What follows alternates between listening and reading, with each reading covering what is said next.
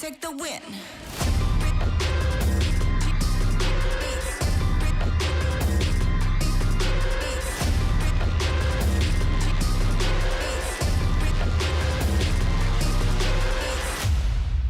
We the future that you run from, hitting harder than a bass drum, and we're only getting louder, and we're only getting prouder.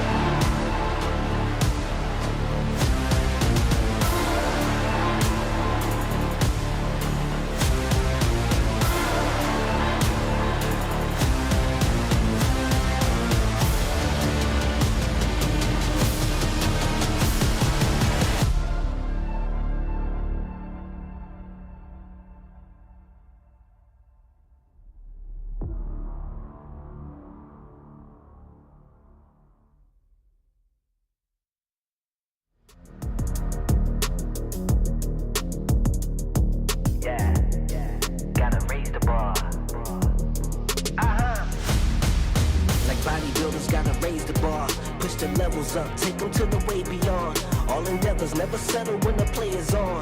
Turning measures from a little to a major one. Oh, activated like lacking patience, decision made it. Gymnasticated so innovative can't be debated.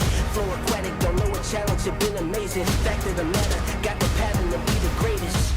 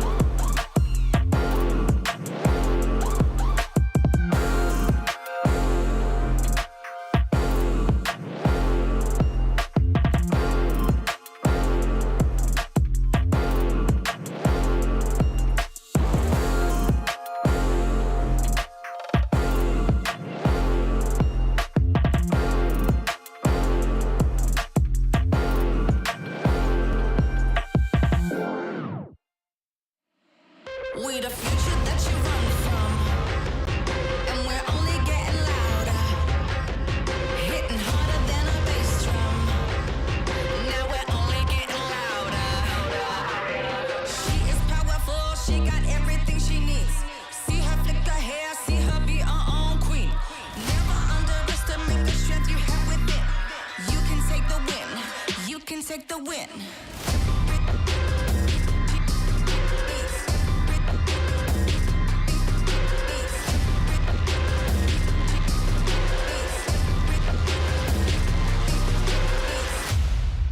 We the future that you run from, hitting harder than a bass drum. And we're only getting louder, and we're only getting prouder.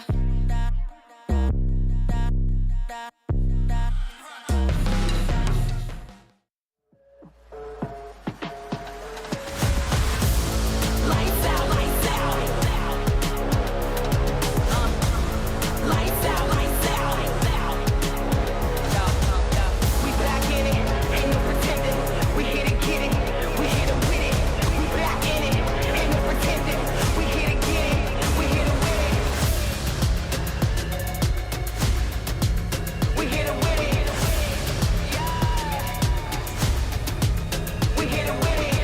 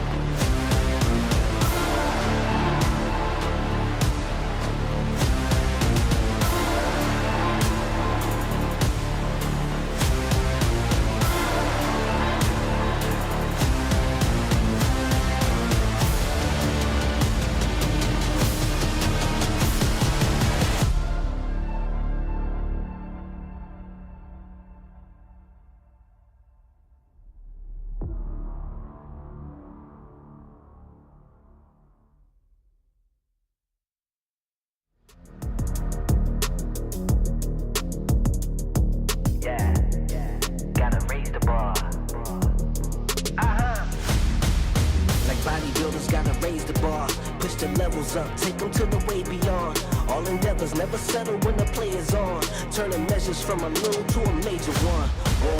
Activated like lacking patience, decision made it. Gymnasticated so innovative can't be debated. Flow aquatic, don't know a challenge, it been amazing. Fact of the matter, got the pattern to be the greatest.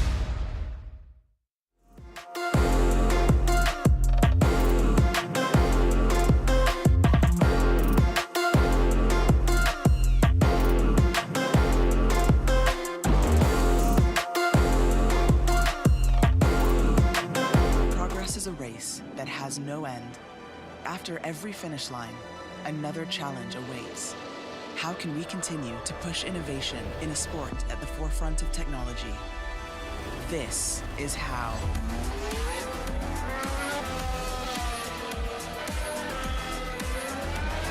Discover how Aramco and the Aston Martin Formula One team aim to meet Formula One's sustainable fuel targets. Aramco, powered by How.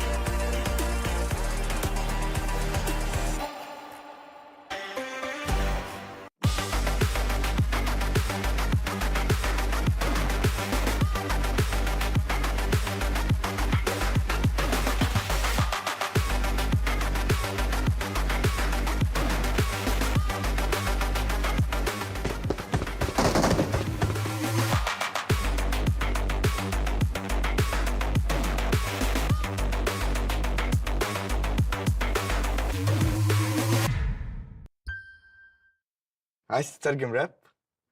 تعالى لي. ملوك السين دي انا ملخصها في سطور، بس مين يقرا؟ فاهم؟ كلام الشارع ده انا هرش كل المجال حبايبي بروز. وانا كاكازوكو مصدع ايه القي نظرة لو على الحلاوة عندي كاستر بالاسم. عفرت يا عفرت، هتفضل معفرتها ولا ايه يا برو؟ انت مين يا هو ازاي ده دخل هنا يا جدعان؟ نكسر الدنيا الاول وبعدين نتكلم، نعيد من الاول. لا لا لا لا لا لا مش مسجل. اخواتي عشان فاهمين السين، سبوتيفاي عمل لك بلاي ليست الاقوى راب مصري، اسمع ملوك السين ببلاش. مع التحديث الجديد لستي سي بلاي، تجربة جديدة للكل. لو جوك دايم تحديات، نافس وانضم للبطولات، استكشف الشات والتايم لاين، وتسوق من متجر التطبيق. الليدر بورد على تفاعلك بالتطبيق، والجوائز الأسبوعية والشهرية على نظام النقاط تنتظرك. ستي سي بلاي، مهما كان جوك هذا محلك.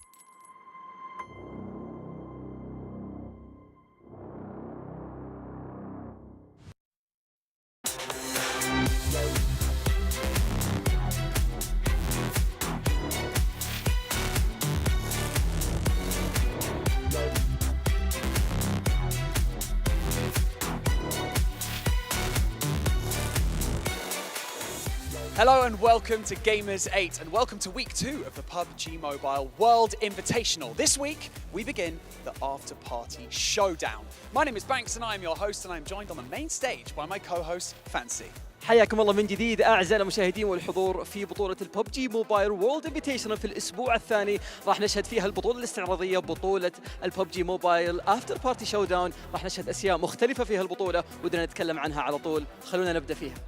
Yes, 12 teams will be competing this week for the lion's share of $1 million and, of course, many match rewards. But I'm not going to tell you too much information, but one thing that I will tell you is that each winner chicken dinner is going to be worth $10,000, Fancy. زي ما احنا عارفين اعزائنا المشاهدين والحضور البطوله هذه بما انها بطوله استعراضيه راح تكون نظامها مختلفه عندنا 12 فريق 5 من البطوله الماضيه بطوله ببجي موبايل في الاسبوع الماضي و7 فرق جديده موجودين معنا اليوم على المسرح راح يشاركون معنا لكن لا ننسى ان جوائزها مختلفه واشياء كثيره ودنا نعطيكم تفاصيلها خلينا نخليها للاستديو التحليلي لكن قبل كذا بعطيكم معلومه بسيطه انه جائزه الوينر تشيكن دينر لحالها بتكون $10,000 فقط في كل مباراه. This week, the competition really is going to pop off because we have the top 5 teams from last week's main tournament and they're going to be competing alongside 7 of the most feared and revered PUBG Mobile teams from all over the globe. So, before we dive into our first map of the day, we're going to send it over to the desk so they can break everything down for you. طريقة الجوائز وطريقة اللعب راح تكون مختلفة تماما عن اللي شفناه في الأسبوع الماضي، لكن الشيء الأهم أن الفرق اللي معنا راح يلعبون بطريقة مختلفة عن اللي احنا نشوفهم يلعبونها فيها دائما، لكن قبل كذا خلونا على طول نروح للاستديو التحليلي أعزائنا المشاهدين والحضور نتكلم أكثر عن إيش ممكن يحصل في البطولة، كيف طريقة اللعب وكيف تقسيم الجوائز على طول مع الاستديو التحليلي. Thank you so much, Banks and Fancy, for that lovely intro. Also, I love the little microphone flip we saw at the very beginning. If you guys didn't catch it, we'll rewind the stream and check it out. I'm Jason Kaplan. I'm your host here. I've been able to carry over from the main event and luckily be here for the after-party showdown, which is going to be extremely exciting. But like always, I can't do this alone. We got Maxman and Claris rejoin us once again. And gentlemen, over here, Claris. Yeah, I'm right here. This is going to be ridiculous, right? This event, there's so many things that we could talk about right now. But this event is set to be so exciting. Seen Scout coming back for 7C, seen BTR here. I can't wait to see what's going to happen. Yeah, it's going to be a massive clash once again, and especially the rules of this after-party showdown. Like, there's a lot of things to break down we're going to talk over, but like the way you get prizes in this tournament alone and the maps we're going to be seeing, it's going to be wild. Yeah, I'm excited to watch it. I'm also excited to watch, I guess, the chaos unfold that could potentially occur, because this is kind of uncharted territory for a lot of these players as well as the teams. So excited to see how they're going to adapt from day to day. A lot of money on the line, a lot of dollar bills, and actually the first little kind of reward we're going to be doing here is coming up in just a few seconds, where one team will be winning $20,000 for having the best intro on stage. Now, I've been told they've prepared some things to show. Some teams might not do anything. Well, they might be, unfortunately, not winning $20,000.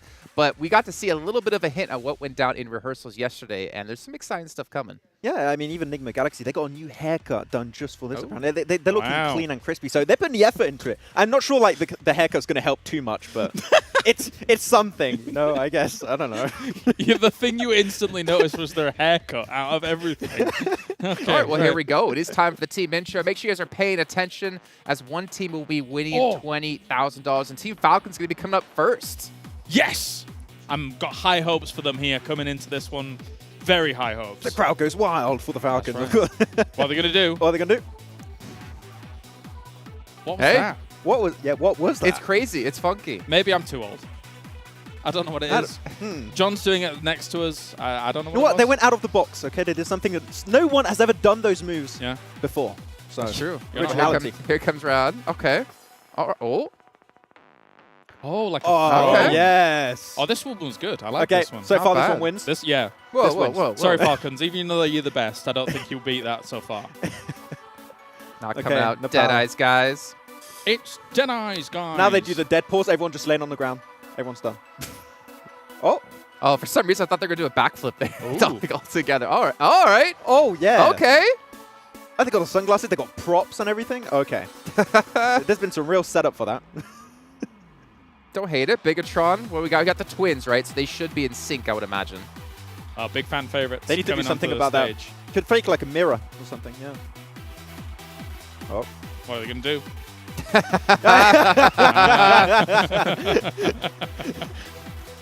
Mum said it's my turn to play PUBG Mobile. All right, well, here comes 7C. This team, I'm actually really excited to see how it's going to work. I mean, obviously, Scout kind of coming back into the mix here. I talked to him before the event. He said he's feeling confident. He's not feeling nervous at all. Okay. Okay. All nice. Right. Respectful. Oh, all right. I'm getting a little bit of some fighting game action Ready there. to fight. Yeah, ready to go. Oh.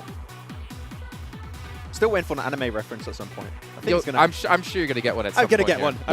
Whoa, guys, shut up. It's one of the best teams coming out onto the stage right now, all right? It's Stalwart, ready to go, ready to show. Look at them, moving on up, moving around, moving up and down.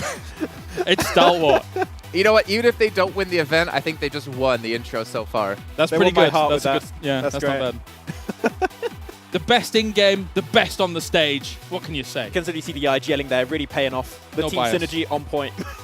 All right, who do we got next coming on out? We got R8 Esports, other local team here. Oh, no. Okay, wait a minute. It's Nigma Galaxy. That's not them.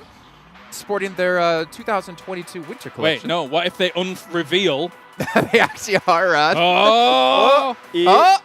Easy. Hey! Easy, buddy. They had a budget for this, okay? They really went out. They had to buy a printer. They needed tape. They bought a printer. They didn't. I'm impressed. Well, they had to get ink as well, which is like always frustrating to have to deal with. So they just kind of. Well, so they switched sides. They switched.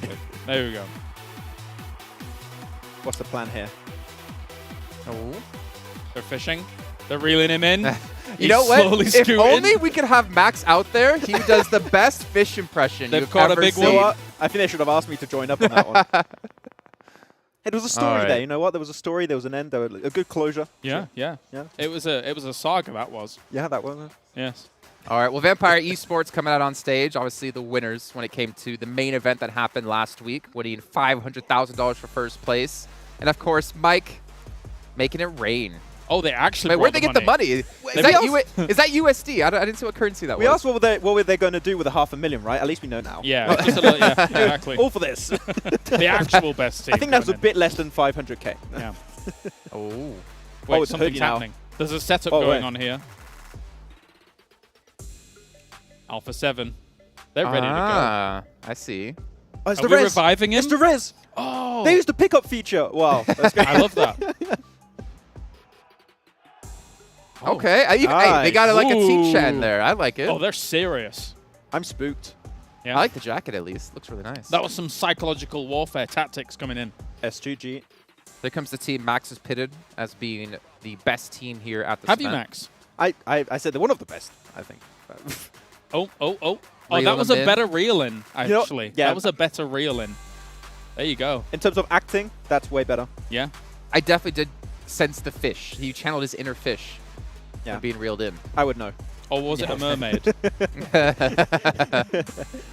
Oh, we have Damwon Kia coming out. Overlords. Oh, okay. Come on, South Korea and Overlords. What's happening? It's a heart. That's a heart. Hey! That was elaborate. I was a bit confused. I was concerned initially, and then it worked out. But the ending was worth it, okay? There was a moment. I thought we could maybe do one on the desk, but we didn't practice anything on that one. No, we didn't. Are you trying to do a fusion? I was trying to do it. I don't know. We can't. I'm in the middle. I feel I'm not necessary for this. No, you're right. You're not necessary. Jason. I mean, he's not wrong. You told me that you haven't been mean to him, so I kind of, I gotta get. Doesn't mean you have to. Come on. Well, actually, contractually, if you look in his contract, there's a stipulation that he has to be mean to Max at some point. Who signed that? Oh, with that in a heartbeat. Yeah. And he wasn't even the one that proposed it, actually. It was someone else that put that in there. All right, well, let's actually get a little more serious, though, because this event is going to be kicking off momentarily. But we need to dive into, I guess, the format of this whole event. You guys might be a little bit confused going into this because things have changed quite heavily. We've hinted at it a little bit. It's more about the money. But instead of 18 teams from last week, we only have 12 this time, but they're going to be playing out 18 matches a day. But, Max, there's something on this page that makes me extremely happy. That's a lot of maps. That wasn't it. That is a lot of maps, but there's a few things here that make me excited. Vikendi. We're seeing Vikendi being brought back. I'm super stoked about that in particular, right? Potentially castle finish, I don't know. But Livik and Karakin.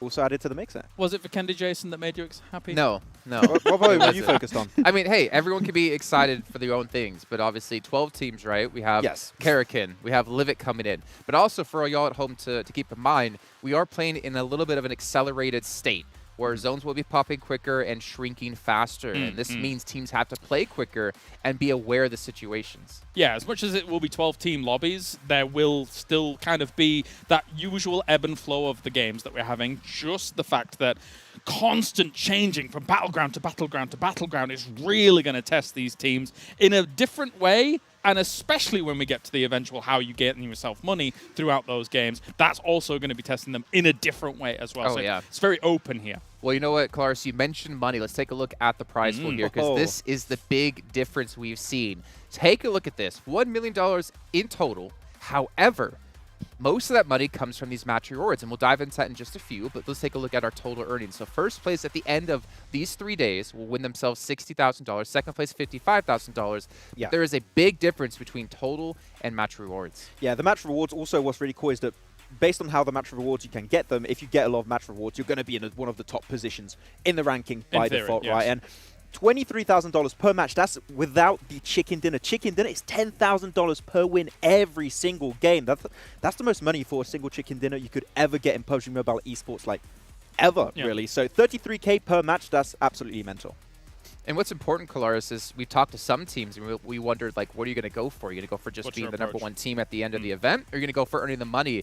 And that's going to be, I guess, showing us in terms of the playstyle. We're going to be seeing that resulted in the playstyle of some of these teams. No, definitely. I mean, some teams here, well, we've even seen them have hot drop scenarios go down in the previous weekends with the tournament. So actually, that could play in your favor if you feel quite adept in order to be able to do that.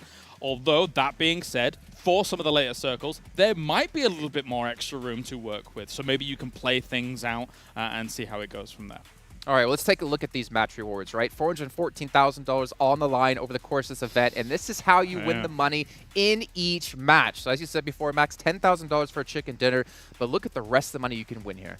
You got so many interesting things to look at, and we had a little bit of a theory, me and Kalaris, when we were looking at these match rewards. Yeah. First elimination and first team elimination. You could get 7K right at the very start of a game. But how a team's going to work on that? If they see the elimination feed like pop off and like one team is already eliminated, are they going to play super passive? Are they going to keep looking for the eliminations like this? So many options here. It's just we're just going to have to wait and see. Absolutely, because once those two elimination incentives are concluded, you still want to survive for quite a while. You want to maybe find yourself a lot of airdrops. You want to get those extra 1Ks on the board alongside the most airdrops down the line. Team with most eliminations as well. Team with most special eliminations. I believe Jason was talking to us about that earlier. That's car runovers as well as explosive grenades, right? Yes, not mollies. no Molotovs. Yeah. Right. So, yeah. I mean, I wish Salazar was here because I feel like he would win this almost every single time. But this is going to be exciting, right? We talked about this could potentially change the strategies of teams, and I think we will see some teams adapt as the event goes on. But besides match awards, we also have the event awards as well. As we saw in last week, you have things like fan favorite player. Well, actually, that's new to this one in particular. We also have Eagle on there, most headshots. But there's a couple of ones in there like best duo. You're like wondering at home, well, what does that mean, best duo? We'll get to that in a little bit of time here, but there's still a lot of extra money to win outside of just the individual matches. Yeah, exactly. Just so much money to make outside of that $1 million prize. But right, team presentation, I think we already have like a decent idea of like some top contenders. Yes. I think you can see in the chat also maybe a few people saying which team they're going to be rooting for. But man, it's going to be so many things happening in this tournament for the very first time. So as I already said, it's going to be wild, and I'm here for the ride. No, definitely. Uncharted waters is the best way to describe what we're about to witness over these 3 days, especially the fact that we've got 6 battlegrounds for the main tournament and just constantly chopping and changing. Yeah, and a lot of learning to do for all these teams as well when it comes to specific maps. But let's maybe advance on further and take a look at the teams. We obviously got to see them walk out. Maybe we could talk really quickly about who you're looking to focus on here. Who are the ones that you're really rooting for, Max? I'm actually really hyped for S2G. Like, we know this team now from Turkey, and Turkey has been like a very, very present region in like international stay. You had Class Digital Athletics in the past. You have also Five Flux has done really good in the championships. S2G is a team that has that international experience with Silas, and you have Hamsiji and Kalsi that really, really stepped up in the last few months, right? So I think that this is a team that has yet to really test this roster at this stage. And with the Uncharted Waters, as you said, I think it's going to be a very interesting mix. Yeah, we can see the point system is a little bit different as well. No longer are you getting 15 points for a chicken dinner. It's just going to be 10. However, eliminations still 1 point each. Yeah, definitely. Not as many limbs to really be going for in these games. So as these points kind of tally up, I think the ratios as we've gone down to a 12-team lobby as well, it's going to work out quite nicely. Yeah, I want to give a shout out actually to Sony Xperia, the 1-4 actually made in collaboration with professional esports players. And also, actually, funny enough, an official partner here of PUBG Mobile. Also, Savvy Gaming Group for making sure this event can happen for all of us. It's not only been a 2-week event here for PUBG Mobile, though obviously that's the one we care about because it's the best one. This has been a 5-6 week long event. We're getting to see all of these different titles participate. We can see our social medias, and these are important because you guys need to go vote for your fan favorites. You can head over to the PUBG Mobile Esports Instagram page and give likes and leave comments to your favorite teams. And as we saw before, fan favorite will be winning money. But let's take a look at the schedule. You guys at home are wondering, well, we saw 6 different maps, but we're actually having 8 matches in total. Important to point, Showmatch 1 and Showmatch 2 at the start and the end of the day. And this goes back to the duo prize of $15,000 for the best duo. We're going to be having teams sport 2 players from each team to go head-to-head here to start off and end the day.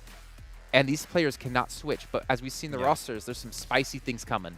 Yeah, there's so many things that we saw, right? I think the one that's very interesting, and we saw it already, like Stalwart, looking at action and top, like one of the most deadly fragging duos in the world, playing in a duo matchup like that, like things that, oh man, I can't wait to see how they're going to perform. I'm excited to watch them. So actually, it's 5 matches in total for the duos tournament, right, Jason? Yeah, it is. I mean, 12 duos, 5 matches, but the trick is it's going to be the start and the end of the day for the first 2 days of play, but obviously in the final day, we'll be starting things off with a show match, and there won't be a final one because you know what? We want to see who's going to win overall and see how much money each team will be winning. But as you saw, it's going to be Sanhok and Livik, and we're going to be starting things on Sanhok here momentarily as we can see everyone dropping in and getting ready to go. And I'm excited. Hopefully you guys at home as well are excited, and I'm really curious to see how teams are going to be breaking things down here in terms of strategy, in terms of who they might field. Are they going for an in-game leader and a fragger? Are they going for double fraggers? Well, that's eventually all going to be broken down here with John, Allen, and Blank to kick off the game.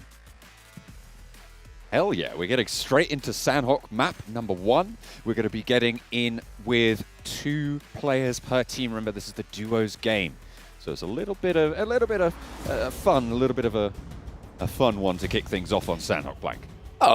A little bit of a fun one. That's exactly what we're looking for. Just a bit of a fun match, but also this is a chance to really show off your duo skills. Because, I mean, we have seen some fantastic duos throughout the history of esports in PUBG Mobile, as well as teams that, you know, have gone down earlier on and only have 2 left alive on the team and yet still come out on top with a winner chicken dinner. But this is really where you get to flex those numbers here on these maps during the show matches to be the best duo in PUBG Mobile for the PMWI Afterparty Showdown. This map, though, will be slightly accelerated later on. So watch out for that, because we're looking to make sure these teams at the end will be fighting each other tooth and nail to get those points. I mean, last week we were playing Sanhok with 18 teams, right? A whole load of players on here. And now we're cut down to 12 lots of 2, which, as we all know, 24 players. That's going to be vastly smaller. It looks like, though, we might have a little bit of argy-bargy in Paradise Resort, potentially a little bit of a hot drop going on. R8 looking to try and take control there. No. BTR is going to speed on past, go to like the usual drop spots for BTR, are heading over towards the eastern side, but we do actually have 2 teams. Can't quite see it as they are just overlapped slightly, but it is S2G as well as R8 looking to go out early on. S2G, I know this team has liked to drop in Paradise Resort before, and already S2G have lost 1 right off the bat. So kind of an unfortunate start for them, but R8 extremely happy with 1 point. Now they just need to finish off that player to see if they can get that extra point on board for themselves to keep shooting up those rankings. With 2 points, shooting up there, I'm telling you. Absolutely. There seems like there's 3 close procs drops. We were on board. We were talking about the Paradise Resort hot drop going on. Hatin also has its fair share of conflict going on. Deadeyes Guys did drop up there, and I think Damn One Kia did just get eliminated, if I'm not mistaken, over in Hatin. They do go down first. That is unfortunate. That was the Hatin. And Vampire and Alpha 7 on Camp Bravo. They're going at it still. Silas left in a 1 versus 2 now, and it's going to be the Tommy gun to be able to take that one down. R8 Esports claim Paradise Resort in the duos. Here's Joker playing for Deadeyes Guys over here for Nepal, instantly taking down Damwon with a UMP. Incredible stuff coming through from that one player there. Obviously a veteran over in that region. We still do have our PMWI Gunskin and Outfit sale on at the moment. They're on for a limited time. You can also win PMWI Treasure Chests if you play PUBG Mobile during the duration of this event. You can make sure you get those on board. Stalwart, at the moment, just looting on up, getting what they can. They did drop over towards boot camp, so they will be playing in the center of that map. They will be playing from that angle. Should be fairly accessible. Circle a little bit north. Yeah, I mean, this will be really nice for Stalwart as well, considering, you know, they're not being dropped upon all the time. There's SK-Ton with the classic little drop shot coming through, which I think caught Calci by surprise there. It would have done the same for me, so slightly unfortunate for them.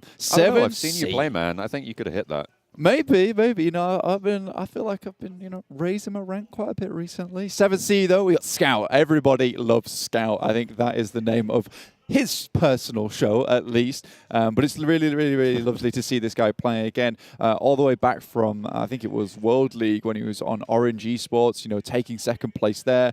Really good stuff for him. I know he's back repping it for the guys over here in the Afterparty Showdown. Not quite got yet to meet him. I would like to. You know, he did his classic Scout pose when he did the team parade, you know, the fist in the hand. It was good stuff. I like to see it. He was bringing things back.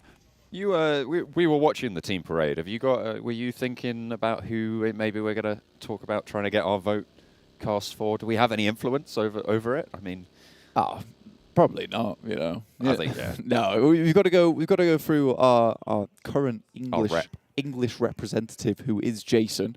I think I will be voting for, you know, maybe Damwon Kia. You know, that really surprised me. I was like, what's going on here? And then suddenly, a barrage of love from the Korean team. So you love to see it. Yeah. Team Falcons, though, you know, equally, they came out. They looked like they were having a good time, though. And I think for the passion factor, that was certainly there for the Falcons. I still enjoyed the Stalwart approach, the thriller kind of walk up the stage. Yeah, that was good. That was kind of cool. I kind of like that. There was a lot that. going on there, for sure. There was. We'll have to review. We'll have to review the footage. Yeah, that'll be done tonight, for sure. Yeah, that's what we're all going to sit around. We'll find a room, and we'll make a very serious discussion about the dances that these players are doing.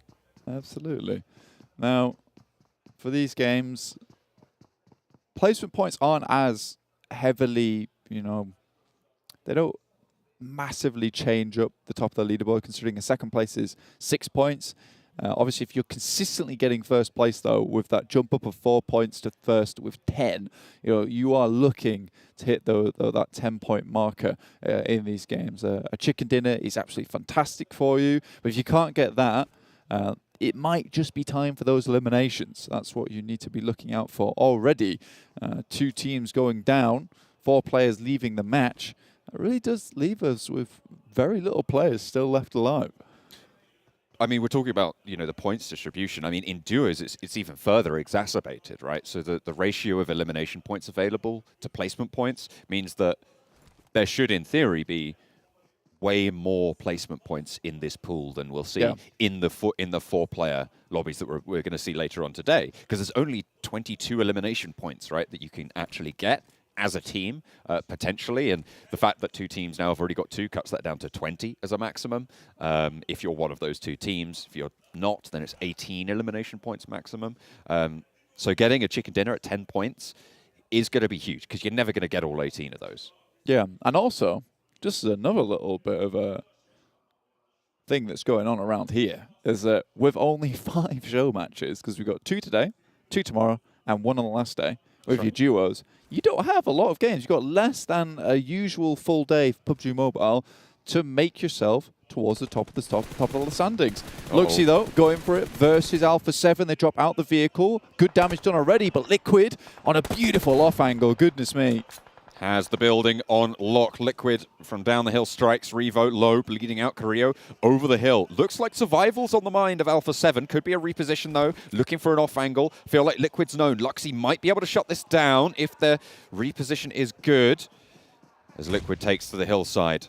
pushing up to the location. They know where Korea's gone. These nades might give his position away a little bit. Revo is down for the count and will be timing out just there. The flush comes through from Liquid. And now Luxy can start to push in from the flank. Liquid, with that fire, will have drawn the attention of Korea.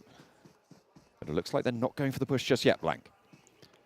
It's very doubtful that BTR are going to let Korea leave anymore from Alpha 7. They're looking to pick up these points here. It was really, really good stuff for them. Vampire Esports, Fluker, though, able to earn himself an airdrop on the way. So Vampire Esports looking for that end game at the moment. They're down towards the southeast, just to the side of Barn. Luxy, though, playing his cards smart here. Looks like Liquid did take a little bit of damage coming through from Korea. Does have the UMP in hand, extremely accurate gun when in close quarters. So very, very terrifying to go up against 1v2 as well, just because there is a lot of opportunity for outplay here, especially with a gun like that. You know, you can get up close and personal and potentially with the 35 bullets that you have in there, go for a massive spray onto both these players. We'll need to bide the time, play it perfectly, but that will remain to be seen just how that's executed on. Stalwart, they started in boot camp. They've moved up to southwest of Paradise Resort now. They moved northeast from that boot camp position. No real challenge on their rotation just yet. There's a lot of open ground, a lot of space that just is not controlled in a way that a lot of these players just might not be used to. Yeah, it's just, there's a lot of open area, and it's almost difficult to predict a lot of these rotations as well for these teams, purely because there is so much open space. And you're unsure where these teams are going to be holding out on. Again, BTR are playing this very, very slowly. Luxy, one of my favorite players over in Indonesia, just because, you know, for BTR at least, he has never really fallen off. He has always been fantastic. You know, you've had ups and downs of players like Ryzens, and when they do have their ups, it's very high. Liquid tries to drop a grenade, but does force Korea out. He can't quite take the shots here. Ooh, tries to go for the spray, but doesn't really land anything. Good damage on. Liquid has to back off. Luxy now up for the challenge. Korea's holding his own, but the shots still come through. Liquid hits the deck and cuts the ankles out. Luxy with the haymaker from the top. That was really, really well done. Again, like I said, there is massive potential for outplay, and you saw it just there. Luxy and Liquid bare low in that situation, down to 25% apiece. Wow, whoever did that observer switch there is just a god. Did you see the door open into the camera switch? Sorry, I'm just I'm blown away by that. Oh, can we have more of those, please? I enjoyed it as well. I had a great time. Either way, really well done by BTR. I think that they played it out knowing that these situations can go either way anytime. So they wanted to confirm that they would get that, even if it meant sending some grenades in early to force them out of position. Smoke went down. Again, though, Korea is such a good player from Alpha 7. It was a little bit risky.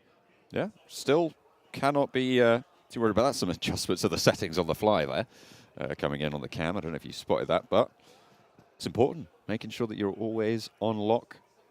Next circle, just about to pop. Coming on through at the moment. No one really too close by. I'm looking at the Paradise Resort area and seeing that as potentially the next set of hotspots, but the circle will dictate where these conflicts happen. Yeah, Nigma Galaxy playing like Nigma Galaxy at the moment. Out in the blue. They're taking their time. They're going to head back up into the circle shortly, though. 7C right on the edge at the moment. Playing it very, very close to the blue. They want to make sure that all angles are cleared off. They might even spot Nigma Galaxy on their rotate as they are passing through Painan in a direct collision course towards 7C, Sarang, as well as Scout. One thing you've got to remember as well is, of course, as we talked about earlier, these games will speed up, and I believe that there will be increased damage as well in the later circles, which means that it will not be possible to heal out the blue zone, as you see in a couple of those other Sanhok games that we see in regular tournament play. At the after party, we wanted to turn up the heat, the spice a little bit. Exactly. With so many rewards on the line as well, you want to make sure that these teams are really playing out for it, and they're going head-to-head in these fights, in the ring. I'm looking forward to it because these players are really going to have to strut their stuff in these games, show us some good mechanical skill as well, some smart rotations, trying to play around the 12-team lobbies. It's going to be interesting for sure. And again, there is so much money on the line here. And it's no longer a case of, you know, just play for that first place spot. You've got to be constantly thinking, where's that next reward at? Where's that next treasure chest? And where can I pick it up? So Very, very interesting stuff coming into the Afterparty Showdown. A lot of different things happening here, and it really is a completely different game type.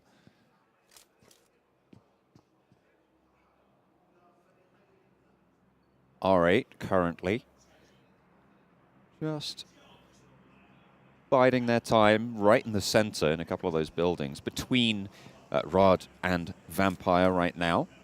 Stalwart to their south, BTR to their north. But there's no real incentive to push out at the moment. I mean, the circle centered up pretty much exactly right in the middle. So really not too much to worry about there. There's a little bit of the central river in, but again, nothing really to worry about. There's plenty of ground. There's plenty of terrain to play. I feel we're about to enter a period of mild downtime here, Blank. I would agree with that. I think especially with this area of the map, look how many compounds are still available. You can see just around Riyadh alone, up in the top right, there is compound right here. There's a compound to the left of them. You can't quite see it on your map, but we can. And, you know, around their area, the very close vicinity, you know, there's the warehouses off towards the north side of them. There's a couple of compounds just towards the bridge side that's still in the zone. So these teams have a lot of positions to just chill and not really have to take too many fights this early on. I know it's 13 minutes into the game, but we are probably going to be pushing towards that 8th or 9th zone until everyone gets pushed together and finally has to fight it out. So perhaps even 7 minutes time, perhaps even in 9. Yeah. Absolutely, it could happen at any moment. That's what we're waiting for. I was talking to Kalaris about what he thinks the differences will be, and the major difference he says is that, or he thought, and I hope I'm quoting him correctly because he'll have it for me if I get this wrong. Well, he was saying in a second. Yeah, he's gonna come out the wings, come out the sides, and absolutely have me out for it. But no, he was saying that the thing that we'll see most is that splits just won't happen. Right, there will be, you can't really split as a duo, and to me that says you're not really going to see as much slow play in terms of going for rotations. You're going to have to kind of just full send as a duo, but then again, there won't be that many people holding you out, so the full sends in general won't have as much impact, I suppose, in terms of doing damage to your own team potentially. That was my theory. His theory was the start, the seed of that. I created the plant. You've bloomed out into some kind of monstrous, you know, creation. Rocky Horror Show My type mum of says deal. the same thing. Yeah, interesting. I think that, you know, you won't see splits necessarily, but you certainly will get held out, especially with teams being able to hold compounds like this. You know, as a duo team, you still can watch both directions quite easily. And I think that you can see right now a lot of these teams playing on the edge because the few compounds are still in the circle now. I think this is where it becomes difficult for a couple of these teams. BTR, though, very close to Team Falcons. Came very close to taking it all in the PMWI. But were just snuck under by Vampire Esports on one hell of a tear in their final games in the PMWI. Liquid takes a big amount of damage with that nade, though. That might be the go signal. Great smokes, though, set up already to deny sight lines. Now Luxie and Liquid can start to try and reposition. Molotov to try and hold them back just a little bit. Switches to the smoke. The grenade was good, but the reposition from Bigetron was slightly better, slightly faster. So nicely found. They're on the long side of the blue zone, so they will have to get a shifty on. Falcons, they want to dip. Bigetron trying to suppress this, trying to control it, but the disengage from Falcons, I feel, is the right decision in this scenario. And they have disengaged directly into the path of Vampire Esports, just on the other side of Paradise Resort. Both these teams not quite in the circle as of yet. Stalwart holding it down. They've got Action and Top here. I mean, honestly, throughout most of PUBG Mobile, most people will tell you that if you're looking for the best fraggers in the game at the moment, Top as well as Action, they're very much up there. Got some plenty good fraggers here. Luxie and Liquid rolling on in towards R8's compound. They didn't go into Paradise Resort. They took the other choice. But unfortunately, there was a snake in the grass. There was an off angle. Luxie takes that knee. Now it's just Liquid to fight on for Bigetron. Gets back to cover, takes a lot of damage. Bigetron now on the ropes. SK-Ton pushes forwards, but he's not going to be good enough to take Liquid down this time around. A good spray around the side. Swap out to the M4, playing on the close angle. Needs to stay alive here, needs to win the spray. Wins out that small trade, and Liquid stays alive for now. Around the side of the window, R8 Esports trying to keep their hopes in it. The push is good, it's fast. The UMP reloaded and a lot more damage sent in. Swap back to the M4, everything's there. Around the window, it is too high! He jumps at the wrong time, and it's R8 to stay alive in the duos. Oh, dear me, but Liquid played them like a fool there in that situation. But it was that jump shot that was just a bit too much. But finally, they will pick up that final elimination. Really, really well done for R8 there. Gets both players back up on the feet too. Scout playing sneaky beaky in the blue on the south side. We'll have to get a move on. We'll know that Hamodi's left. Lord staying back there. I think they might have an inkling that they've got a player to worry about. Here's the replay. Okay, they should know that there's another 7C player around here. Scout doesn't even opt to go for the peek out there. He just wants to remain hidden for as long as possible. But he will have to start walking into blue. Luckily, it's right in front of him. Cancels the first aid, though. Ooh. Will still just about get it off, but it's about to tick for a little bit more. Nigma Galaxy finally deciding to leave because they know they need to get towards the circle and quickly. Now, a lot of these compounds no longer in play. It's very open, and the south side is pretty awful to play from for Nigma Galaxy because they will have to cross the road, so smokes will be needed in here. Popping another first aid. He's right on the blue line here, and it's moving on the long side. It's going to be painful for Scout. I don't know if he's going to be able to make it through when you have Stalwart as well to worry about. Depends how many meds he has left. He's running directly on the road. The boogie sends in. Lord just trying to keep them out of the way, but it's on top from Deadeye to take down Rod. Just one of them goes down. Taking a look at the state of play. No one's central right now. At the moment, it's Rod and Deadeyes Guys, as you was talking about just then, that are really in the thick of it. R8 to the northern side as well. Could have a shout into the fight, but it's Deadeyes Guys to take down Rod. To survive to fight another day, and 4 limbs. A pretty good record right now. 5, though, in the hands of R8. Yeah, really, really well done. R8 have been doing fantastic this game from the very beginning when they took down S2G, and they have followed through on that momentum to 5 points here, 5 eliminations. Deadeye Guys, obviously we're on top, and Joker, I keep saying this, 2 veterans in the game. Managed to get up to 4 eliminations, now just only on top left though. Scout made it in, so 7C is still going. But the zone will push him even further, and you can't stay out in these zones anymore. Falcons as well. They managed to keep themselves on the eastern side fairly unperturbed. They're doing okay. 2 limbs so far. And I'll have to push in just a little bit further. Scout, right on the edge, you can see there, but Stalwart have moved away, and Falcons will engage them. Potential for a third party if Scout has his wits about him. We know he always does. Powerful, takes a tick from the nade. As top lobs one over. Yusef on the back as well. Not quite close enough to feel the same nade, but stims are there. Heals are good. The question is the timing. R8 up the hill as well. The onus is on Falcons, though. They have to move in. Stalwart, though, have got a really good position here to hold them out. 7C still making their way in. Rico. It's R8 coming in from the top side. Action takes down Yusuf. 1 more left. Powerful in the bush, spotted out, I think. Hang on a minute, has he been? Yeah, Action's on the swivel.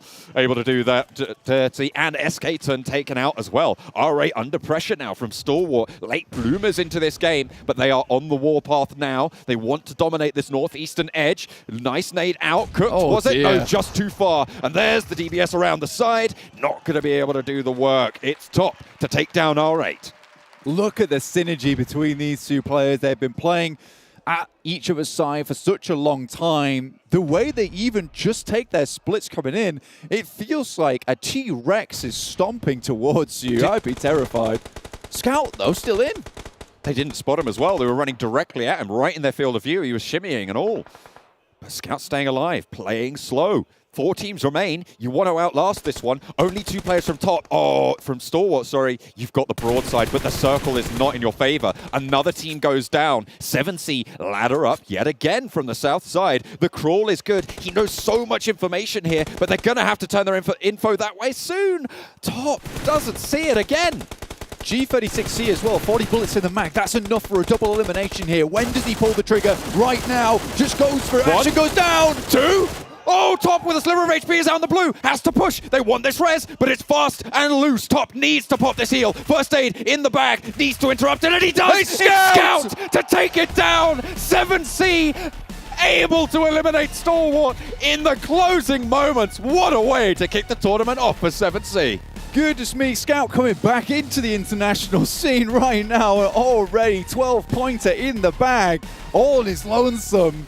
He was stealthy. He was basically in a ghillie suit the whole time. Didn't even need one, actually. He was just camouflaged.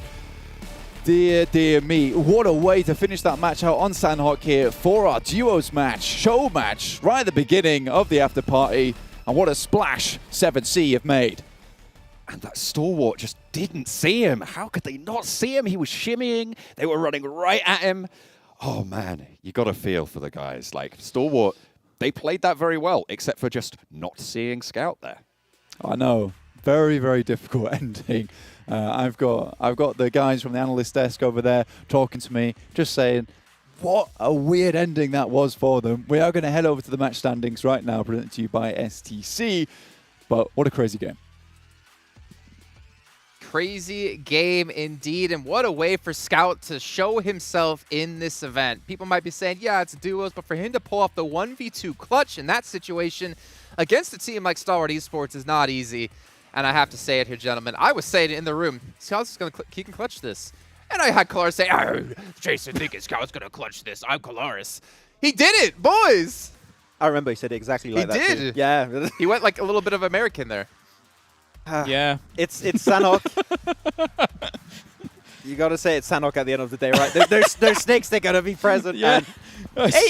And we thought he was going to shoot a lot earlier, though. Like, there was a lot of better opportunities for him to get involved. But you know what? He still got the first knock off. The spray transfer, that was a little bit the scary part for him. But the moment he got that first knock, it's down to the 1v1. That's when there's a real chance for him to secure the win. Yeah, definitely took advantage of the chaos that Stalwart was feeling in that moment, right? I mean, once you have, in duos especially, once you have a snake coming along, that's a whole lot scarier than when you're playing squads, right? I mean, it's just, you know, by the numbers. It's only 2 of you versus 1 dude. He could easily be able to deal with that in those moments.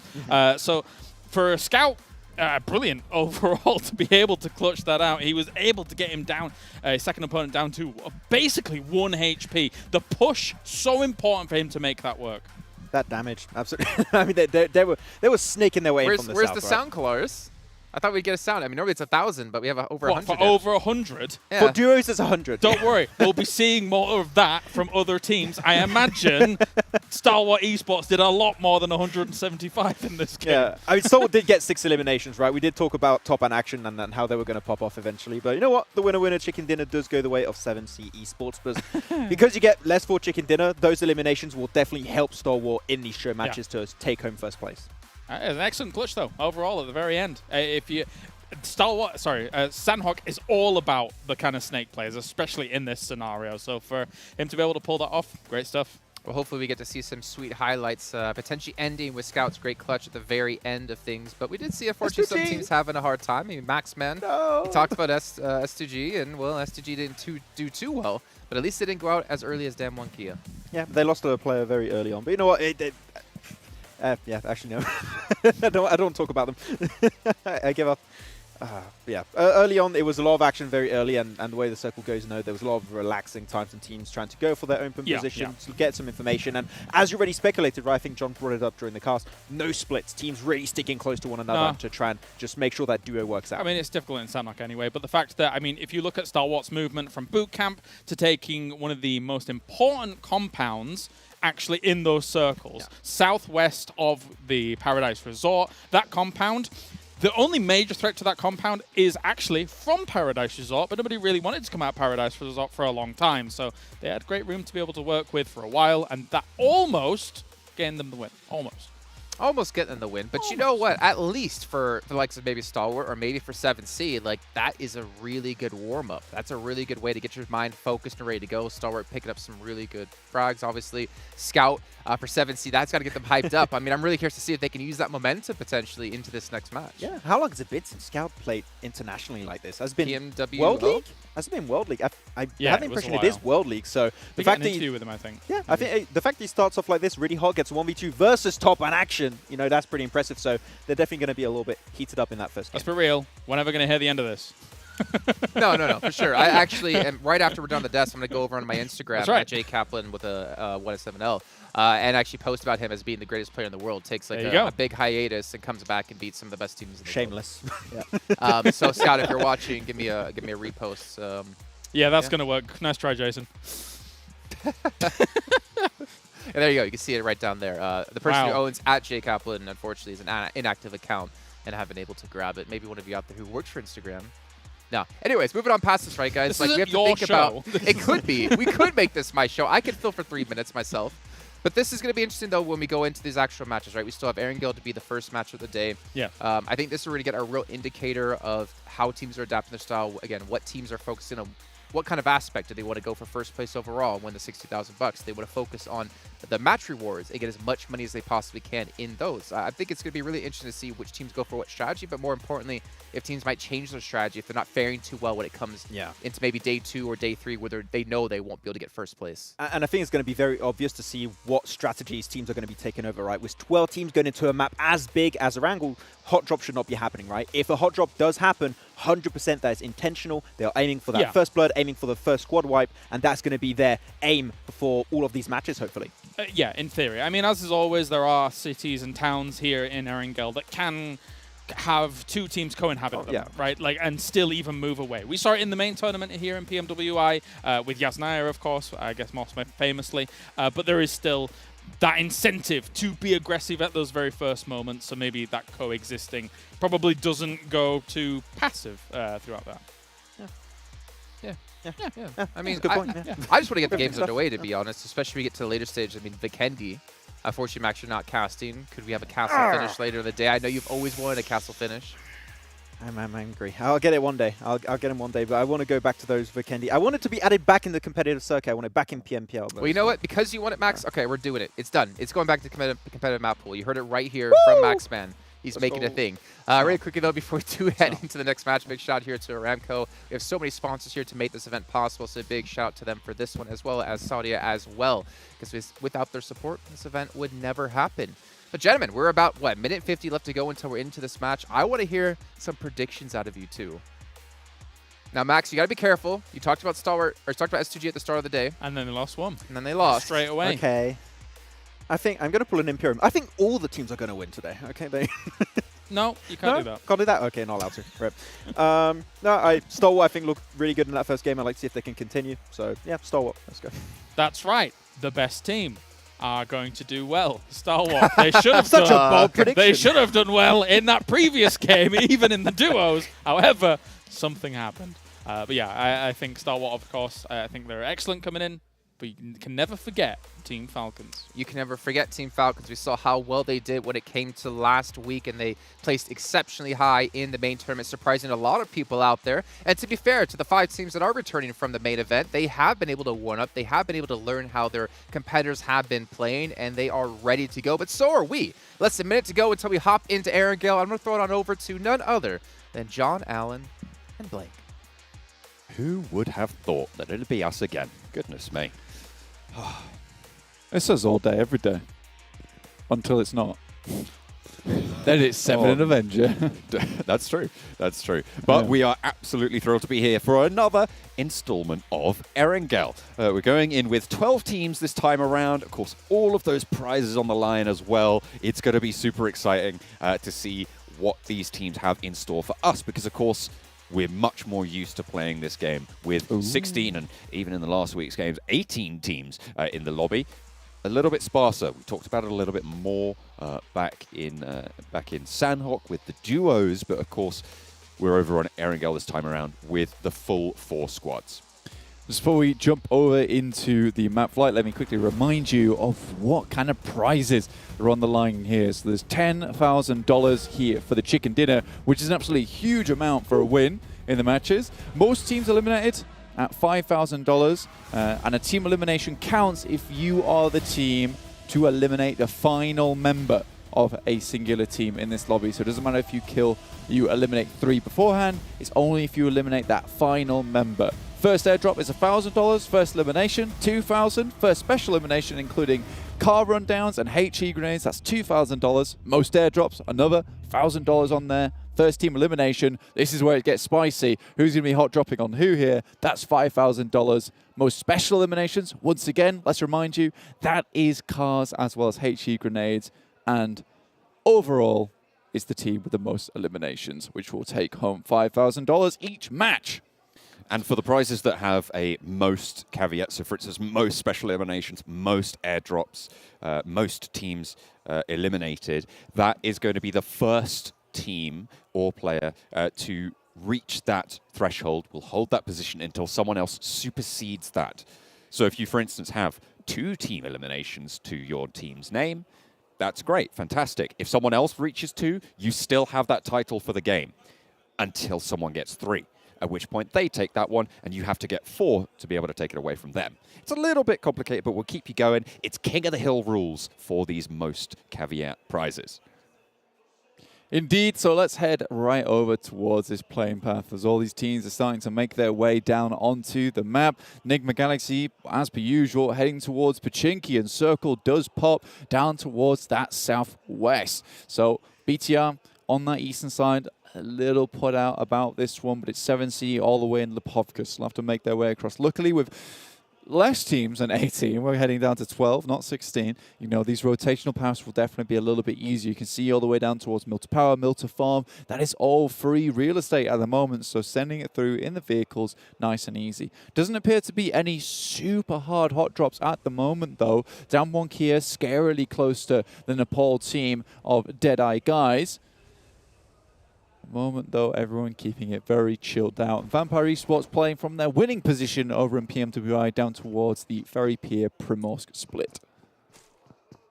Of course, you have to remember that there are placement prizes on the line as well. It isn't just these in-game prizes, as tempting as they are to be able to grab those earnings. Of course, there is placement prizes, right? It's 60K for first place, so you can't ignore those either. So maybe a little bit of trepidation from some of these teams. No one, as you say, going for these hot drops super hard right now. The Farm Melter area actually being pushed into by 2 teams. Stalwart, who's on our screens right now, and Riyadh, who have headed down a little bit further east into Melter, towards Melter Power as well. It looks like Stalwart, I mean, they drop Nova all the time, right? So it's no surprise to see them going down there on this southwest circle. Yeah, it's interesting to me now that, you know, you have 12 teams in the lobby. I don't think Stalwart need to be fixated on Nova Repnoya anymore, especially if you have a drop like that. I don't think you need to force this drop anymore. You can head down towards Milter. Maybe they're just feeling out for the time being. They'd rather not go out super early. They know no one's going to drop down Nova Repnoya because it's their position, and having it free this early on is great. Maybe they can do some review after tomorrow and kind of reassess how they're going to earn those rewards in-game. You can also earn some rewards in-game by joining us for the 2022 PMWI Watch Together. You can watch that together with us in-game and over at the Esports Center with your friends to win some PMWI special sets. And of course, if you want the gun skins and the outfits, the PMWI packages are on sale for a limited time. And you can also win PMWI treasure crates if you play PUBG Mobile during PMWI. Don't play right now. Watch these games, and then you can play. Or you can play right now and multitask. That's true. We don't judge. We do not judge. 2 Xperias set up. One to play the game, 1 to watch the stream. That's good stuff. Now, looking over towards back at the match, nothing too much happening at the beginning. Obviously, you know, you aren't going to get these early skirmishes, especially in this format with only 48 players currently dropping in, with only 12 teams. It's going to be fairly calm for the beginning of the game. It doesn't look like anyone wants to scupper their chances this early with a hot drop. In fact, they just want to get going, and that'll happen when it happens. Remember, there's still a lot of other stuff there to win, including the chicken dinner at 10K. You know, if you are a very, very good team and you are confident at taking that chicken dinner, you know, maybe you try and go for most eliminations, most team eliminations. Perhaps you try and pick out those rewards, but that is kind of like your secondary objective to the chicken dinner. And as well, we've got 18 games to play as 4s, right? Which is 18 times 10, $180,000 being given out just for chicken dinners. If you can pick up 2, 3, 4, that's like 40K in your pocket. That's the equivalent of second place. Exactly. Yeah. See, I think that is the kind of unseen thing that maybe these teams have figured out. It's like, yes, there's 400k of in-game rewards still on the line here for these teams, but one of the most successful and perhaps one of the most consistent ways, if you are a fantastic team, or you think you're a fantastic team, is to grab those chicken dinners in these matches and come home with, maybe not the most sizable prize pool, but a consistent prize pool. And perhaps that's the strategy of some of these guys. And I assume that will change as the days go on, especially if you have one team who's just winning it all. Perhaps you start to think, maybe we hot drop that team, maybe we try and take them out early, and then we can get them out of the way, and then we can get the winner chicken dinner. A lot of things to be thought about in this match, but I'm sure we'll see how it does progress into the remainder of the Afterparty Showdown.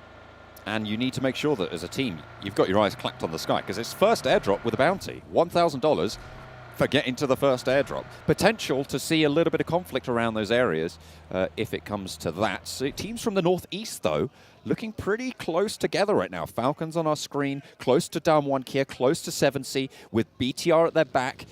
Could be a little bit dangerous around school, around Roshok, with Deadeyes Guys sat in that Roshok position right now. Perhaps.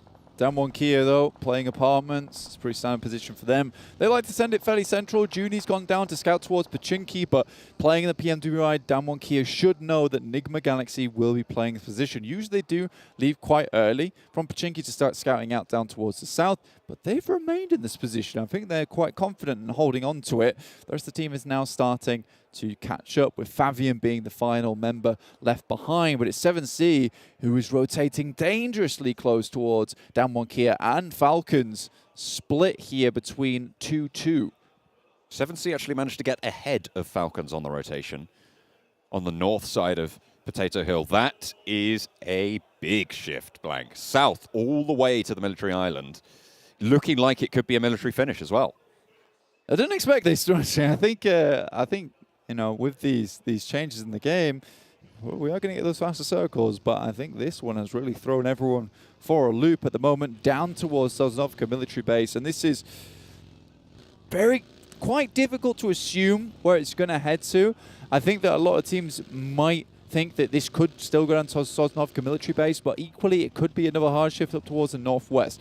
I think hedging your bets down towards Sosnovka, if you're already there for like a team like Stalwart, not a bad idea. Riyadh also making that assumption. But there are a lot of compounds on the north side, or the south side of the main island, which you can hold in and then make your approach into Sosnovka when you are absolutely certain it's heading down there. You can see 7C currently doing that down towards the yellows, but Vampire, they're also making their journey across.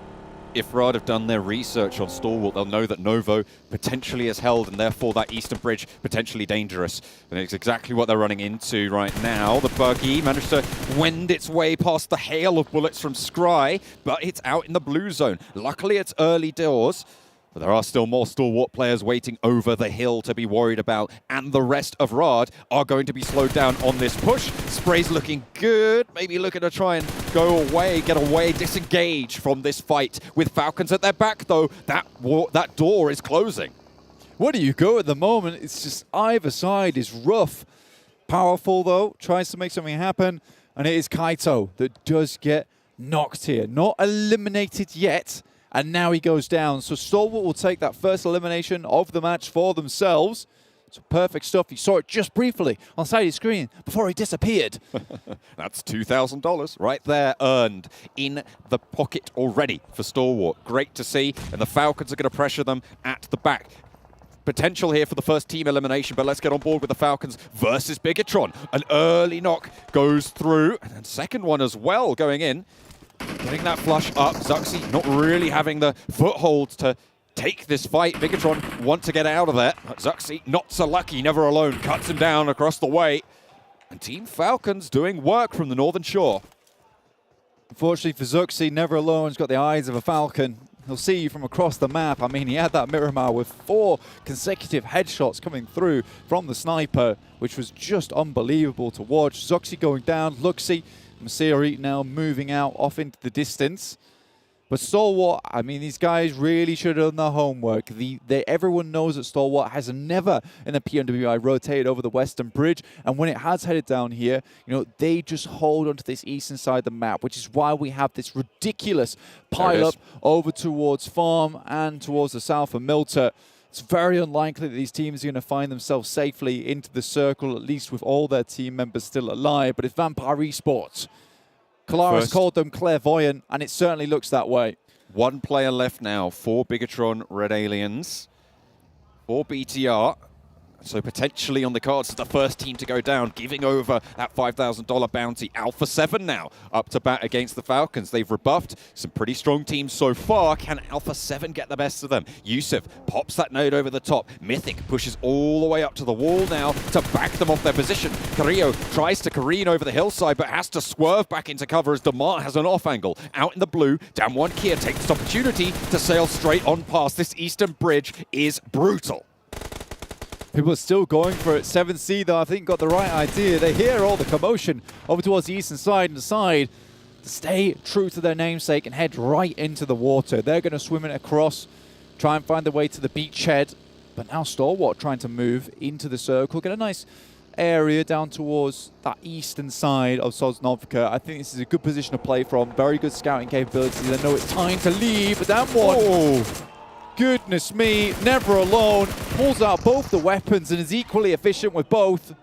Able to do so much damage to the Damwon Kia approach. Favian goes down, Junie low, ticking Forest, same story. Falcons across the way, just send out, getting survival position for themselves to stay alive. Still, no teams going down. Luxy goes in for the swim. So Bigetron going to try and keep a little bit wet behind the ears on that one. Alpha 7.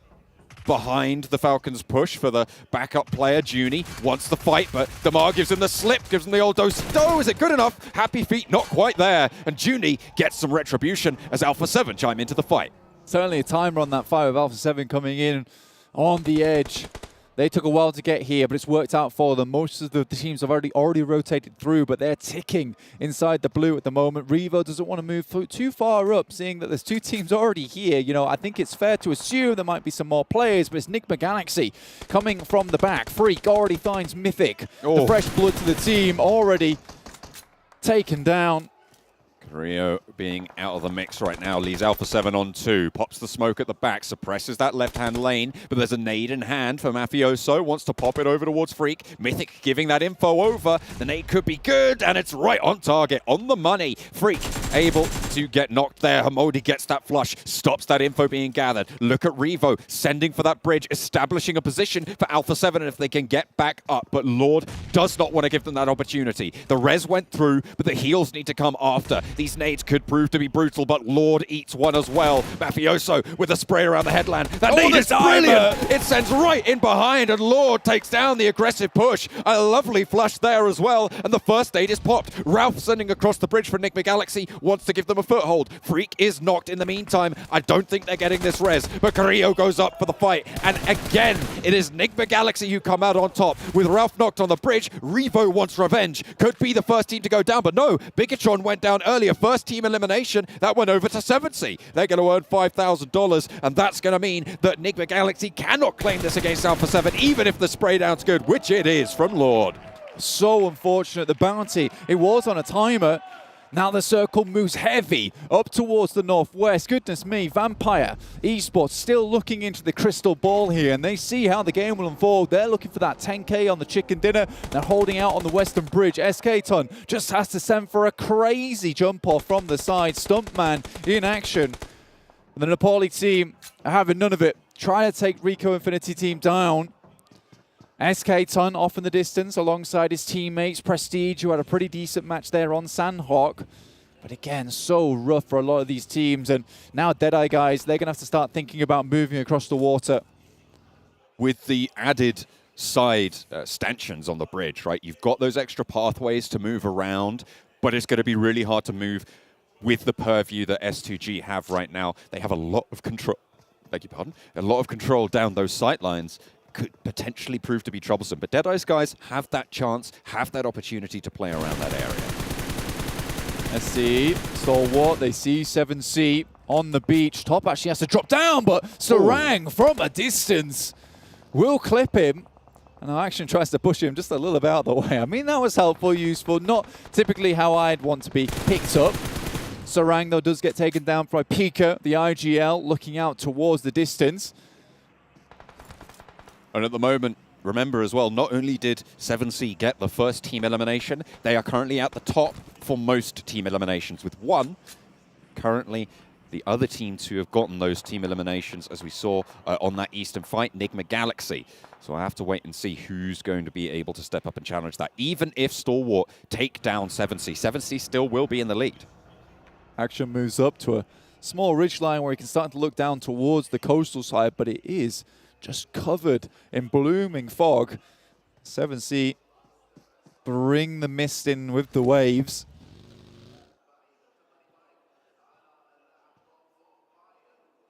Vampire looking pretty chill right now. Stalwart with 3 limbs. Nigma with 5, but only 1 player remaining. Hamodi, you can see him sending in there to the circle. Ravenclaw. Right past Rod. Goodness me. Ravenclaw in an interesting position. And actually, it works out. Vampire Esports might just have an anchor to move towards, but it's Hamodi that's coming in hot onto Ravenclaw's position. Ravenclaw has to pull up into the vehicle. At least will tell the rest of his team where these enemies are in the circle for them. Vampire Esports yet to have rotated, but that scouting is fantastic. But Vampire Esports recalls the player, understanding that there is a threat on the northeast side in 7C. And remember, this is good for Vampire Esports. If they can get these team eliminations through, then it means more money if they can start to push some more into the later half of the game. You need to establish those supply lines, and they understand that perfectly. So get a replay of Lord getting those spray downs onto the Alpha 7 players. Revo last up to the mark and was not able to do it.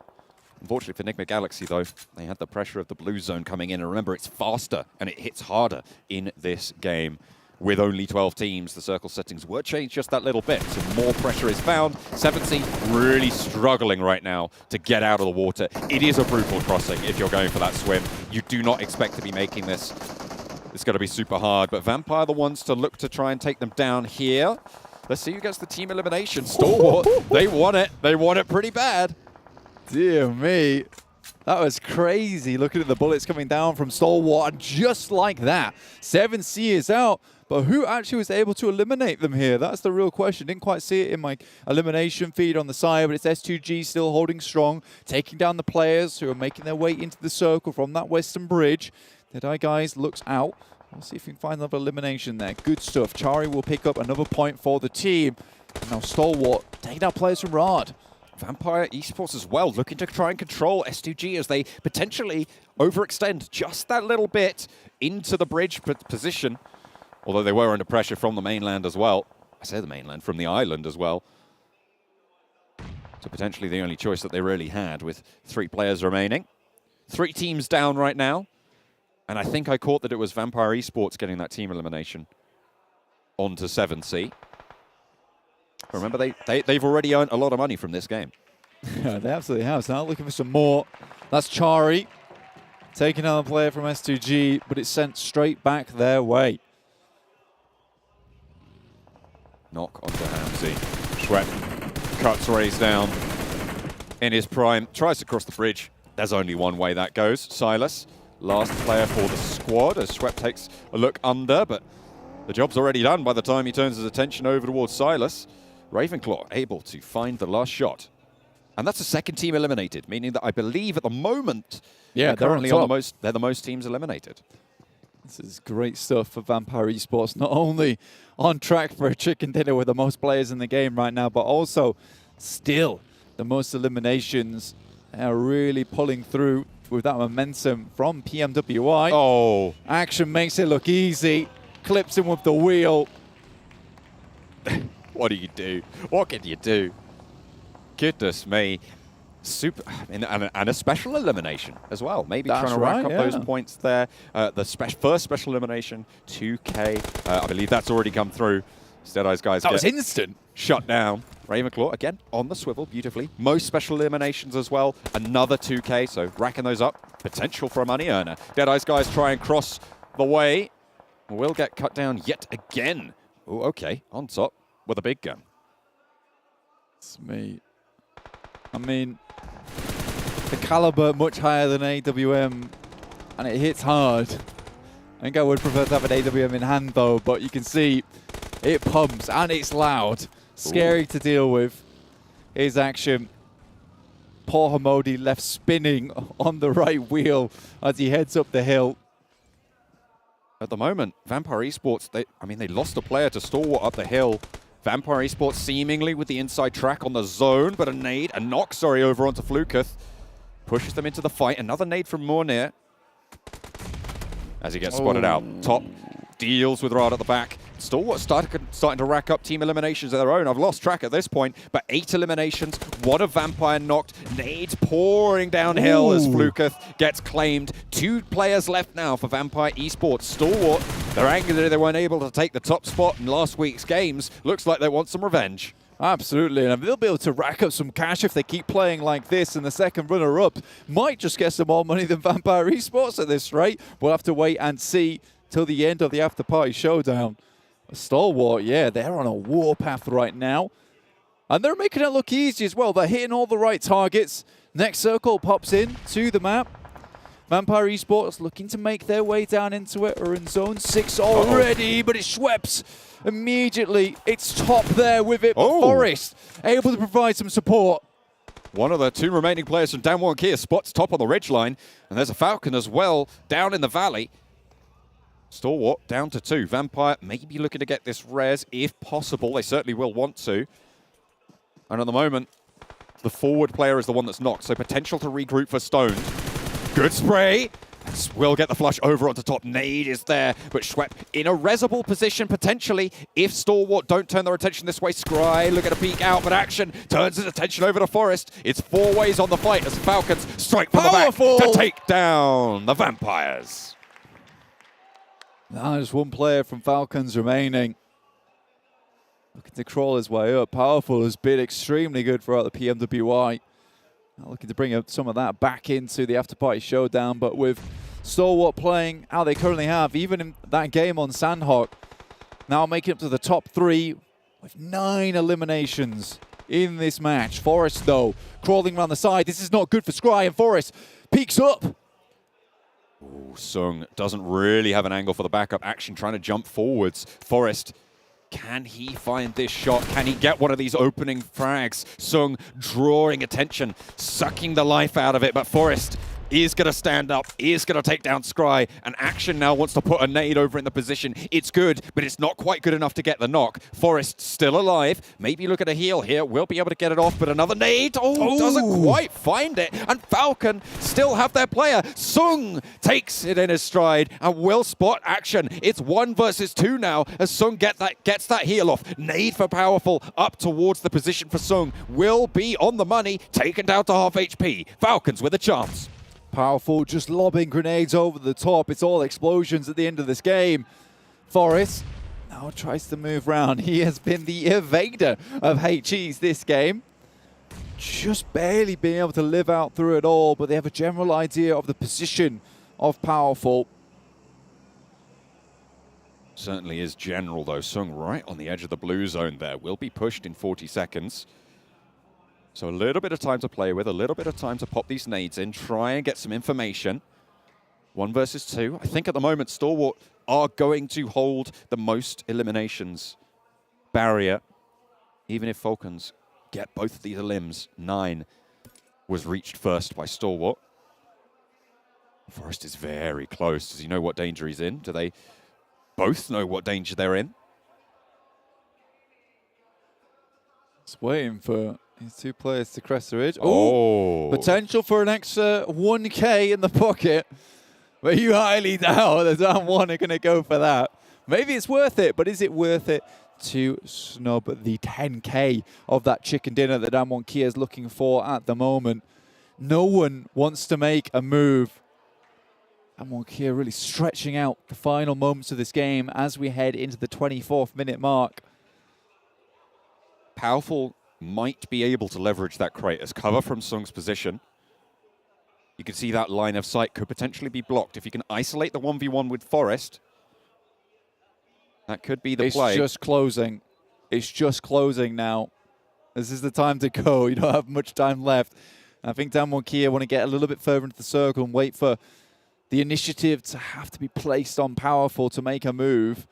And Sung, like you said, just crawling ever closer to that loot crate could provide quite the opportunity to get into a crouching position to maybe look down upon Powerful. With that nade, they're going to know he's on their right side as they look at the ridgeline. The left is Powerful is there, which means that they can really shut down those angles that they're choosing to try and cover off. You can see Sung has more attention focused that way now as well. Crawls in with the zone. Powerful, same story. Up to the crate. That would be a good Molotov, actually, if you threw it on the crate. Actually, can he make it happen? I mean, I feel for both these teams at the moment. Do you really want to do anything crazy? That's the crouch I was looking for. Spots him, and it's easy pickings there. Damwon Kia, 10K on game 1, taking the chicken dinner with the ghillie suit in the final throws. I mean, they had to get to that loot crate and do it slowly. Looks like they had a very good plan in mind. And I think the Molotov was just a little bit too late. If you threw it earlier, preventing Sung from being able to get to that position, it would have left Sung high and dry, perhaps even in the blue there, in which case Powerful might be able to drop up, take the shots onto Powerful, and then potentially Sung. But that is a very, very difficult scenario to play out in your head, actually, to even make it happen. But it's Damwon Kia taking the chicken dinner and $10,000 for the first game of the day here, barring the show match. That's true. But also, all of those bounties were given out. I'm going to be super interested to see how those fell, how those got distributed, because, of course, I mean, we saw 7C earning 5K just from that first team elimination. That's half of that chicken dinner already. I mean, there was a huge bounty on the head of Luxy. That game, he was like crawling in between like 10 different teams. You got to really feel for him in that situation. So I felt bad for him, and he was literally just crawling around like as a $5,000 target. Very, very rough stuff, but very cool overall. I enjoyed how that game played out. Absolutely. We're going to take a little bit of a breather. We'll be back with the desk after the break.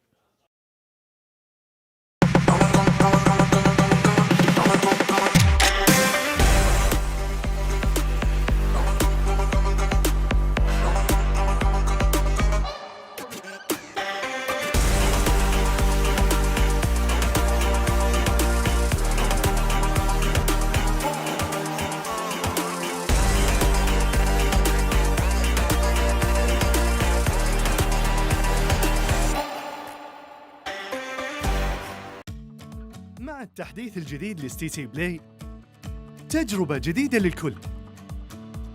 لو جوك دايم تحديات، نافس وانضم للبطولات، استكشف الشات والتايم لاين وتسوق من متجر التطبيق. الليدر بورد على تفاعلك بالتطبيق، والجوائز الأسبوعية والشهرية على نظام النقاط تنتظرك. ستي سي بلاي، مهما كان جوك هذا محلك.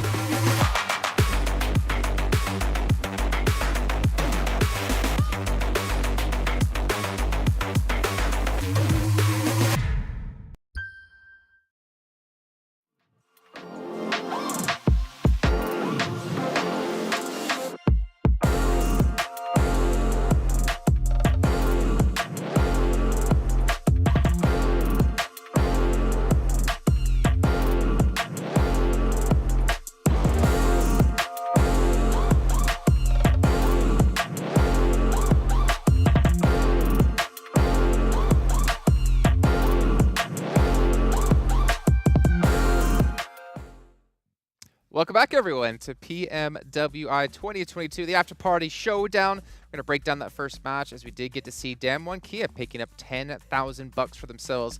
And maybe with that $10,000, they can pick themselves up a couple of those Sonya Xperia 1.4s, which was made in collaboration with Esports Professionals. It's actually the partner here at PUBG Mobile.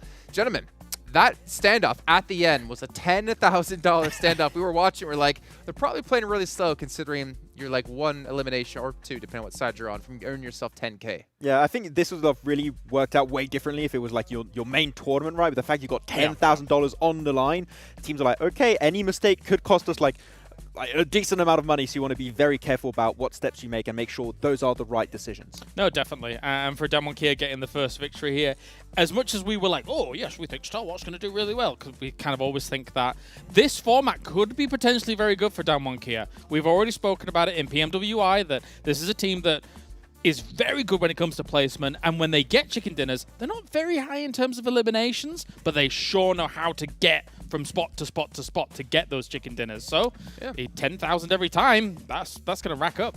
Let's take a look at our match rankings brought to us by STC then and see how many points they got for themselves. I actually don't think they were top overall, if I'm not mistaken, because of the lack of eliminations they did have. And we actually are going to see, okay, so they're pretty much tied with it, but having 10 placement points with the 4 limbs. But Team Falcons as well, is that powerful? Just kind of staying alive. You ended up finishing off, I want to say, like 7 seed. There's a couple teams who's really, they were able to fight against, but 7 eliminations for them. And at the end of the day, gentlemen, the top 5 teams in this first match were the 5 teams to come back again after the main event. Yeah, I mean, a lot of eliminations, right? You got yourself the prizes for the most eliminations and the most squad wipes, and in particular, we're going to have to see exactly who's got the most squad wipes in that game, because when you're in a situation where you got a lot of teams, that as solos, that you could get those like way quicker, those eliminations. Yeah, you definitely could. I mean, some of the teams, as Jason was saying here, those top 5 teams coming in from the main tournament, it's not too much of a surprise that they're able to do so well. Vampire, already referenced in the cast as well, they know circles. They know where they want to go with them and how they want to play with them. A little bit of a shame that maybe there was a slight delay on the 3-1 split, because Ravenclaw was in actually a potentially game-winning position. Good idea. But was kind of chased away by a rotation from Nigma Galaxy. Whereas if the 3 players had come from the compound and then gone southwest, Vampire could have been the winners from this game. So small things, but, you know, actually have big impact. Especially because Stalwart ran exactly in that position afterwards, right? If they did hold on to that position, you can gatekeep Stalwart, you can get an entire squad wipe, and then you can start taking more control away from the circle. If then you Lord was alone from Nigma, maybe they would have committed to the play. What about Alpha 7? We did get to see them with 4 eliminations, and typically when I think about Brazilian teams, I'm always going to think about their raw frag potential, thinking back to Loops back in the day where they would decimate teams. Not a bad start for them to get the 4 limbs, showing that they can compete when it comes to mechanical skill, but they didn't really have the placements, obviously. Yeah, a little bit of a slow start. I think that, as we expect, especially this first day is going to be, the format is going to be a little bit messy, but the first day in particular is going to be all over the place, right? So I'm not going to go against it. 4 limbs is still good, but I think we can expect them to speed up the process. Yeah, for sure. I mean, these first fights, and when you're up against Nigma Galaxy in a tense area, right? This is north of a bridge, when you're trying to make the bridge crossing, you know, a timer's against you, especially in these settings where there's blue is going to be ticking hard as well. It's difficult to really kind of get that fight done quickly and then move on into the circle on Military Island. Yeah, and we obviously had like a very tough time, I guess, for some teams because of that first zone popping, right? You had Stalwart. I mean, they were probably happier than Deadeyes sitting with their realizing they could have bridge camp. I thought they would have Eastern bridge camp, but actually they transitioned over towards the Western side to get, I guess, to get an earlier position from other teams. They did really want to try and do the bridge camp on the East, but I think there was like, what, 2-3 teams coming their way? Like, you know what? Not going to take the risk. Let's just transition towards the circle, take one of those high ground positions you're really happy to see them actually take. That information they were getting was mental, and then they just tried to play from that spot on forward. Yeah, take the high grounds, man. You can not only get all the information, but get some cheeky eliminations here and there as well. Not too bad. Obviously work towards the extra minute that they can win. But Alpha 7, we talked about them a little bit earlier on, talked about the 4 eliminations they had and obviously not able to close out the placements. Let's learn a little bit more about the team, though, before we head into our second match of the day.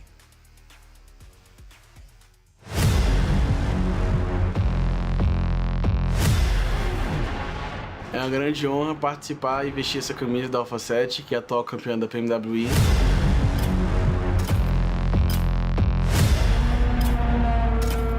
E como diria o menino Ney, agora vocês vão ter que me engolir.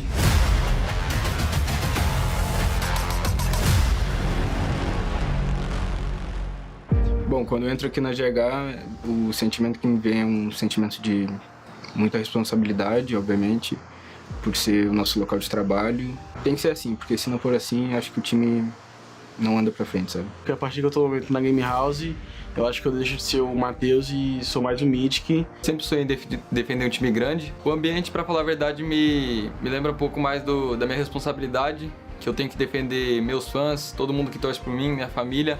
Porque a gente sabe todos os títulos que a gente tem, o nome que a gente tem no cenário. Antes de se tornar pro player, pra falar a verdade, eu comecei bem cedo nos jogos. Comecei basicamente no competitivo ano passado, eu jogava antes. Eu criei um pouco mais de responsabilidade, sabia que eu tinha uma camisa para defender, um país para defender, e eu consegui mostrar todo o meu potencial aqui. Eu estudava e nas horas vagas eu treinava, né? Mas aí surgiu o jogo, me apaixonei e estamos aí até hoje. Não mantive tanto contato com os amigos de infância, mas eu acredito que seja por um bem maior, sabe? Tipo, para realizar os sonhos que a gente pretende. Antes de eu me tornar pro player, eu já joguei futebol, já tentei ser jogador profissional, mas não deu certo. Meus pais conseguiram aceitar para eu ser um pro player depois que eu comecei a assinar alguns contratos. Comecei a dar uma condição um pouco melhor para eles, fazendo algumas viagens também internacionais para jogar o jogo. E eles viram que não era só um joguinho, que estava me levando longe.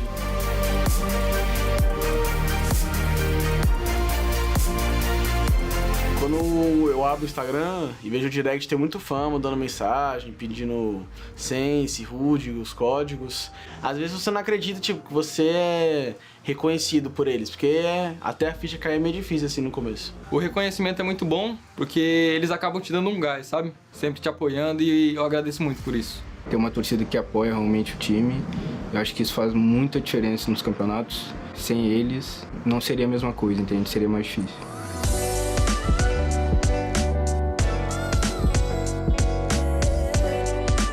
Eu acho que agora a gente tá com o dever de honrar o título, mas se a gente não tivesse o título, acho que a gente estaria com a mesma cabeça de ganhar a PMWI do mesmo jeito. Cada campeonato é um jogo diferente, são equipes diferentes, ou seja, a nossa equipe tem que estar preparada para o estilo de jogo das outras equipes, de acordo com como elas jogam. É difícil ter um padrão. A gente se cobra bastante, a gente procura sempre estar estudando os outros times, ficar bem antenado no que eles estão fazendo. Uma das nossas grandes mudanças foi o novo play, que é o Mythic. A gente vai estar entrando com outro estilo de jogo na PMWI, no qual nossos inimigos não esperam. E acredito que vai dar muito certo, porque a gente vem treinando muito para isso.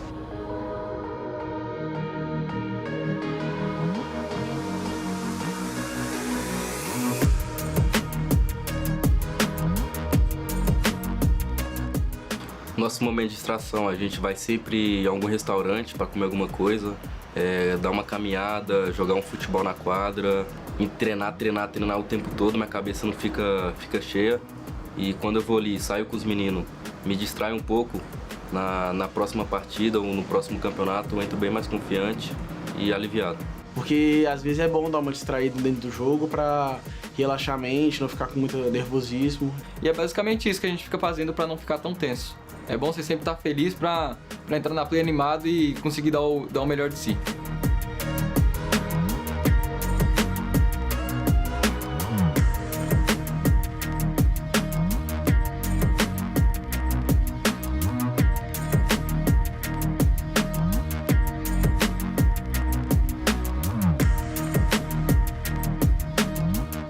Eu tô muito feliz que eu tô viajando novamente para outro lugar do mundo.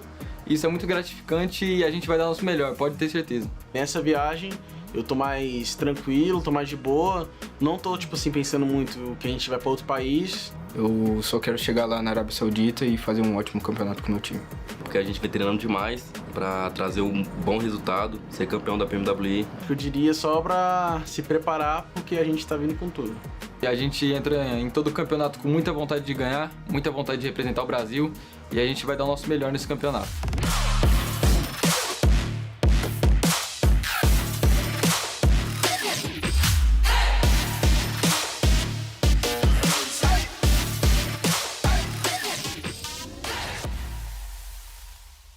Well, Alpha 7 have high hopes to become the champions of PMWI, but if they want to be champions, they need to get more than 4 points. Well, ladies and gentlemen, we're about to get underway here with our second match of the day, but really quick and remind you guys about Dr. Suleiman Al-Habib, who has been one of our sponsors here over the course of these last 5 weeks, making sure this event can happen.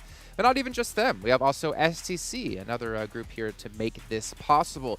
For you guys at home, though, we've been talking a lot about how the players can win money. Well, you guys can win things yourself by making sure to pick up the Vibe and Drive event currently going on within the game. Make sure you guys log in and complete these missions with your friends and get yourself a free, permanent legendary set. But with 20 seconds left to go, it's time to throw it over to commentators, though, as we're about to drop into Livik with John Allen and Blank. For the first time here, we are going to be in Livik, Blank. It's a new entry for this sort of format. Obviously, the after party. It's a little bit of groundbreaking stuff going on here, right? Absolutely. You know, we're Liviking it large here in PUBG Mobile. Bringing that one back from the pre-show, but having a good time. Yeah, straight over to Livik, see how this playing path actually ends up. Livik being quite the open map in certain areas, it's going to force a couple of fights maybe early on, or perhaps over towards that mid-game. You can see over there on your map, that is one hell of a tall volcano. So good stuff for these teams, looking over, see where people will be dropping, and there's lots of available areas on this map, lots of interesting terrain to mess around with, play around with, and with 12 teams, I'm sure they'll be dropping all over the place, so you get a good look at where these teams are dropping, and a good look at Livik, which I'm sure you're all playing at home. Yeah, the east port up towards Blomster for the playing path. Should be fairly accessible. I mean, it's a fairly small map, as we know, so really not too much to worry about for the playing path. These players will be able to get pretty much anywhere that they want to go. So we're going to be looking out for hot drops as well in these scenarios. Of course, all of those prizes still on the line. The maps are speeded up, and this is the size of map that is designed for this sort of number of players. Absolutely. So that's exactly what these players do want to bring out in these matches. You can see over towards eSport already 7C are dropping. Looks like they're always going to drop on the coast next to the water. I do like that. A little bit of role play coming through from the Indian team. But honestly, so far, this team has done fairly well, even with the Geos right at the beginning of the day. I mean, it's nice to see, especially with in PMWI, we finishing the last game on that day with a Team Soul win, and it looks like 7C, you know, maybe they weren't playing then, but they're certainly taking the momentum that Team Soul set for India and bringing it over into the Afterparty Showdown. Stalwart, though, still looking extremely strong. Circle pops over towards the eastern side. Lots of it still in, so massive opportunity for a lot of these teams to still get into the circle and get in there fast. There are also some beautiful places on this map, too. Yeah, look at that. Some classical Gothic architecture by the looks of it. Fantastic stuff. Those high vaulted windows. It's maybe a little bit before Gothic. Pre-Gothic. Pre-Gothic I'm going with. Yeah, straight out of a Souls game, that one. Again, if you're here with us, you are currently watching together. But if you want to join in for the 2022 PMWI Watch Together, you can watch with us in-game in the Esports Center with your friends to win some PMWI special sets. So make sure you get your little watch parties going, chat one another. I'm sure your analysis is maybe better than mine, but even if it is, I'd like to hear your thoughts, because we also do have the PMWI gun skin and outfit, which I can provide you. Maybe not analysis right now, but we can provide you with gun skins and outfits. Do you know how you do that, Blank, actually? I don't. How do you explain it for us? Well, the PMWI packages are on sale for a limited time. 16% off if you head to the store in-game. You can also win PMWI treasure crates if you're playing PUBG Mobile during PMWI. So anytime. Anytime. Anytime you're in there, you can win those treasure chests. Looking at the map, though, obviously, you've got the waterfall. Beautiful place around here. Some loot in the back of the waterfall, too. Why wouldn't you? Prestige just dropped himself a little bit of a small stim here to get himself going, get the run speed in, get himself a little bit healthy. He starts to move through. And over there, you got D77 with the XM. That thing has been absolutely deadly over in our scrim matches. May not have been there to watch, but there are some insane plays that have come through. And obviously with Dam1 repping the old DBS in Erangel, Miramar, wherever they like, the Korean shotgun meta. It is really strong here over in Livik. We see a lot of support for R8 Esports actually in the crowd, which is lovely to see. Happy with that. Home team joining Falcons, the Saudi Arabian representatives. In these lobbies, all never alone. They should have spotted that. Riyadh, all in the same monster truck here. Big tires and bigger vulnerabilities here if they just get spotted by pretty much anyone. Yeah, and I mean, you would typically spot that. The thing is very loud as it traverses through the map. Quite difficult to take down, though. So if there's one thing, if there's one thing I'd say about monster truck, it's not understated. Yes. Yeah. I mean, it's called a monster truck. You'd hope, right? Riyadh, though, they do make it through and they find their way to a fairly decent compound, actually, with the walls along the side. This is inside the circle, quite central, actually, as well. So a lot of these teams just looking for these compounds towards where Stalwart finished. Already money, though. Takes shots over towards Never Alone, who caught himself slipping. First elimination, 2K. Ooh, it's looking tasty. I'd managed to get the knock. Can Falcons getting back up? Keep that bounty on the cards. Because if you're Falcons, it's kind of twofold, right? Like, you don't want them to get the bounty because you want to be able to take a fight and get that first elimination, get that 2K in the pocket as well. For yourself. And it looks like with all these teams actually heading very, very central already, you know, maybe it's that ammo that becomes an issue, especially over on Vikendi. We have that problem where, you know, you send in early and you're not quite able to get all the loot you want. You just try and loot up as much as possible in the early game. You take compounds towards the center and then just hope for the best. And realistically, where you do get that loot from, you do get that ammo from, is when teams crash into you. You can see Yusuf here. He's got level 3 backpack, level 3 vest, but his chest, it is very exposed with the level 1 vest. That's unfortunate. You don't like to see it. So maybe just going for those little peek outs. Unfortunately, with the shotgun, you do want to be in that close range. So it's not ideal. Yeah. It's really not. It's kind of an unfortunate scenario, right, where you're like, I'm going to have to expose my head to be the safest possible. Yeah, that's true. Maybe get the pan out. Try and cover the body with it. Equip it. Try and run forwards. Get in range for the XM. Swap it out quickly. Bam, bam. Thank you, ma'am. That's all right. That's if you can pull that off, which is easier said than done. Ooh. The res did come through, I believe. So nobody has gone down just yet. Still chilling, still vibing. I think 7C sent out to take the loot crate, and that is the first elimination coming through. I think that was from S2G, who headed out that way to pick up the airdrop to try and secure themselves. Yes, it was. $1,000. I don't know if they've already picked that up, though, but if that's the case, you get the 2K for the first elimination and the 1K for the airdrop as well. That's a good point, actually. Did they manage to loot that airdrop first before the LM came down? We'll have to wait and see. Just where the earnings fall. So we get a little bit of a replay. Ah, they spotted him. Spray God caught out in the open. Is this a retreat? Is this on the way back from the crate or the way to the crate? Looks like this is still open. Okay, S2G, they've covered off the position. Okay. 7C are looking to try and shut this one down, stop anyone going for the crate, and they're just going to dip completely. They're going to give this one away, not give it away, but give that position away and play from that far side against 3 from 7C. Yeah, they've cut underneath and over the top side of 7C, so distractions all over the place. S2G move a little bit further in with his Eastern shift on the circle. It makes sense as well, but 7C leaving Eastport has got to feel rough here, especially with that being their drop spot. And they move further into the circle, and perhaps it might have been better for them just to stay in Esports to begin with. Eastport, not Esports. Yeah. Esports drop. That's right. Esports, I like that. Yeah, Livik was made for esports. Apparently, that's what we're calling it from now on. Esports. Esports over on the east near the port. That's right. Looks like Nigma Galaxy having a bit of a tough time of it. They've been spotted. 1 player down and out for the count. Down to 3 players. So the south side of this next circle seemingly a little bit more occupied as teams coalesce there.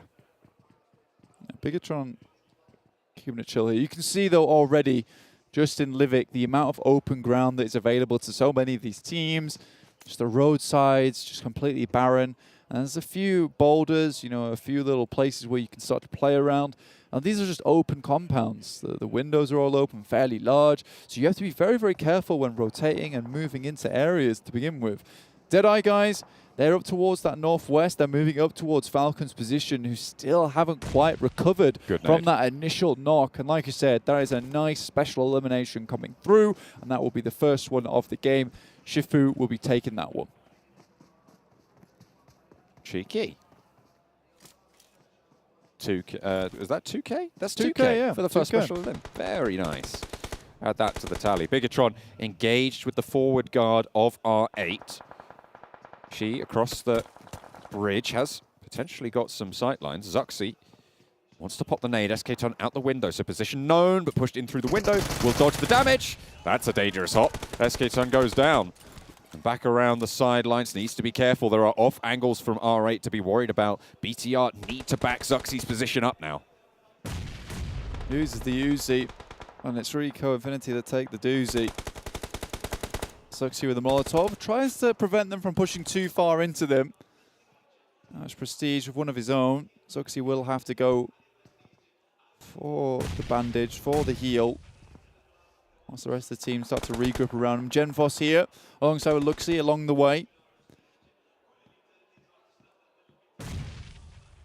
Zuxi seeming survive. I think that was inside. I think that was came from the nade came from inside the house there. Blank. Yeah. So should have dodged all that damage. Not quite there for now. Zuxi. The sightlines being controlled by Bigetron are stopping this push towards Zuxi, but he is caught there, and they need to figure out a way to disengage. Look at the smoke line that they've established across the road.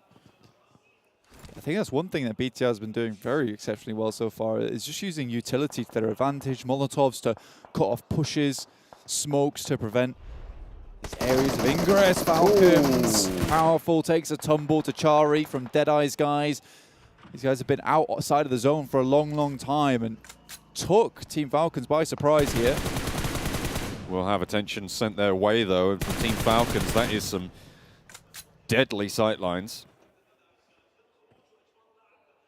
Not quite getting these knocks just yet, but Powerful is ticking away. Shifu repositioning after that special elimination, picking up that point. They've been harrying the back of the Falcons for a while now. Damwon Kia very much outside in the blue at the moment. Forrest finally making his way over from Logistics Center. With the map being so small, it's very easy for him to tear across the field and back over towards his team. Chari will finish off the player from Falcons and now look towards the rest of them. Falcons just stimming up as much as they can to try and get themselves up towards that 100% HP. The M24 off in the distance, owned by Shifu. Again, this continues. What is D77 doing over there? Just bide in time. I mean, that's in the middle of a couple of those zip lines, right? So has got some speedy ways. Don't you get out? I think he's going to bleed out, though, out there, honestly. Yeah, it's not ideal. Next circle comes in. Pops up a little bit further north. There is a drop right on Alpha 7. I wonder if... no, that would have been the... Is that the drop from earlier? I'm not entirely sure. No, it's not. That is the drop from earlier. The new drop is down towards Fiskahus. That will never not be funny to me as a name. I love these names coming in Livik. And we're going to be seeing them a whole lot more over these next couple of days. I wanted to introduce Hulim Hayahusu, honestly. That's what we all want. First, team elimination by Team Falcons. There we go. Okay, Falcons pick up the 5K for the first team elimination. Excellent news for the home team. Yeah, really sad for Damwon Kia. I mean, they've been doing so well in the scrim matches, but again, now it's all to play for here. So they had to really pull up the socks, but they were outside in the blue for a long time. Alpha 7 on to 7C. The XM from Madmine does not do quite enough here. Aladdin trying to hold down the stairwell. It's going well to start off. The AKM finds Mafioso Mythic. Turns tail. They want this res. Might give a chance to get the res onto Madman. Oh no, not really going to take that chance. XM, as you say, didn't quite do the job there. As Aladdin wants to drop down, he's allowing this res, and I feel like it's just been a little bit slower around the side, pushes in, and they cut down. 2 players, 2 barrels sent your way. It's just too much to handle. I do like that from Alpha 7. The instant drop shot from both those teams. The circle, again, it's moving all over the place. Nigma Galaxy get their way in, but Lord's very low. 1 first aid kit. Very, very surprised for Nigma Galaxy to come into a circle with hardly any meds. But a heavy southeast circle will set Stalwart up for success here. All right. Nigma Galaxy, get those heals off. Could be crucial in this engagement between Deadeyes Guys and Riyadh. Shifu out in the open, does get knocked there. The smoke a little bit wayward on the position. And spotted from the off angle. Chari gets the heal off, brings himself back up to that 75 HP. Can keep on going, crawling to safety. Both of these teams will have to move. Deadeyes Guys further of the 2. With only 2 players in this fight, Riyadh have control. On top, spotted. Just Chari now for Deadeyes Guys. Riyadh are just sending it over towards Deadeyes Guys at the moment. Like you say, Chari left on his lonesome. And Riyadh looking for a team elimination here. Alpha 7 moved out from their compound, starting to make their way through, but stuck out in the blue with a shot from behind from Silas along the way. Turkish team make their way in here for a bit of damage. Stalwart, 4 players alive, 2 eliminations so far. S2G, 4 players alive, 2 eliminations so far. Vampire Esports with just Stoned now. Close range, 2 shotguns. So many pellets going to be sent out your way, Stoned. And look at the tick damage from the blue, but he's burning. All right, taking down Nigma Galaxy are in this fight as well. And just out the way, Vampire Esports will get taken down to boot. It's Nigma Galaxy to stay alive. Goodness me. Free comes in, sends some insults their way and roasts them underfoot with the Molotov there. And Stone's able to get out of it, you know, thanks to that play. S2G holding onto the Wizard Tower at the moment, looking out towards Stalwart, who now have to move in. S2G making a very, very good push in the early game, and they've been lucky with these circles. Finally, Deadeyes Guys do go down, but S2G taking shots over towards Alpha 7 and Stalwart. How does Stalwart make this push, though? It's going to be difficult. They have the smokes and the vehicles, but it's a very, very impregnable position from S2G that they've set up.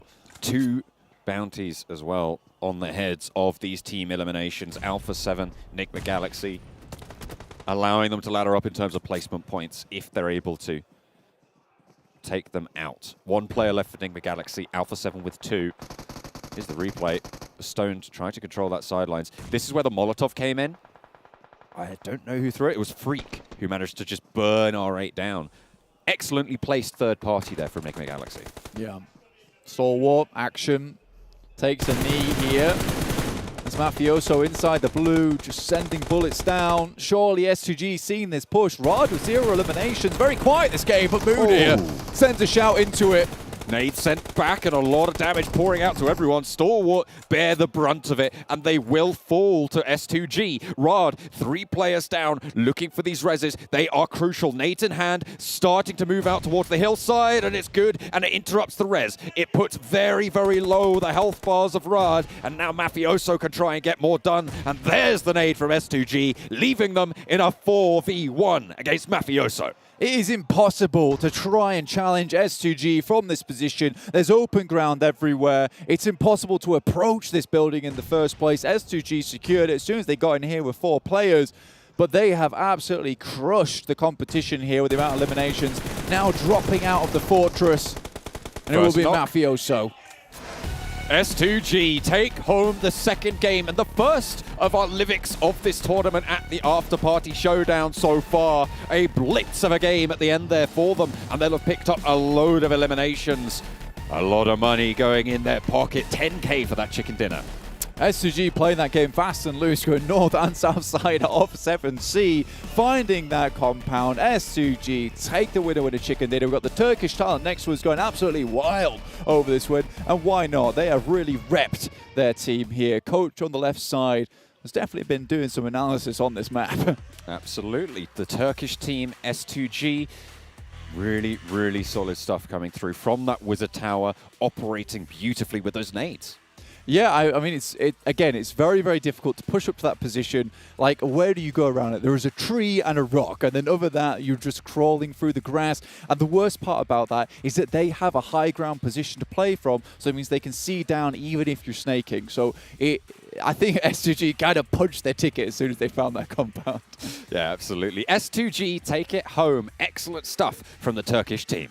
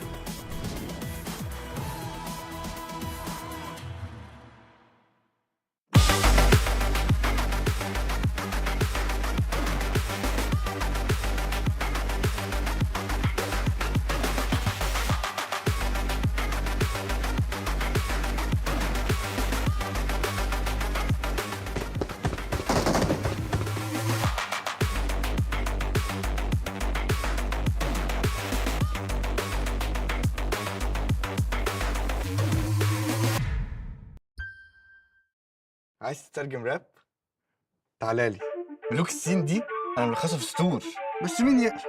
فاهم؟ كلام الشارع ده انا هرشه كل المجال حبايبي بروز. وانا كاكازوكو مصدع ايه القي نظرة لو على الحلاوة عندي كاستر بالاسم. عفرت يا عفرت، هتفضل معفرتها ولا ايه يا برو؟ انت مين يا هو ازاي ده دخل هنا يا جدعان؟ نكسر الدنيا الاول وبعدين نتكلم، نعيد من الاول. لا لا لا لا لا لا مش مسجل.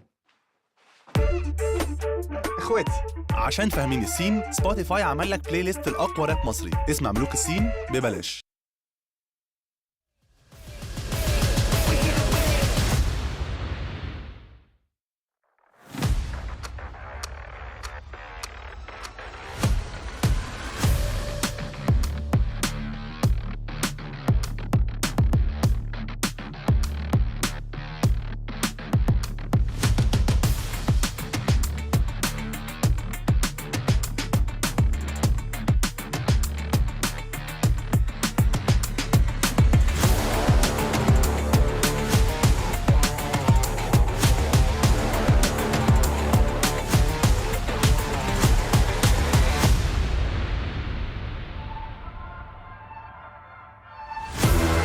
Welcome back, everyone, to the PMWI Afterparty Showdown. We've had another match conclude, our first one here on Livik in particular. Let's take a look at our match rankings by STC to see how the teams did. Obviously, STG taking home the win, but also $10,000 extra in their pocket. Have to be extremely happy about that. Let's bring our analysts in to start to talk about this one. Gentlemen, S2G, early on Zone 5, switched straight to that compound, or tower, whatever you want to call it. And I was asking you guys, this position, I feel like S2G should win, which they did.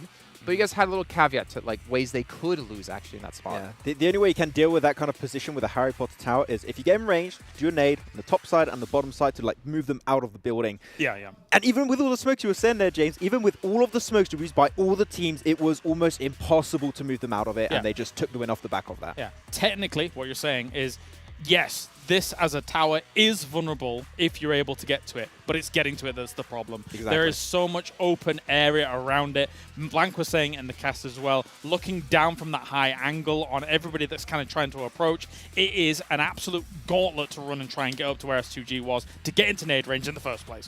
That was, at a minimum, a $17,000 match for S2G. Oh, yeah. They got the chicken dinner for 10K. They got the first elimination onto 7C, that's 2K. They got the most eliminations, that's another 5K. The crates, maybe. We don't know if they... We don't know. Exactly. We don't know. I mean, but you know what? They were not playing PUBG Mobile. They were playing like tower defense and just had waves of mobs coming their way.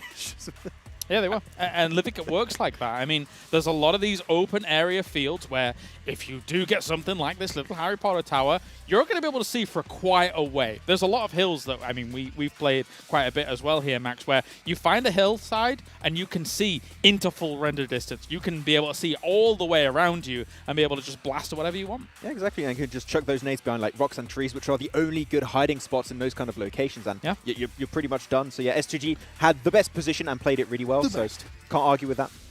Big step up out of Alpha 7 there. 7 eliminations, 6 points. Also, as we did see, Nigma Galaxy, I don't remember the name off the top of my head, but a great like 1v3 or 1v4 he pulled off with a Molotov as well, really able to punish them.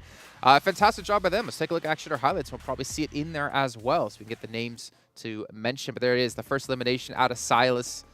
$2,000. Just imagine, like, Max, I mean, obviously we know your career when it comes to PMCOs and such. Thank you. But you get one elimination at the start of a match, and you get $2,000 in your pocket.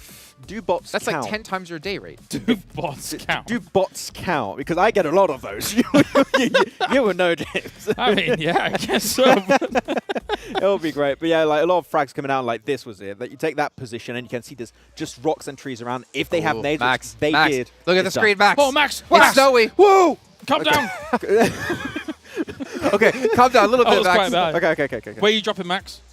I'm going for Dino Park. I'm going Garaka, the best place. Castle. What about Castle, man? You're not dropping Castle. I You want an a ending castle in Castle. finish. No. Come on, man. I'm the king of the castle. All right, well, ladies and you're gentlemen, you not. can see we have 50 seconds to go, but a big shout out to What are you talking Spotify about? and Razer for making sure this event can be held and making it possible. But 40 seconds left to go. Vikendi is on the cards. I know a lot of us have been looking out there waiting and hoping for it to come back into competitive map pool. Max is so happy he's jumping for joy. Not very high, I might add. But you know who's also jumping for joy? The two commentators who get to bring all the action to you in our I guess, third match of the Afterparty Showdown. Our fourth match overall, because obviously we had the show match in the beginning with the duos. But John out and Blank, take it away. It's over 40 degrees here in Saudi Arabia, but Blank, a fell chill has swept through the studio as we are going over to Vikendi. Jason's laughing at me for my dramatics, but I feel it. I'm feeling it. Exit, stage left.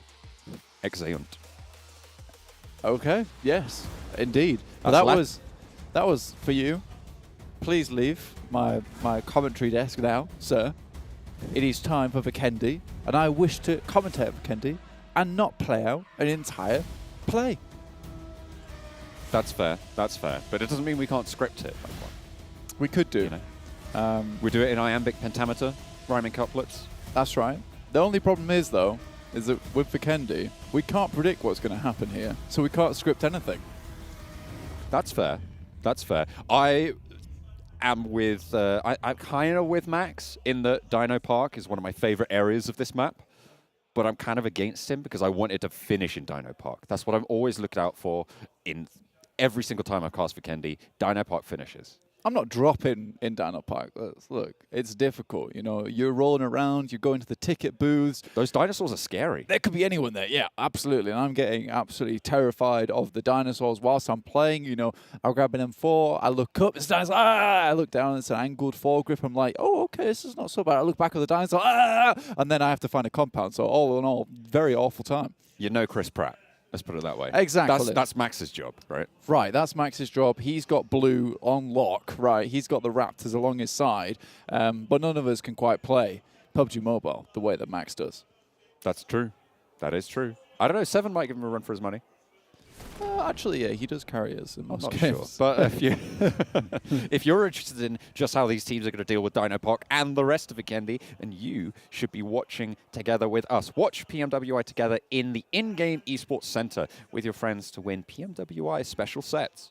And also, the 2022 PMWI gun skin and outfit is available. You can grab those packages that are on sale for a limited time, and it's a limited time. I'm going to have to leave that alone for the time because BTR have just dropped in the same compound as Deadeyes Guys. Trying to heat up Trevno. DBS already picked up by the Deadeyes Guys. Tommy gun as well. It's going to be loot fast as much as you can. What have you got to be able to put into this fight? It's like the micro Uzi there on the top floor. Good nade, but it's spotted out. The off angle from Luxy. It's the Tommy gun. Say hello to my little friend. DBS for Luxy to finish that one off. The final nail in that coffin, and that's the first elimination. $2 grand found for Luxy. Go on, Luxy. Get that money in the bank. That's what we like to see. And now Deadeyes Guys, they're on the back foot. They're running away. They've got the Thompson, the M4, and another Thompson in hand. They're looking to unleash a hail of bullets upon Bigetron, but they've already got the first strike upon them. Great little hot drop here for them in Trevno. We can get a little bit more done. If they can get the team elimination as well, that'd be huge news for their bottom line.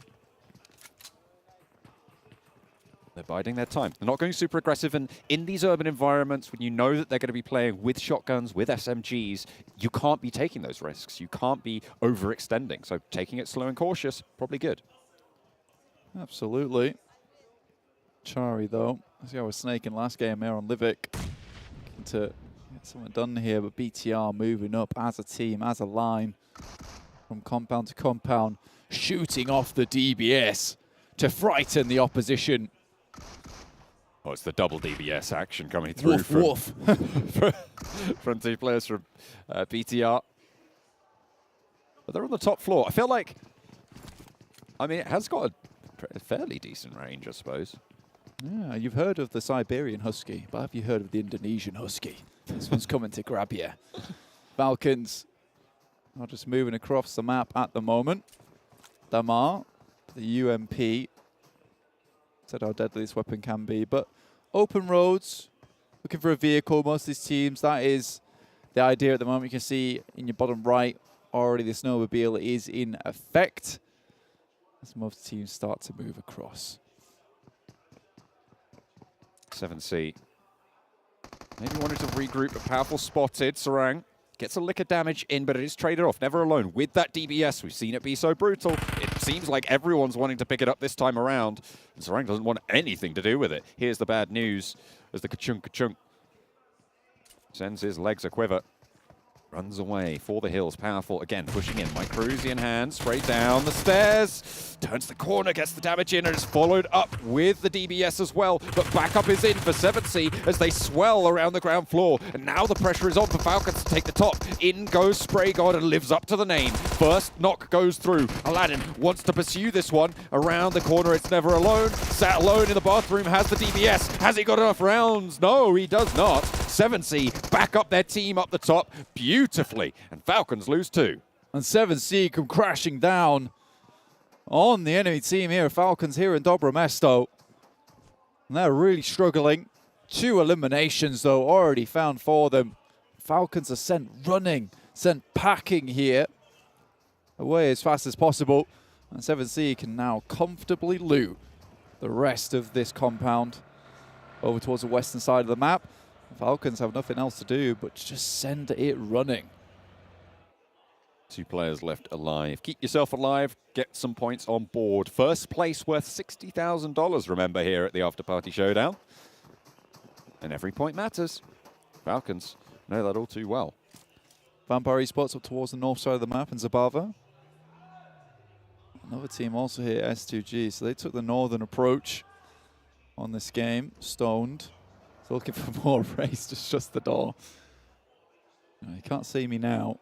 Door's closed. Hasn't anyone ever heard of. Knocking on this door first before sending it in to take my vehicles. I'm missing something here. I feel like you're expecting me to get something on this. Yeah, well, thanks for the memories, John. Even if they weren't so great. Oh. Got it.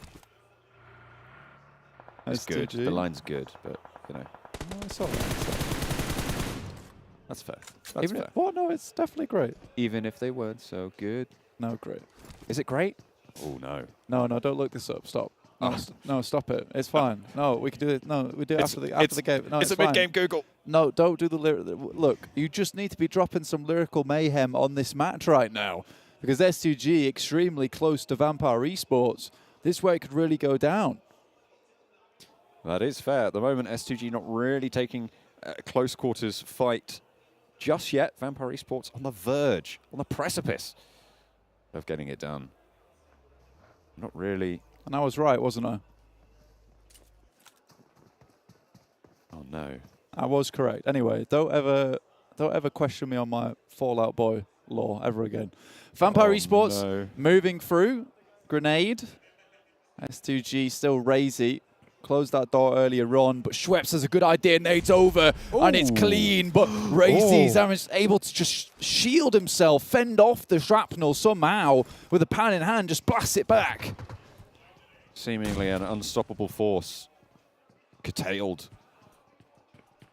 Ooh. Another nade in. That one could be good. That's on the money. Razy can't stand up to a second. He used one of his lives there. Schwepp gets across just about. Silas with the G36. Not quite able to get the job done. Razy does go down, and Schweppes would love to confirm this, but Silas with such a good oversight on this fight. This is a really, really good place to take down the enemy team as well. Nice knock onto Schweppes here. Bullets come back their way, but this is right inside the circle. And it's a classic Vikendi circle as well. You've got half of a circle over in the blue at the moment. So a lot of these teams making a massive run up towards the north side of the map. Tries to pop a nade, tried to rebound it off the door frame there to just get that flush, get that confirmed. Look at the earnings on the right-hand side of your screen. 24K so far for S2G. Locked in that fight. They're already 10K clear of Stalwart at 14K. Wow. If they can win this fight between them and Vampire Esports, they might be setting themselves up for a back-to-back. But Stoned.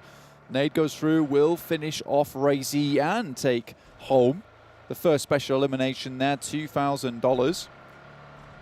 I think it was Stoned who threw that grenade, though. But, you know, it was, in fact, Schweppes who got the initial knock. So we'll give it to him. You love to see it. You love to see it. Kelsey for one. Silas with the flush. Oh, that's a cheeky angle. That is pretty nasty, isn't it? Oh dear, that's even cheekier. Silas! Oh my goodness me, Zuxi. You can't be missing those. That was a sitter, if I ever did see, but Silas snakes away. Yeah, Silas clambering onto the side. You can see his legs moving, but the body not quite getting over the railings. And I think Zuxi was as surprised as I was looking at that. Hamzy, though, comes underneath. Ravenclaw takes the DBS to the face. And somehow S2G are still keeping this one up at the moment. Fortunately, Hamzy goes down, which leaves S2G down to just the 2 players remaining, which is still feasible here on Vikendi. Hamzy maybe looking to just survive as long as possible. Kelsey and Silas, the last 2 for S2G now. Top earners so far on the day. With 2 players left, maybe that run will be cut short. If Stalwart are able to take this one down, they were 10k behind at the start when we saw the earnings earlier. Of course, that's a 10k chicken dinner. Whoa, Schweppes, okay, doing the moonwalk in the vehicle itself. Let's rocks it on backwards. In that situation, you have time to turn in that thing. It's going to spin right out of control on that hillside. I know, I've done it. So it just goes for the reverse. Respect, really. It's all ending here over towards the northeast side of Zabava. A lot of teams here right on the coast by this bridge that heads over towards Cosmodrome. You can see it off in the distance there. BTR on this little cross. It's very, very open right now betwixt here and the frozen river. See in the top right of your screen, it's a really heavy northern shift on these circles so far. So about 50% of the land. I mean, it's good old Vikendi circles, and it seems like we're going to get another hard shift as well. I mean, I said this earlier as well, so I mean, I think we're both on the same page here. Again, I would say this is even 60% water now, with this incredible circle that we're seeing on our screens. We love Vikendi because it just packs teams all into singular locations, but action comes through. The nasty headshot onto Riyadh.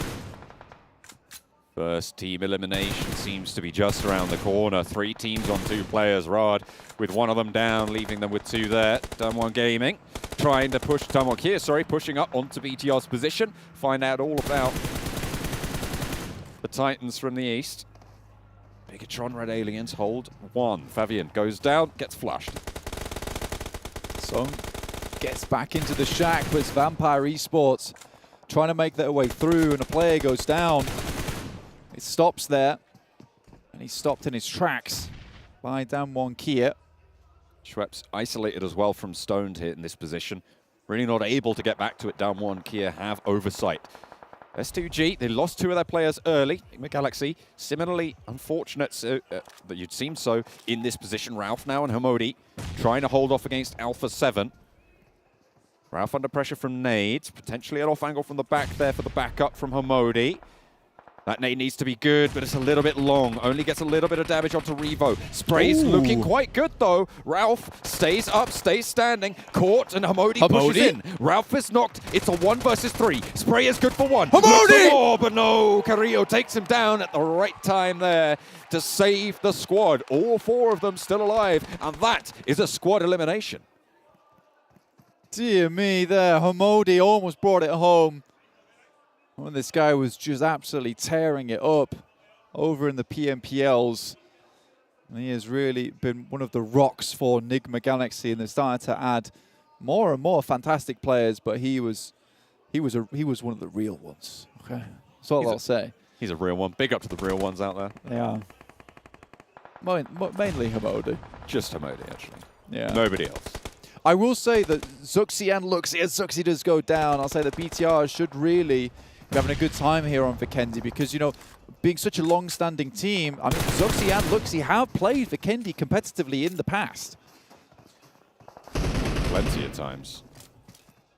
Teams that strike terror into the hearts of plenty, but over the top, DBS from the top rope, looking good for Silas. Turns for a second, and a S2G faltering under the purview of Schweppes there. Kelsey trying to hit the shot, but Pika picks him off. Steals away the team elimination there as well, which Vampire Esports got to not be happy about. Stalwart looking to really bump up the numbers. You see that circle there, hard shift down towards southwest side. Falcons. Not really much else they could do there, but most teams still in this one. Falcons were off the coast on the northwest. They're swimming. It's got to be pretty chilly. I hope they got their thermals. You'd hope so, right? But again, it's getting hot here in the Afterparty Showdown. Deadeyes Guys look up towards BTR. Still 2 players in this one. Down 1 Kia. Probably one of the only teams rotating right now alongside Vampire Esports. You have to drop out that vehicle because it is on fire right now. Uh-oh, trouble for Alpha 7, or maybe more accurately for Down 1 Kia. They rock straight up into the sight lines, but they are pushing. They're going for the fight. Alpha 7 handle it. Beautiful stuff. And another team elimination coming through for the Alpha 7 squad. Really good news to try and get them a little bit more money on the cards as well. Yeah, that was a rip and tear coming through from Alpha 7 on Down 1 Kia. Tried to reposition just a little bit, but this is a really, really nice spot for them. And they knew they were going to be safe here for a very long time. So taking up that position, so strong. It's across the road as well, so you'll see anyone that's trying to take up position with you.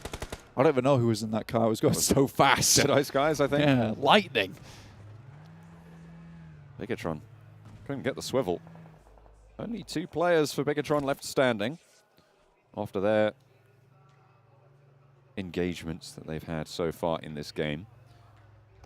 Riyadh just a little bit further away from them, but they're pushing in on the east side of this next circle, which is a little bit more landward. Cutting out a little bit of water for the first time. Yeah, I think most of these teams knew pretty much where this circle was going. It's fortunate a lot of the teams were already in the circle on the southwest side, which is where the majority of the good compounds are anyway. But this road really does cause problems now. I think for Alpha 7, things become bad in the next circle should it shift away from their spot and they end up having to cross the road. But with the amount of people that's actually driven into their compound and they've been able to eliminate quite swiftly, we'll put it that way as well, you know, they should have a lot of smokes available to themselves. No vehicles, the smoke should be enough to maybe get into a hopeful position. Riyadh should know that this rotation's coming through on the coastline for Deadeyes Guys. Do they have those sightlines? Because at the moment, these ridges are being played quite well. On top drops out. Oh, shots beautifully found from Jari.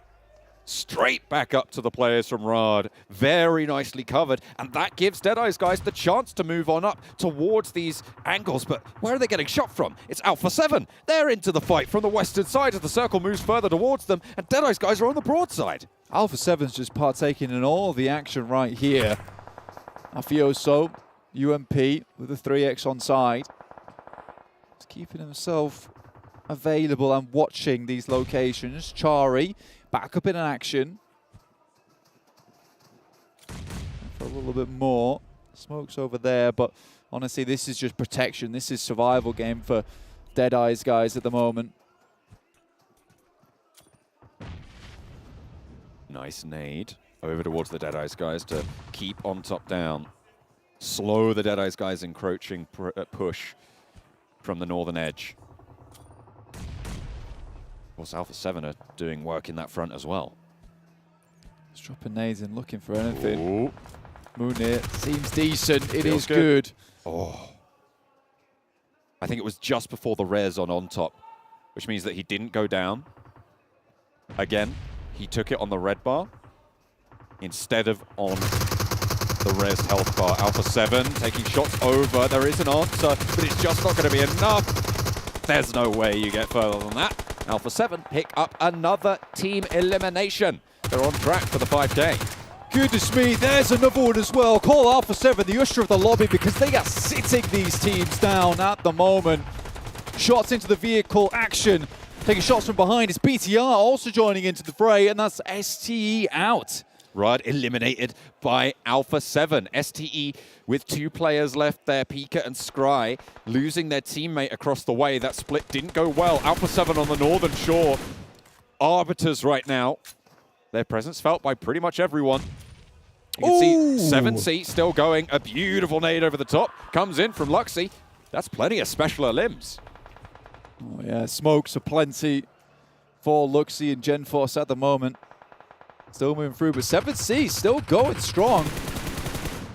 Fortunately, Madman pops his head up for just a little bit too long there. Luxy also hits the deck as Alpha 7 continue to just pressure everyone in the lobby. And look at the circle. Oh, it's horrendous for these other teams. And Alpha 7, they're ready to take this bad boy home. Falcons finally spotted out in the water. Having attention sent their way. Damar is going to have to surface pretty soon. Can you stay safe from the hail of bullets being sent your way? 2 players from 7C have the attention sent this way. Bigetron, they did manage to get that res. There's another nade. Oh, God. That was so crucial that he didn't get knocked there for Bigetron's potential in this lobby. Alpha 7 moving up. Remember, there's only 12 teams in the lobby, so 11 eliminations is pretty hefty for Alpha 7 here. 7C still just their side, but this circle just benefits Alpha 7 so much. We're going to get a quick replay on Mafioso. This is such a good spray down.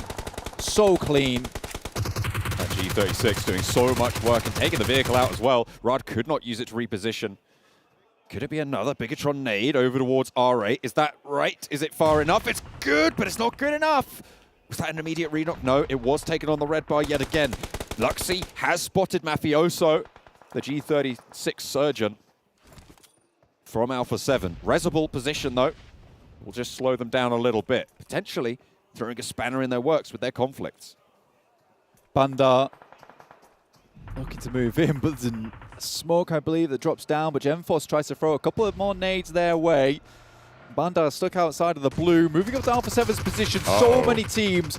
How much more can they weather here, John? How did he manage to make that cross? Revo trying to suppress this position, rolls all the way up to the wall, and R8 now have an outpost. They can try and slinky back, but no. Teammate knocked on the back. No way you're getting that res. 1 player for R8. Bigetron have that cleanly.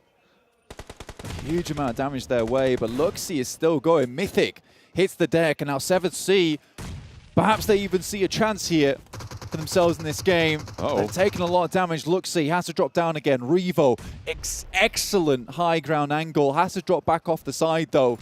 Keep himself a little bit more safe. Knows there's teams everywhere at the moment. 12 eliminations coming through from Alpha 7 in this low player lobby. Luxy picks up the final player from R8. This guy is on a tear. 6 elims of the 7 from Bigetron right now coming from Luxy alone. A knock onto Mythic, but Carrillo finally shuts it down. Genforce now last player for Bigetron. Alpha 7 still looking good, looking clean. 7C, however, on the coastline could prove to be tricky. Alpha 7, goodness me, coming to Afterparty Showdown, may have not been in the PMWI, but that last World Invitational for the West Side, they took it with a clear point lead. Now they're looking to bring that kind of same power here into the Afterparty Showdown. Lovely name from Genforce. He makes it into the shack as well. Does he have time to get this first aid off? I think he does. But that nade just needs to sneak its way in through the window. It will do just that. It's actually Alpha 7 to take it away. Aladdin has it pinched out, and that is Alpha 7 with another team elimination. This is a good game from them. The Falcons, by the way, managed to make it to the shoreline. In goes Mafioso with the UMP, wants to play close on this ridgeline. Spray God right underneath with the nade cooking, looking to try and take the fight. There's backup as well from the rest of the team. Madman, Aladdin. Last one on this side, very, very low at the moment. Sarang just trying to throw some nades up, but it's Falcons. 7C all underneath. Alpha 7 have fantastic purview over the rest of this, and really 7C or Falcons, they need a lucky break here. If the fight can be split up, if they can take the fight on 2 fronts, 7C and Falcons might be able to deal with half of Alpha 7 each potentially. So unfortunate. This is the only real safe spots in the game, but the Molotov dropped down the side. Carrillo able to finish off Yusuf. Up to 15 eliminations this match. What a tear. And drops down for Damar. Oh, he might be able to handle something if he's on the swivel. No! Carrillo puts a stop to the mess. And now it's 7C. Need to take the fight with Alpha 7. Low HP bars on Alpha 7, but Sarang gets sat back. Carrillo the only one on full HP, but this guy can fight. This guy can frag. Aladdin around the foothills needs to get the trade. We'll be able to find one, but that is it. Alpha 7 clean up on Vikendi. Goodness me, it's Carrillo dropping the shield wall. No one can get past him. And now they'll be on cooldown to the next match, and absolutely they will need to cool down here because that was unreal despite the freezing temperatures of that match. I would have been wearing a t-shirt if I was Alpha 7. They were absolutely brutal in their northern side compound. They were on the swivel. Nobody was really trying to push them at that stage as well. Excellently executed. Yeah, unreal circle for them, though. You've got to admit, like, directly on that top side, they drop up, head into a compound, don't have to cross the road, and it comes back up to them again. So, yeah, they I think the way they played it, they definitely deserved it, though. Having so many teams crashing into them, it must have been a tough time. Brilliant, brilliant stuff from the Brazilian team. Plenty of other teams with a lot of money earned that game as well. That was really, really good. That was just unbelievably That was so good. good. From Yeah, that's all you need to say. I kind of lost the words, pretty much. That's what I'm getting at, I think. Okay. I think overall. But we are going to head over to the standings to take a look at the points presented by STC. Well, I think you can see why, ladies and gentlemen, John Allen is a cast-on analyst, because you can't say Alpha 7 are just really good and have that be analysis. But to be fair, he is right. A fantastic showing. 19 elims coming out of them, 29 points in total. Maybe I shouldn't be hosting anymore at this rate. They have been getting better and better as each match has gone on, and Brazil has shown the true power of what they can do.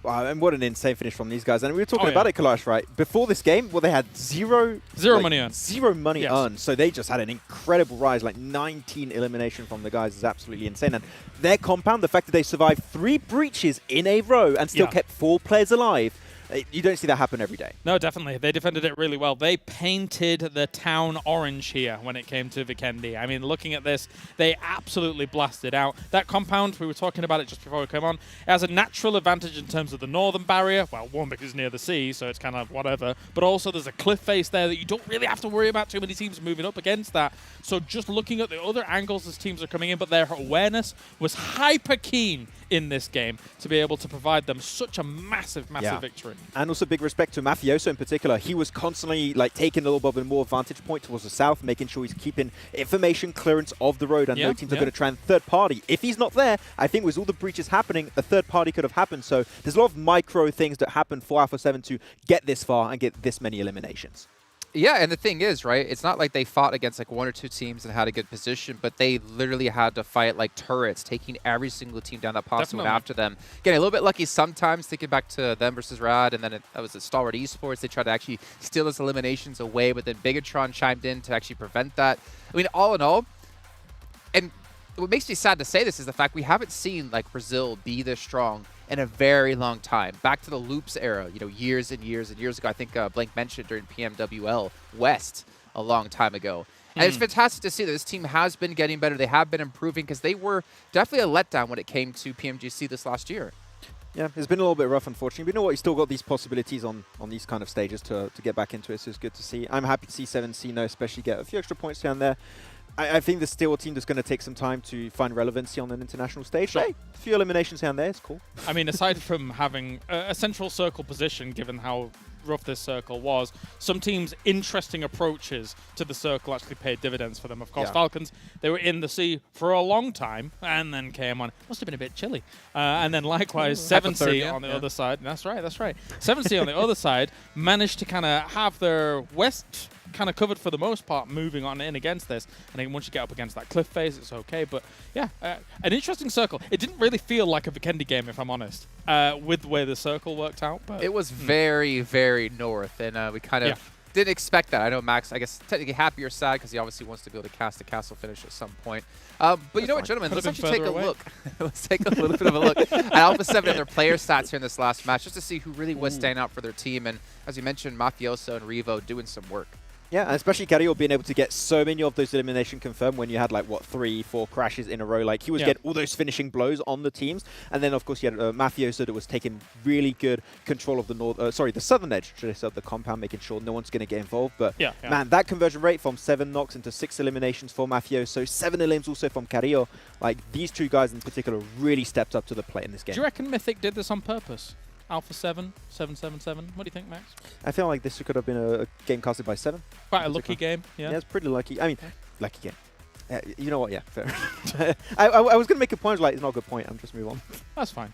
I mean, there are a lot of 7s. 7 knockouts, 7 eliminations, 777 damage. Revo 7-7. Yeah. Cool. Oh, in his name, yeah. Yeah, the name. Nice try, Max. Nice try. Thanks. I'm helping. But still, I mean, the thing is, right, a lot of the money, a lot of what we talk about and focusing on when it's come to this part of the event, it's about the money. It's not about necessarily the placements. It depends on, obviously, what route you want to go. But technically, you could be a team that comes out doing exceptionally well in every match and win a lot of the match money. but also getting first place and taking home an extra $60,000. Like, realistically, you could just do that.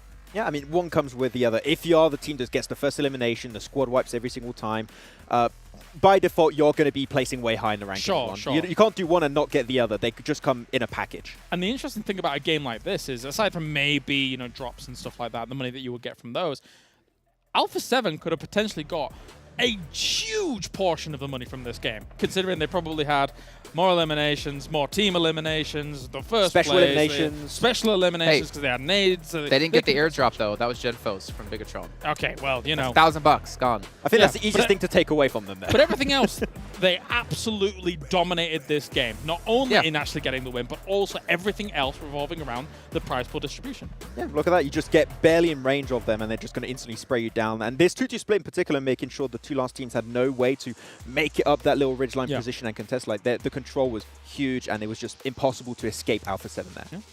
And the thing was, I think it was Blank saying, I mean, Carrillo putting down the shield wall so nothing could get through, but I think Carrillo was more retaliating there, shooting at everyone that shot in his direction, like with head on a swivel. But still, that's just one match. We still obviously have had a lot of teams do exceptional over the course of the event so far. I think for me, since we didn't touch on that much, is actually Bigetron starting to get into the event. I feel like there always have been a team that starts really slow when it comes to an event, then they start to warm up, and obviously with a 3-day event, you don't have much time to warm up before it's over.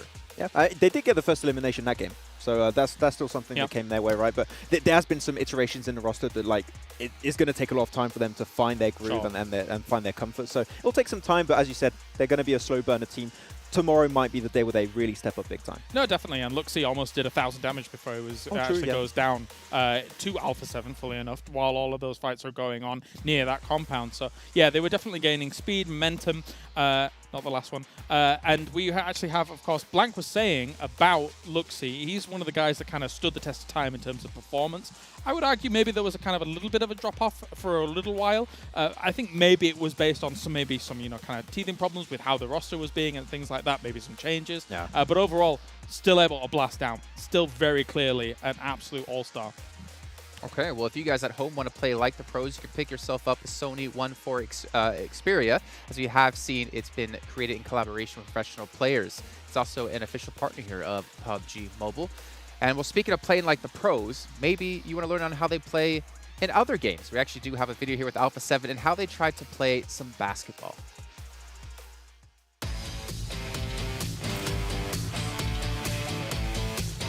Five, 4, 3, 2, 1. He's got blue.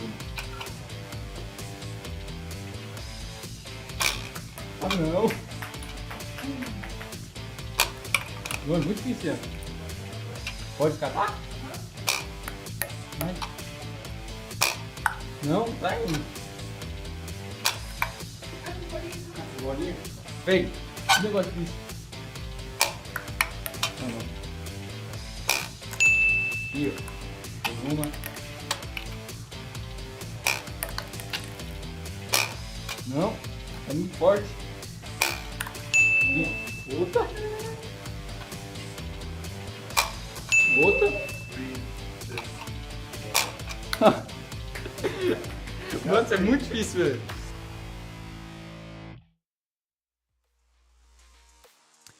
Well, maybe if the challenge was football or soccer, depending on the world you are, they would have fared a little bit better. But 3, not bad. He had the right form, right? Who was it, Max, that we saw move the shot? I think it's Senator. Senator from Stalwart. He knew exactly. He's like, the rules stipulate you got to be on the table. And he's like, what? They were a little bit closer. But he couldn't hit the shots, unfortunately. But at least they can hit the shots in game. That's all that matters, right? That's where they win their money. They don't get money for the challenge, I think. $1,000, I think, for the winners of that. Wait, what? Yeah. Why are we playing? I asked, I said no. Sorry, I didn't mean to sound so angry. Okay. Look at me. I'm built for basketball. Come on. I would have probably Yeah, so am I. For that one. That's my that's my kind of basketball, you know? Very short, guys. Come. I mean...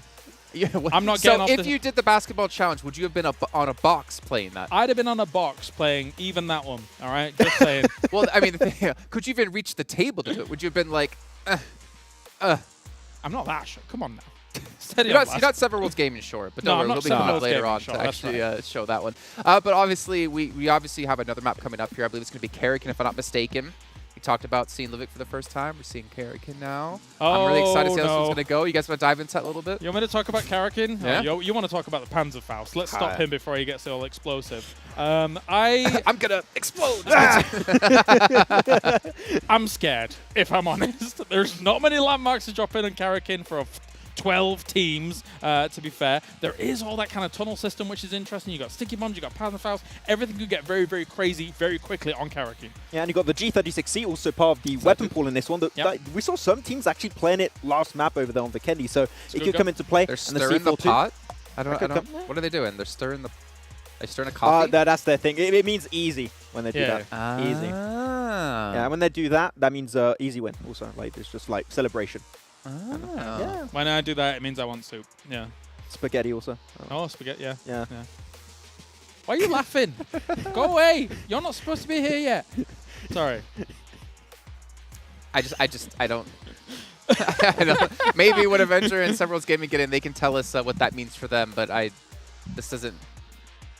Okay, well, anyways, I want to give a big shout out here to MasterCard as well, one of the sponsors here of this event, as well as Saudi Investment Bank. Again, without them, this event would not be able to be taking place. But for you guys at home, we do have a survey going out for you that we want you to take part in. You have a lot of time to do so over the course of these next 3 days. Make sure you head over to chat. Make sure you can see the link there over on any Tencent social media. So make sure to participate because you know what? It matters for us. We want to know exactly what you guys have to say. But there are also two gentlemen. We want to hear exactly what they have to say when it comes to this map. We got Karakin loading up. We got our new casters loading up as well for the first time for themselves. We got the teams getting ready, getting excited. I hope the two gentlemen to my left-hand side are going to be getting excited because we're going to be throwing on over to 7 Worlds Gaming. And you'll never believe the man who puts pepper in his coffee, Avenger. Pepper in the coffee. I thought that was somebody else. But you know what? It wasn't that bad, Jason. But the way that steering thing, that means that they're about to start cooking because it's so easy. So Max was actually right. Oh, right. Yeah, I get that. I like that. I think that makes sense to me as well. Like you're stirring the pot, yeah. I mean, yeah. But yeah, obviously there's many different ways for you to celebrate or for you to show off and stuff like that. And obviously sometimes these teams, they have their own ways and their own impressions. And I just want to kind of throw back to the opening show and the kind of award that's going on for the best entrance here is pretty cool. So yeah, I really enjoyed obviously watching. Stalwart was one of them. Alpha 7 was pretty cool as well. Obviously, Corellia here, the boys. And this is kind of mean, right? Or not mean, because it's kind of biased. You know the Alpha 7 guys for a long time. I've cast them this year. Really enjoyed their style of play. And now with Mythic in the lineup coming over from Rise, it's a absolute banging lineup. I love what we've seen from those guys, especially Alpha 7, also obviously last year's PMWI winners. So really excited to see what these guys are going to be able to bring throughout. And also, we are going to be joining and going in with these guys on Karakin here as our first map to catch 7. That is going to be amazing. I have played this match plenty of times, and it's absolute madness because there is an underground system that you can sneak up on teams, and a lot of teams are going to have to keep an eye out on that too. And also keep in mind that on some of the buildings for Karakin, you are actually able to just knock down certain walls with C4, and if a player is behind that wall, he will end up getting knocked. So a lot of players are going to be keeping an eye on that too. But I do want to point out this circle path is actually going through maybe one of my favorite areas. It doesn't have a name, but it is smack down the middle of Karakin. It's a tall mountain, and you pretty much get to see absolutely everything. And I'm looking forward to seeing which team is going to try to take advantage of that mountain. Yeah, my question is really how well do these guys know and plan out where they're going to be dropped? Because as you said, this underground, there's a lot of loot there, but you need to pop it open first. You just don't go in easily. And the question is, are they going to be focused on that? But not even anyone is actually going to go in the center here. That's quite interesting. And we're going to be seeing a lot of hot drops. I'm pretty damn surprised that we see S2G have all of the north to themselves, but the first elimination is going to come super soon here already. Falcon Yusuf is going to take down Deadeyes Guys super early on. That's actually the first one going out for that. That is unfortunate. More fights are going to be going on. True love, though, being able to get that first elimination. Extra nice 2K for him. He's going to be happy about that. And I'm excited to see what some of the other teams are going to be doing here. I mean, we see Damwon Kia, right, going up against R8. Who's going to be able to strike first? And keep in mind, oh, there you go. Well, that was answered pretty fast. Prestige being able to just knock down Junie. That's going to surprise Damwon Kia. And they have to be careful because Nigma Galaxy is going to be able to hold enough angle there on the top of the mountain once they decide to rotate, if they do decide to rotate. Yeah, exactly. And the first circle on this map doesn't really matter. It basically encapsulates every single part of the map except for the very north for this first one. A lot of other teams are going to continue this fight. R8, Damwon Kia will continue this one. The question is, what are we going to be seeing for it? Oh, here we see Deadeyes Guys taking down Damar as well. That's just a really like good that. one. Yeah, That's easy 2K. Yeah, that's faster than you can print money if you're doing so. Damwon Kia still in this situation. 7 Forest. You have a C4 that sound? package. Yeah, exactly. Or not C4. It's obviously. Let's go. Oh, they're gonna push. Nice push there. Really, really closely knitted together for that. That's actually Deadeyes Guys gone out super early on this situation here. They did get one elimination with them 7, and that was obviously a good one. But Yusuf's going to be able to get taken up. S2G alone on the northern side. They're going to be pushing in towards that center spot that you were talking about, the high ground. And they're going to be taking some good control and information that you're able to gather from up there. Yeah, for Team Falcons, I mean, we just saw that pop up. They were able to get 5K just by being able to do that. And then we have Stalwart Esports going for it. I mean, this was a team that was really, really good last week, and they're starting to carry that. I feel like 7C's not getting lucky here in Karakin. But as I mentioned, if you are going to be on some of these cities, you have to be careful because some of their teams will be able to set up. And guess what? Damwon Kia now playing a little bit defensive here as R8 Esports is currently going to be pushing. I just wanted to mention Team Falcons did get 5K, I believe, for that first finish. So congratulations to them. Yeah, that's a big one. A lot of money online. 23,000 for the awards just throughout the match. It's crazy. These guys are obviously super focused on that. A lot of support in the audience, as you see here on R8. I assume that they have been really promoting them going into today, of course. The first time here for them at the Afterparty Showdown. Oh, another one.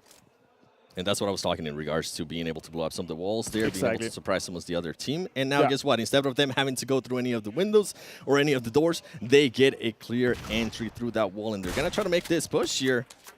Ida making the push to Junie. Is he going to be able to knock him down? He's not going to be able to knock him down. He does have the DBS. Oh, there you go. DBS. There goes the first knock. He's going to get the second one. He gets the finish on Damwon Kia. Great start here from R8 Esports. But guess what? Ha ha ha ha ha Modi. Dun, dun, dun, dun, dun, dun. It's currently going to be waiting for them to make a move. I love that. The question is now, what does we see here? Oh, Yusuf. Oh, he actually got taken over himself here. Munir on Riyadh.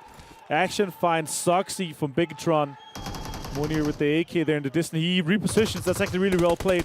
Good fight. We're going to see a real quick of a replay there with the DPS. Oh, that's a really good push. Another one. Double kill with the DPS there. That is super impressive by R8 Esports. It really was. I mean, Ida, one of the best players from his region as well. For him to be able to do that, that's going to be a big confidence boost, even though, I mean, they've been doing all right. But I'm pretty sure they want to be able to get more of those match rewards in Team Elims. And guess what? Bigetron didn't start off too hot. They're currently having a little bit of an issue holding back Stalwart Esports. They are getting some support. Suxy trying to get a different angle here on top. Hopefully he'll be able to get one. And I think I see Luxy wrapping around too. Oh! Suxy gets knocked from top. Luxy not being able to get an angle with all. There's just so much terrain here on Karakin that actually kind of, I call this one the mini Miramar. Yeah, that's true. Even higher on the very top as well. Also super accessible. You can just basically run straight up. You see there in the distance, Alpha 7 is having their eyes on them potentially with the eliminations that could come out. They're kind of holding them out, making sure that they could capitalize on that situation. It's on the south side, and especially here with the first circle, 7. There's so much focus on eliminations because there's not that much focus on getting into the circle, right? Yeah, and I'm looking at what Luxy's doing right now. He is able to see Alpha 7. He is going to be able to see Stalwart Esports. But guess what else he sees? He sees that airdrop. And if that is the first airdrop to land, and he is able to collect that, it is going to be 1K. They're going to get that res off, it looks like, though, that they're going to be able to get up to 3 guys strong. Again, Bigetron. And then the question is, does Alpha 7 push aggressively on it, or are they just going to wait for that Stalwart fight to just unfold? Oh, Lord finds some good shots. That's really well played. Nice M4 spray on that, really controlled. That is good. And being able to get that elimination, good as well. I'm surprised that Hamodi's actually not trying to rotate to get an off angle for his teammate. Yeah. But hopefully, I think they might be planning something else. You can see low right there. Oh, that's why, because they currently have Freak giving him so support. And the craziest part, I mean, with all these new maps that we are adding, they are so small that they're going to allow so many third parties. So if you are going to get into a fight, they have to finish off those fights quickly. Exactly. Circle is closing shortly, and then the guys that are focusing on getting a good position, they can see if they're going to have to move. As you see here, Vampire already super focused, just like in the regular games with 18 players. Very focused on getting that position locked down early. The terrain and information, the high ground that they're able to get there is also super crucial for a potential win here. Again, $10,000, 7 for this winner chicken dinner. It's going to be a good amount of money put out there, and they're actually going to be super happy with that shrink there. It's going to go on the west side. It's going to have Vampire dead center.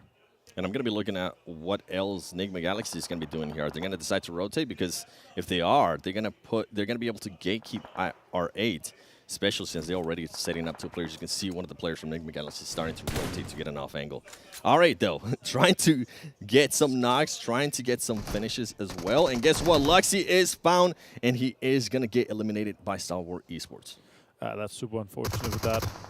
Shots with Nigma Galaxy. You see Rauf in the distance. High ground really has a lot of information on this town here, but again, they're going to be forced to move just later. Rauf inside circle. Half of the city is inside as well, so they're not in a really early time here, but yeah, we'll see. Also, I have a lot of more zones coming down, but yeah, obviously the sticky bombs here in the very early, when we see these hot drop situations and in the towns, they are kind of crucial to that, also to get into the underground areas in some places. And I mean, this is kind of what you want to see here from Lord. Just pray patiently, wait to see what RA is going to be doing. Your teammates are going to be able to gather so much more information. And you were talking about Bigetron being able to get that revive. Guess what? They were able to get the revive, but they did end up losing Luxy, sadly. Exactly, and as you're pointing out here with Nigma Galaxy and the high ground, Amadi, all these guys, they are pushing towards that R8, is fighting Grove, taking some fire. On the other side, he's gone really low though. Half HP is going to take another peek. He's going to have the M4 in hand, does not connect the last shot to get the knock. Prestige pushing up as well. There are shots coming in towards him as well. He's also taking damage here. Prestige. Penta though is pushing. Yeah, that's what I was talking about earlier in regards to the third parties. I mean, now Hamodi has been finished, and guess what? It has come back for a little bit too. The Molly as well, being able to get 2 players right there. Rauf coming back. Now it's only going to be Bandar waiting for them, and this is going to be a 1v1. Who's going to be able to win? You can see Rauf there just pushing the action. Does he have any utilities? He doesn't have any utilities in regards to spotted him. Mollies or smokes, but they are going to try to go for it, and he needs to be careful, the player from RA, because Team Falcons might be able to spot him here and actually third-party him. On Rauf, I saw those. Oh, here we go. Bandai only has a level 1 helmet, 30% damage reduction rather than the 40% that the level 2 helmet offers. So that's a really rough one. If he gets headshot in that situation, he's going to go down quite fast. Rauf pushing with them 4 in hand. He's going to finish off the eliminations that he found early on. Here's 7. That is really well played with that Molotov. That is super accurate right there with the throw. It's super hard to hit those Molotovs on point, and getting 2 knocks with that alone is just super crazy to see. Smokes are coming out, and he's going to grab all that. Yeah, I'm pretty sure he's going to be looking for some grenades because he wants to go for that most special eliminations match rewards. I mean, yeah, I with would. the grenades, exactly. And also, you're on here in Karakin, you're not going to see the other special elimination. Obviously, when you get hit by cars, they're really hard. They're not as hard as the grenades.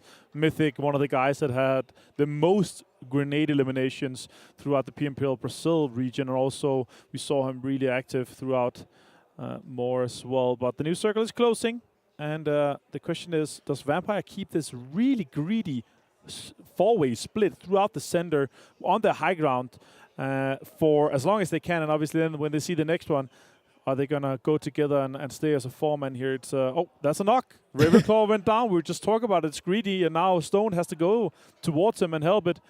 I think it could potentially have been Rad or S2G that found that Desha there, the closest player on Ravenclaw. But right now, S2G is definitely pushing really fast towards the south. Yeah, you can see just Vampire Esports decides now to just get a little bit closer to everybody in Stone. He's going to try to get that revive. Hopefully he's able to, and guess what? Look at that zone. Alpha 7 is actually going to have a lot of area to work with as we're looking at that. And Team Falcons, I think Team Falcons, this is a fight that we've kind of been waiting for. Lore is currently knocked. He's more than likely going to get finished. As you see, Nigma Galaxy is just starting to back off and relocate themselves. And I'm looking at the Zone Vampire Esports. It looks like they were able to get that revive. Guess what? R.A. Bandar. Oh, he missed. Rove misses Bandar just by a little bit. Does he have any nades or anything that he can use just to draw him out? And I'm actually surprised that we're not seeing many of the teams use the underground system, because sometimes you find the better loot underground when you play Karakin. So if you are going to be testing out Karakin, go under, as we do see the replay there of how Freak ended up getting knocked and eliminated as well with Lord. A lot of teams here, obviously, with that northwest hard shift. A lot of teams are going to be coming in from that eastern and southern side. So a lot of focus is going to be on gatekeeping, especially from Alpha 7, potentially also later from S2G in that case. As we see, as Stalwart Esports getting eliminated by Alpha 7. Alpha 7 trying to continue the momentum that they were just able to gather in Vikendi. And by the way, I was thinking back with Vikendi, Alpha 7 was always one of the strongest teams in that map, especially with Korea, so I wasn't surprised to see him being able to get 7 eliminations. We do see Sasha trying to get some shots there on Nigma Galaxy. He's not able to get them. If he's able to get the shots, he might be able to get Squad Ilum. Is he going to get it? And he is able to. He took his helmet off, Soxy, though. It was like tipped his hat. I was like, oh, damn. Now no more helmet for him. That's unfortunate. A lot of damage. Now he has to heal. Carelio, the replay here we saw from Aurelia. That's a really good 3x spray coming in from Carelio onto Stalwart. Really well executed by them. And Alpha 7 just continues to impress us here with the high ground control, gatekeeping, the amount of information that they're able to gather from that high ground. Yeah, and what I'm seeing right now, I mean, we're seeing some crazy splits on the map, too, from S2G. Players are absolutely split. We do see a 2-2 from Vampire Esports, and when we look at Alpha 7, everybody's staying a lot closer. Interesting to see which one's going to end up backfiring. I mean, we saw Vampire Esports, it backfired a little bit. Luckily, they were able to recover. And if I remember correctly from Vampire Esports, the champions of the first week of the main tournament before this after party, that team was able to keep composure in a lot of situations that other teams were not able to. So I'm not surprised that they're currently trying to be that greedy. But guess what? They end up getting one of the players knocked. Ravenclaw getting knocked there by Carrillo. As we do start seeing more fights, as we see Bigetron trying to come in a little bit closer. Guess what? Team Falcons getting some shots on Bandar. Bandar finally gets eliminated there by Team Falcons. Yeah, exactly. Circle closest in this situation. There's going to be more fight for control. And obviously the fights throughout has been very steady. Actually less chaotic than I expected this one to be. A lot of focus on maintaining the high ground control and staying 4 guys alive for a lot of the teams. S2G, Northwest control, 4 guys strong, Alpha 7, South control, 4 guys strong. And a lot of teams have been fighting on that eastern side, kind of focusing on some of the other after-party focus rewards here for this situation. And I really like to see that, obviously, that you kind of have 2 focus points. And here, this $10,000 that you're able to get from the chicken dinner, if you're able to close that one out, that's huge. So the focus on trying to stack that up is massive. So, yeah, let's see if we're going to see some more fights evolve here in the southeast. Next circle does pop here, and as you see in the top right of your map, it does go slightly southeast. So S2G has to relocate from a 2-2 split into full format, and then they can push uphill from that compound they have on the northwestern side. Yeah, and the good thing here with Vampire Esports, their positioning, they're going to be able to see a lot, especially with the terrain change that they currently have. So I'm not surprised that they're not deciding to move there from the smackdown of the center, even though they currently do have just 3 players. And S2G, you mentioned, I'm actually intrigued to see if S2G is going to try to do a long rotation, and they're going to end up getting in a fight between Mafioso and Mythic.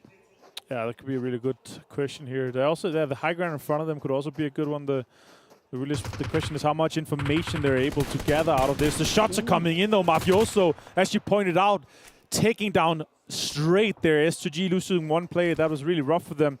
And Alpha 7's control is really working out for them, well, paying off for them. Mafioso, kind of the front man entry. And as you say, money's on the line here for this match 7. Yeah, first airdrop being collected. Guess what? There's going to be 2 rewards for that. For first airdrop and most airdrops, and if that's the only one, especially this late, I don't think I'm going to see anybody else go for it. He might be able to get both of those rewards by just getting that one. But Alpha 7, actually, I'm enjoying the way Alpha 7 is playing right now. They're playing really confident after that last match. S2G, I mean, losing 1 player to Mafioso there. Mafioso, one of the youngest players of the team and also one of the most skilled. I feel like he's finally starting to come to himself. And if I'm not mistaken, I'm looking at Rod, and I think Rod might actually be underground. He could be trying to work that. Yeah, I think he is trying to work that tunnel system. So that's going to be interesting what he's going to end up doing with all these other teams fighting at the top. Falcons here, Yusuf taking some damage. He has to heal. Well, 2 helmet is broken. No vest anymore. That's been pushed off from him. It's a rough situation. With a lot of information. Oh my god, the shots connecting straight there. Silas taking so much damage, down to half HP now. He's trying to curve the bullets, and simply just too much cover right now on Silas. He just has a little bit of a ridge there to work with. Falcons continuing this high ground control here. As you say, Rod, yeah, we don't really see him on the screen right now. I think you're right. He must be there. He is. Yeah, we're talking about him, and he appears on screen. Great work from the servers. Desha is in this here, and the question is how much further can he get in? When does he have to get out, right? Because I'm quite sure that the next exit is actually close to the Falcons guys, and that is really the question is where is he gonna be exiting, or is he gonna try to continue just to stay down there, right? So it's gonna be interesting to follow his story here for the rest of the game. Next circle is gonna pop shortly, 7, and it's gonna be a big one because that center compound. Good cover, but that high ground on the north side that S2G can push up towards actually offers some good play for them here. As you see here on the left side, bottom left side on the map, as you see here just below Vampire, they can push into that and control that. And a lot of the other teams, they have to either sweep on the eastern side, so Alpha will have to push. Alpha 7 has to push up behind the Bigetron. And that's exactly what they're currently doing. They're starting to see that. And the sweep is I'm coming. hoping that they remember that Bigetron is going to be there. And I think they do know that. And I was going to say, with Desha from Rod, he might want to stay there a little bit longer, but hopefully he does have some C4 because the only way that you're going to be able to get out of that is the sticker grenade. Yeah, if you don't have a sticky bomb and you can't blow yourself out, he's just done. That's just crazy. Carrillo, more shots towards Bigetron. Finds! Oh my god, he takes down Liquid. That is so well played. Suxy, last player for Bigetron 7. Yeah. Suxy, I mean, we've seen what he's been able to do before. Right now, it's a completely different area. It's a completely different new map. Can he hold off 3 players from Alpha 7 that are currently pushing him, and they're going to be aggressive? As we know, Alpha 7 likes to be. The thing right now with Alpha 7 that I'm seeing right now, they are being really aggressive, which I enjoy, but they need to be careful because Team Falcons might end up having a height advantage on them when they end up finishing this fight with Bigetron, unless Suxy is able to clutch up. Here we go. Is Suxy going to be able to clutch up? He's not going to be able to. Revo and the squad are just too much right now. Oh, amazing shot from Stone 7. That was crazy. Alpha 7 ended up losing 1 guy. Mythic also, I believe, is knocked. So they're going to go down to just 2 players. Falcons also trying to gain a little bit more control, but Vampire, they have just played this so well. And that's what I was talking about with Alpha 7. Yes, you are going to be confident, but you got to be careful with those angles that some of the teams are going to be able to get here in Karakin. And if I'm not mistaken, now they went from having 3 players up to just 1 player up for Alpha 7. And Team Falcons, I'm enjoying what I'm seeing here from them. They are currently the only team in this. Actually, they had a player, and now he decided to leave. So we'll see what he ends up doing. Can he get a knock here from S2G? Nice look at Vampire Esports too. Vampire Esports is playing aggressive. They're playing together now too. Clever. They have to get into the zone as well. Never Alone with a good shot onto Silas. That leaves S2G just down to 2 players, and they don't have that many elimination here. So Kelsey's trying to defend this. Never Alone's been found by Revo, one of the top fraggers coming out of Brazil. Really well played by him. Securing the points now. The question is, does he have more information, or can he not see more? He's getting pushed off this high ground shortly, and he's going to have to push into the remainder of the Falcons player. Yeah, Never Alone.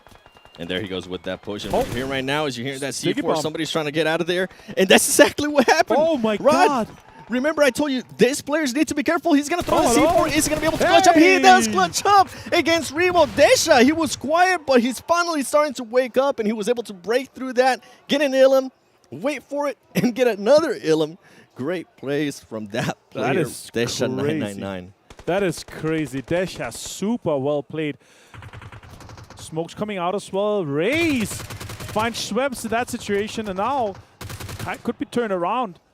2 versus 2 versus 1 in this situation, and they have to push up. Control right now, they have a little bit of high ground control, but the circle really is going to define this next winner here. Oh, Desha. Hey, you know what? Congratulations. You were able to get third place, and as well as some elims. Now it comes down to Vampire Esports against S2G. S2G does end up getting the knock.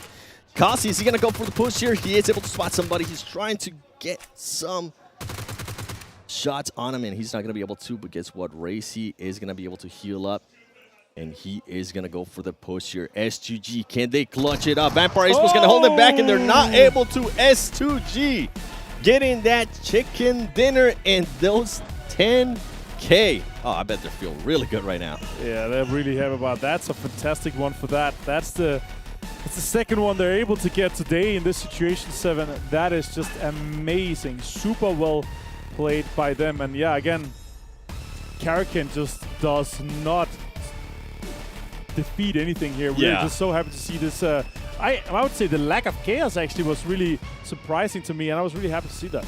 Yeah, I was intrigued to see one player at least using that tunnel system. We'll see if that...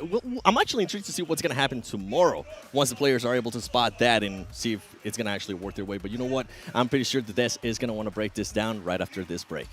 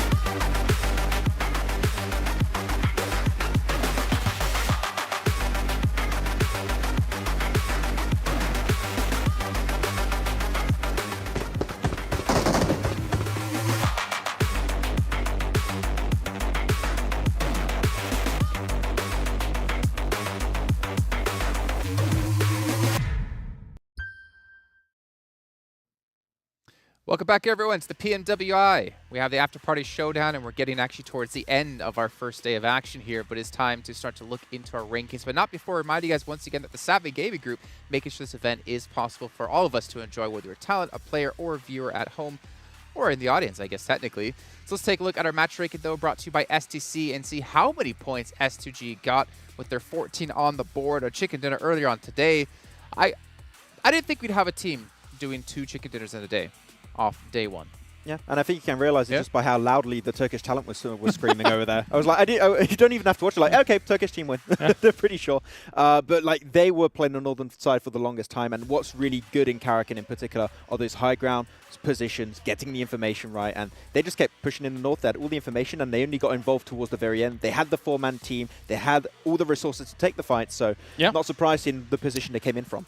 Smart, I think, is fair to say when it comes to Karakin. It's the huge mountain range in the middle of Karakin that acts almost like a pseudo kind of setup between Everest from Erangel meets Miramar. All of this stuff, those fights are very difficult to take. If you've got 2 teams up there, S2G, they played it slow. I think it was smart to play it slow, get kind of even off there, and then eventually kind of rise back to the top through it. And yeah, very, very good by them. Yeah. What about Rod, though? I mean, you had Daisha sitting inside the tunnel waiting for people to come around. I feel like he was there for like a good 10 minutes. That's what I wanted to jump on. Like, normally if you're playing on the other maps like Erangel, Miramar, you see a door open, you'll be like, oh, there's maybe a player there, not too sure. Yeah. If you see like this huge hole in the wall, it's like, that's the wind. No, like, a player came there. Yeah, it was. Firstly, it was interesting was Rod's drop. I thought maybe they were going for the tunnels all over the place, but they lost people early. That was a little bit of a downer regarding that. But technically speaking, if those tunnels are in the circles for quite a decent portion of time, you can be sitting safe for quite a while on Karakin. So not too bad. Okay, let's take a look at our match rewards, though, and see how much money some of the teams did pick up for themselves here, because it's very important. That is a big portion of the money, 414,000, if I'm not mistaken, for these teams. Obviously, the 10,000 for a chicken dinner tacked on top of that. S2G, I mean, they're already at, well, they're at a minimum of 27,000, because when I brought them up earlier on, they were at 17,000 minimum from that one. You can see here, Deadeyes Guys get the first elimination, Team Falcons getting the first team elimination, and even S2G getting the win and getting the first airdrop. No first special elimination. Does that mean we get it? Yeah, we get the money. We get the money. It gets split between the talent. Do you think we could just convince the players to stop doing anything and maybe we get all the money? Okay, like nades are banned, cars are banned. Sorry, stop, guys, okay? stop. Can't use them anymore. Yeah. Falcons, though, I mean, they had a great spot to be playing this from as a whole. I think they very patiently approached from their direction to be able to get onto some of those high grounds and play it like a proper high ground. So that's why they were able to convert so much. Yeah, exactly. I mean, it is their speciality to push teams away from their location, like playing the edge. It is what they do best. Exactly. PMWI. So, yeah, good stuff on them. Okay, well, you know, gentlemen, we haven't yet seen so far today where the teams currently stand when it comes to money. We've seen a little bit, actually, I think, in the last game. S2G, I think, was number one at the time. They should be number one now, I'd imagine. Let's take a look at our overalls, though, when it comes to money, because that is what it is all about here for these teams. 25K. Okay, so it's a combination of points and earnings. S2G currently in second, I guess, technically, with 36,000. Because, of course, we're tracking the win as well for the overall situation. That actually has a lot of prize pool behind it as well. So total points, very, very important for the actually overall prize pool for the win down the line. But S2G is blasting at the moment when it comes to the overall money. Yeah, 20K out of those 36 coming from those 2 wins alone. Like, that's a really good pay rate for them in a single day. Damn one Kia. 8th place, 1 chicken dinner, and 10,000 earnings. That 10,000 earnings is from that chicken dinner alone, which means they haven't gotten a single extra You said it. buck. Yeah, they don't. They're a team that will play for the placement and play for the win down the line. In a lot of games in their region, when they get a win, it's low elim wins. So not the best for this format. Yeah. It's best to get the 10Ks. Well, if Rod they get it, and R8 on 0 point, or there's 0 earnings so far. Obviously, there is earnings for when it gets to placings overall. But a little bit rough. For you guys at home, though, as you see, teams are earning money. Remember, the Vibe and Drive event is still currently going on where you can actually play in-game with your friends, complete some challenges, and unlock a free permanent legendary set, which I think Maxman is still working towards. But you guys have until the 24th to make it happen. We're about to load into Sanhok, though. It's going to be the next match of the day. It's going to be the second to last we have before we get into our duo match yet again, and that one's going to be over on Livik. We got to bring in our commentators, though, to kick off this match. It's going to be Avenger and Seven Worlds Gaming. And Avenger, I mean, we went from action in Karakin, and then now we're going to be going from action to action in Sanhok, and I'm excited to see what kind of hot drops we're going to be getting. I'm loving this new format, man. Hopefully everybody currently watching this is loving it too. I'm enjoying the just non-stop action that we're seeing from all of these teams, and you see teams starting to change a little bit of like their strategies, thinking about those match rewards, saying, hey, do I mean, earlier, I'm pretty sure Lexi was thinking about it. Do I want to go for that crate, get that money, or what do I do here? Yeah, exactly. And the big one is obviously, are you focusing on the placements throughout the day, or what are you focusing on? And look at that. The most eliminations so far, Calilio and Avrevo is both in the top 3, and Raze, of course, in there with 10. A lot of damage coming out from Action. Stalwart, again, very well represented, just like we saw at the PMWI main event. Alpha 7, again, dominating. They are on top of the leaderboard in terms of placement and the points they've gathered, but they're not leading due to the fact that S2G has gotten that many wins already. That is quite impressive. Yeah, and I mean, and to be fair, with Alpha 7, most of that money that they currently got is from the rewards matches in Vikendi. That was a lot that they were able to gather. And guess what?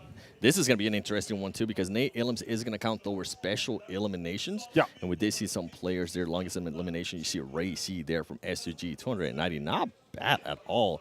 Now, as we are looking at the map here, I do see S2G being really, really close to Deadeyes. Yeah, I'm playing on, yeah. And then it looks like they're on either side as well, so they're kind of sharing the town east side of the river flowing through in that situation. As you're pointing out, Damwon in the very top up by Tedmok, hot dropping or at least contesting Riyadh, and you can see Riyadh, they're like, oh, there's guys here, they're staying in their chutes, they're moving further east. They don't want to fight that easily. There's a knock, as you point out there, Seven, though. It is on S2G and Deadeyes Guys currently in Penang, and I see them pushing over. They could already be getting into some action. The rest came off really quickly. And here we have a glider shoot, of course, thanks to Sony Xperia, their official smartphone partner here for the PMWI main event and the after party here at Gamers8 in Riyadh. Quick looting coming on in this situation. Back to the map, and the circle's going to pop. Ooh. It's going to be a very completely easy one. Yeah, a lot of the circle is already in on the first two circles here on Sanhok, and then that's where they start spicing it up. Oh, here we go. Deadeyes Guys and S2G. I see a DPS in hand on Amsi. And S2G was able to pick up their players that was knocked, so that's good for them. They're not going to have to back off, and we're talking about a Damwon Kia. So quiet. Currently looting towards the north. Quiet. I know. Yeah, it's Sanhok. It's so quiet. Where's all the hot drops? Where's the crazy action? I want to see something in boot camp and see hot drops, but nope. They are just chilling everyone right now. Again, you have to remember, we are going from 18 teams over to 12. There are 6 less teams in this situation here. That's quick math right there, right? Able to knock that out of the park. That's obviously clever. And John is sitting in the back just, clapping. That was amazing. S2G still under siege voluntarily with Deadeyes Guys. And they have... Deadeyes Guys were the aggressors. They moved across from the east side of the river to now be chilling out here. And it's obviously super important. The first elimination is getting a lot of money on the board. $2,000. And the first wipe is $5,000. So just that alone is $7,000. And something that the viewers weren't really able to see is that Freak from Nigma Galaxy decided to back off a little bit. He was looting really, really close there to the S2G guys. And I think he didn't hear anything. I think he heard all the commotion stop like you were talking about. And he's like, you know what? I'm just going to go back to my team. I do see Bigetron staying very, very close towards the east of Penang. And if they position themselves, I mean, we've seen it over and over again, especially with how the circle has been sped up and a completely different style of game here. You were talking about it. It's only 12 teams. Some of these teams are going to have so much room, so much space to do stuff that they're just not used to doing and position themselves in situations that usually they might not be able to position themselves in. It's going to come down to who is going to get that first knock. I mean, that first elim. I really thought it was going to be somebody from Deadeyes. We're moving towards 5 minutes, 7, and I cannot believe that all 48 players and 12 teams are alive. I cannot believe it. We're in Sanhok. I felt like last week we had already maybe had like 10. And there you go. Oh, guess what? Ray being able to get a nade. Is he going to try to get the finish? Oh, on Deadeyes being able to get one of the other knocks. Who's going to... Oh, actually, you know what?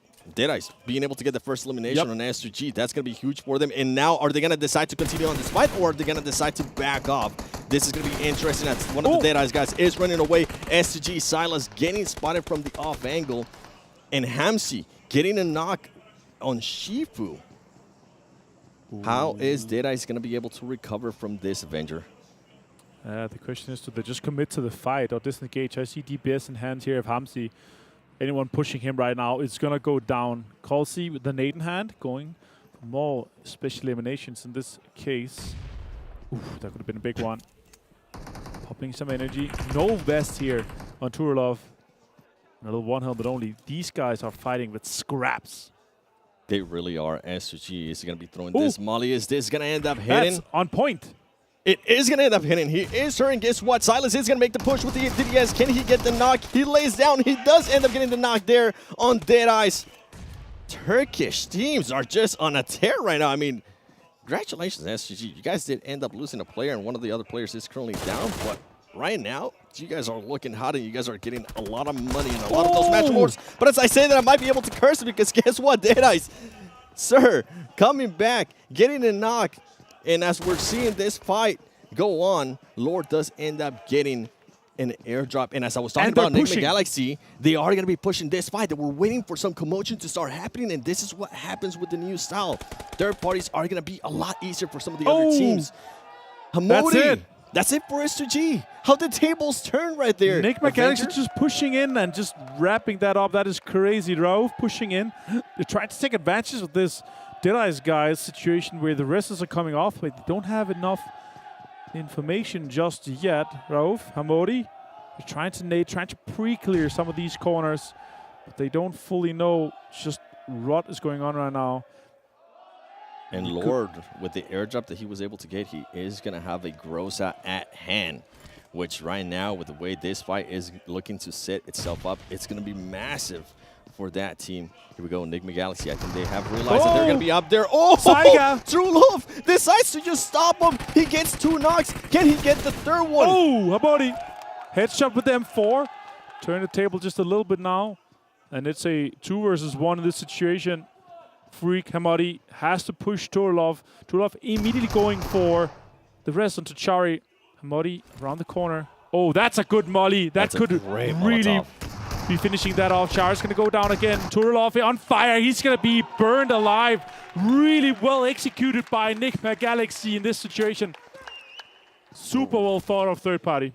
Great Molotov. Great patience out of Nigma Galaxy there, but I feel like I have to give some credit there to True Love because, man, he was able to hold him off as long as he could. He even tried to pick up his teammate. It didn't end up working out. Wow. Yeah. What a third party by Nigma Galaxy. That was great to watch. Plus, they're able to get another drop as well. That's $1,000 for them for the first drop. The question is if there's other drops or if they're able to get another one, they're able to secure the most drops gotten here. We see Vampire Schweppes the 4X on the M4 looking towards Stalwart to see if he wants to get involved. But right now they're just holding on to that center. And as we're seeing all these teams here inside the circle, guess what? There is one team currently that's not inside the circle. It's going to be Riyadh. They're currently just looting by Camp Bravo, working very, very slowly towards that circle. And right now, we might end up seeing some of the fight here between Team Falcons and Alpha 7. Some of the players are very close. And as I said, that Revo is going to be able to spot one player from Team Falcons. He stops him from throwing the grenade, and he's going to decide to back up a little bit more, try to possibly get an angle on him. He is also going to end up throwing a nade. They're going for that special elimination rewards in the match. And Powerful decides to back off as well, waiting for his team, Martin. Yeah, for sure. And this is exactly the one, right? We're looking at. They're able to close this one off. Falcons in this other high ground with Powerful kind of pushing uphill. You could gather some of this information. Revo with a nade in hand is just waiting for that. That could be a good directional nade towards Powerful. Does not connect. No, it was probably too far.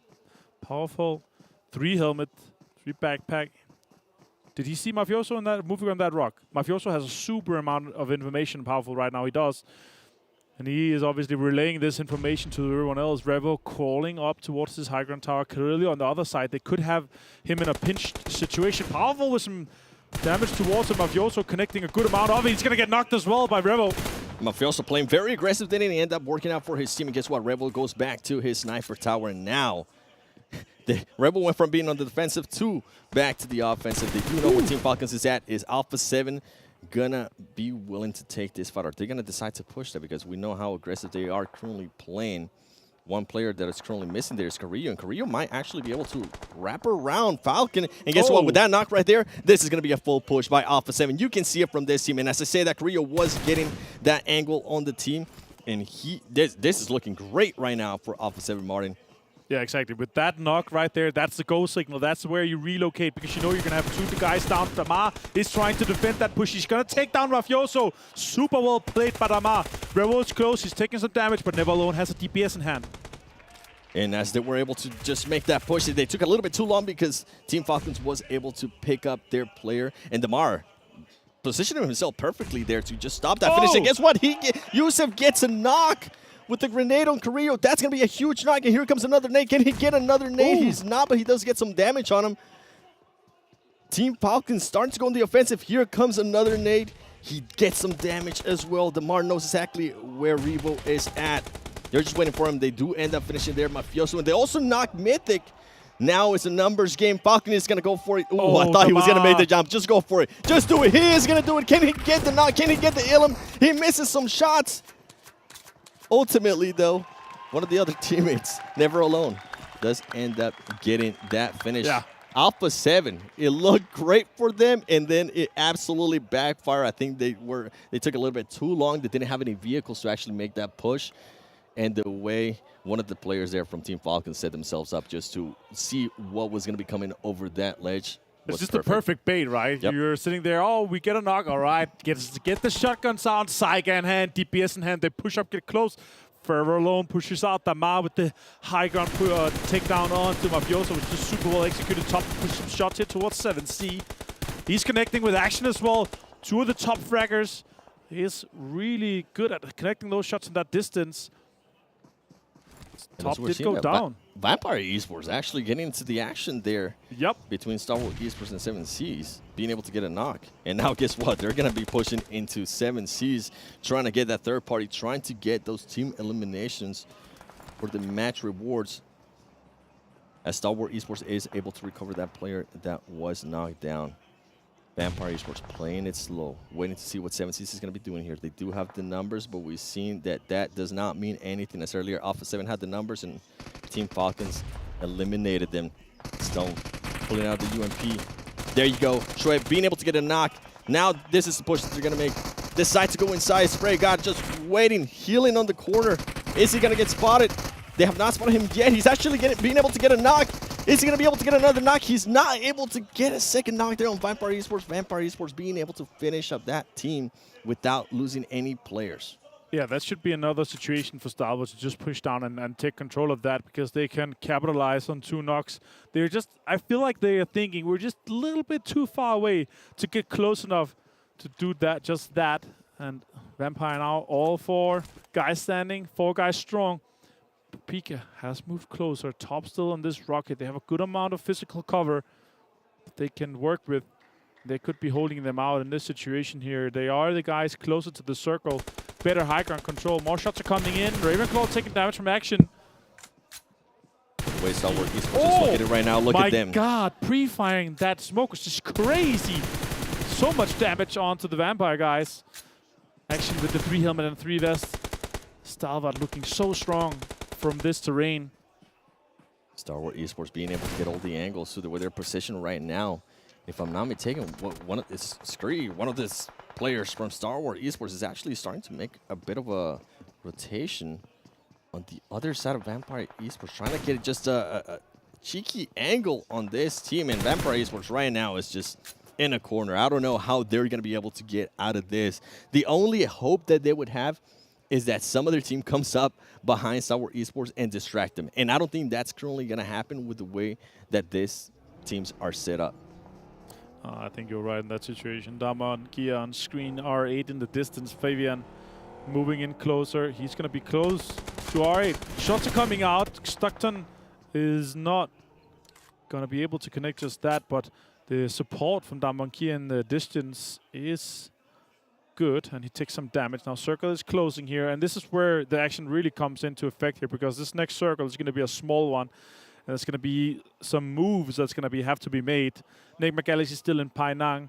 Bigetron has gone into Quarry high ground on that center hill, so if they have a good shift for them, they could be looking at a lot of eliminations. Ooh. That's a good shift for them actually, and Falcon is going to be on the east side of the quarry, Riyadh on the northeast side, and R8 is going to be on the northwest side with Bigetron on that west side on those compounds. They're going to be moving in closer, potentially with a 2-2 split, I could imagine, if they want to be greedy, or if they want to stay close, it could be a full 4-man in that northern compound close to the road. Yeah, and with that rotation now becomes a question for Stalwart Esports. How long are you willing to wait for Vampire Esports to actually make a move? Yeah. Because guess what? Vampire Esports is realizing that they were in a tight spot, and they're now deciding to back off, try to get a vehicle, and try to find another route just to get out of there. And I think Stalwart Esports, at some point here, they got to decide, okay, you know what? It's time to back off a little bit more. Maybe reposition ourselves. Right. And they need to be careful, too, because Scree is currently very, very far away from his teammates. If he does end up getting knocked, he's just going to end up getting eliminated. And guess what? Vampire Esports Stone knows exactly where he's at, and he's going to be relaying that information. Ooh, that's a headshot. That is a headshot. It backs him up, and this might be the opening that Vampire Esports needs. Yeah, exactly. That was the angle that they didn't want them to cover, and Scry cannot go down from that angle. He's far away from his teammates. He has to heal up. He has to get fully healed. Otherwise, we know for sure that he could be going down, and he would be lost. They're not going to go for him when he's that far away from the current circle.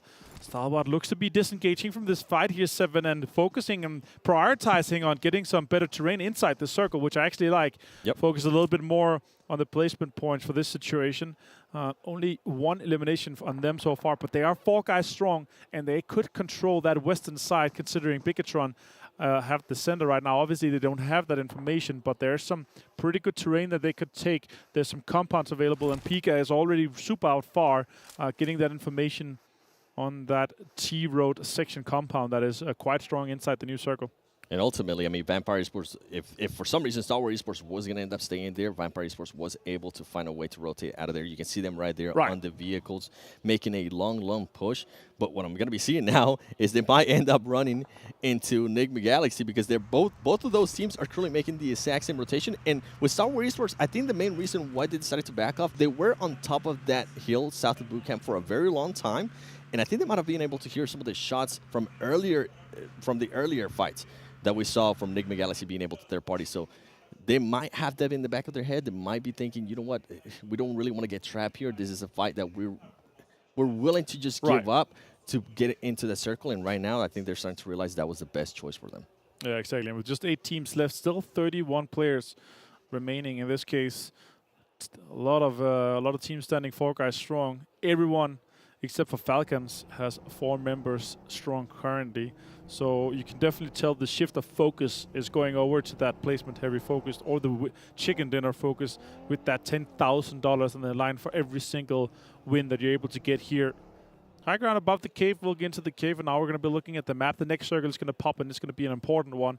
It's going to be smaller shifts for this one.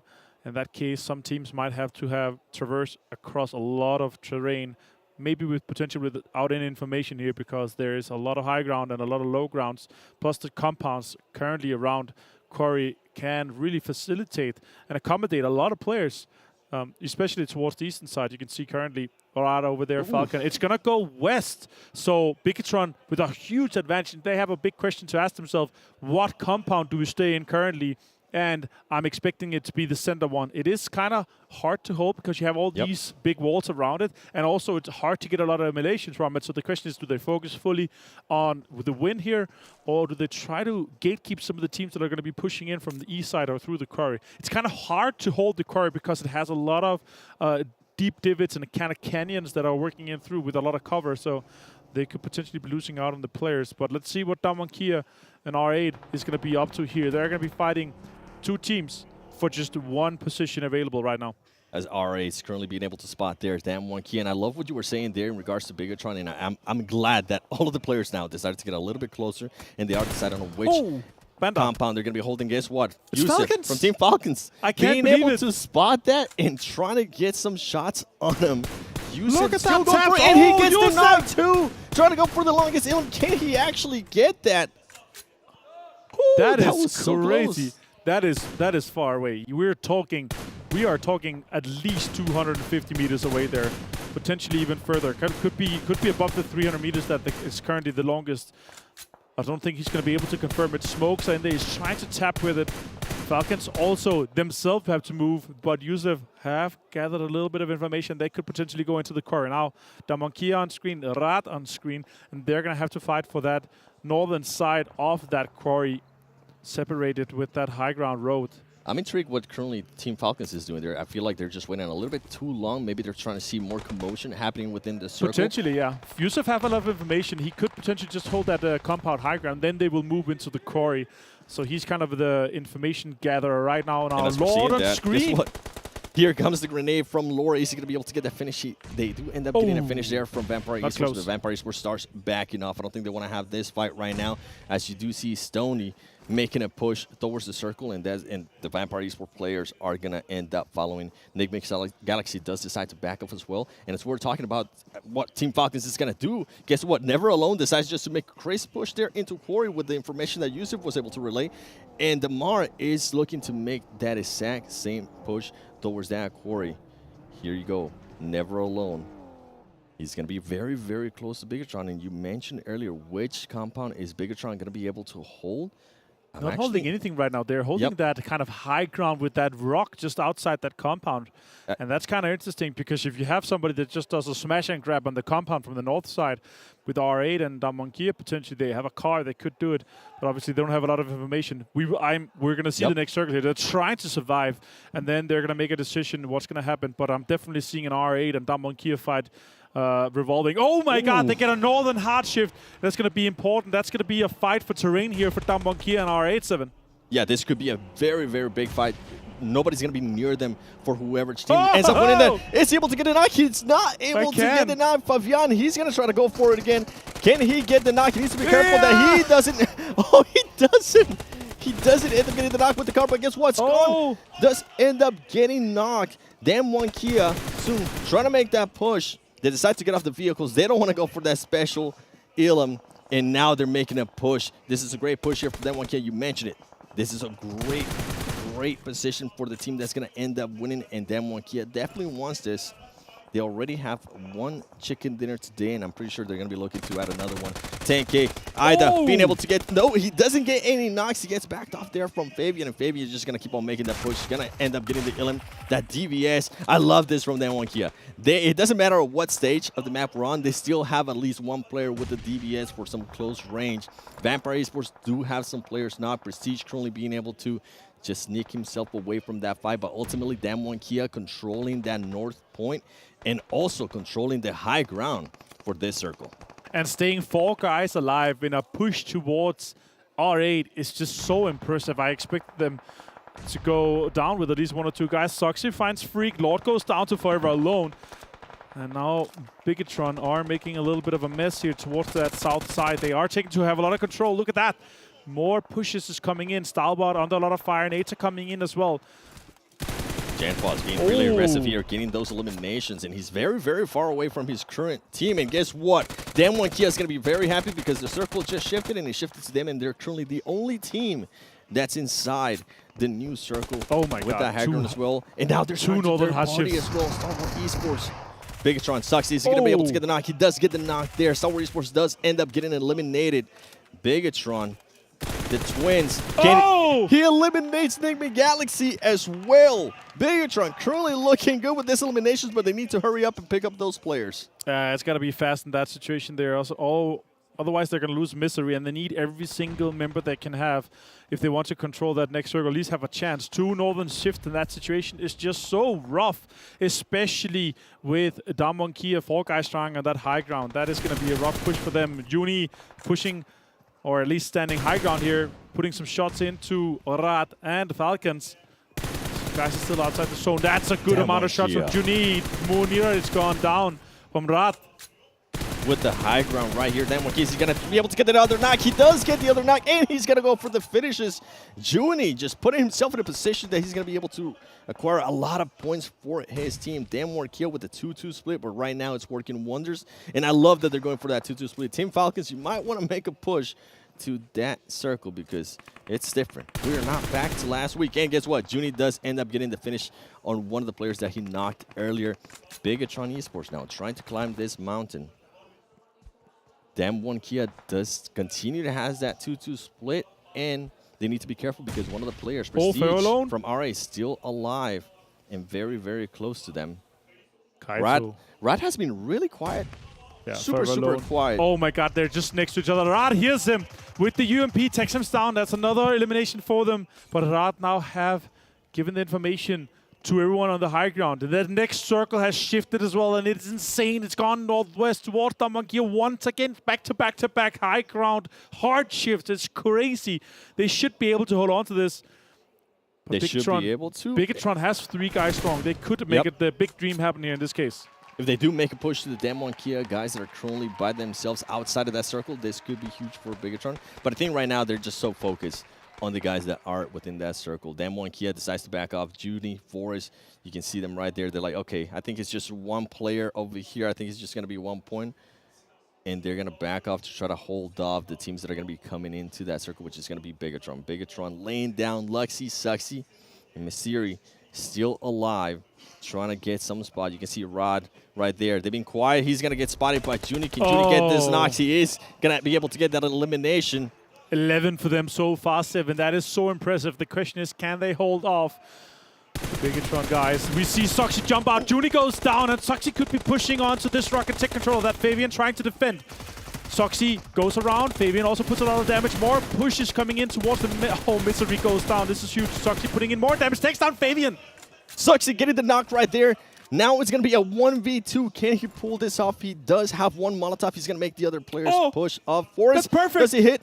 Oh, it doesn't hit. It does back him off soon. Throwing the grenade. Is this grenade going to hit? Oh, barely 2 HP for Soxy. They're going to make the push. Can he get the knock? Forrest going with the high ground on top of that rock.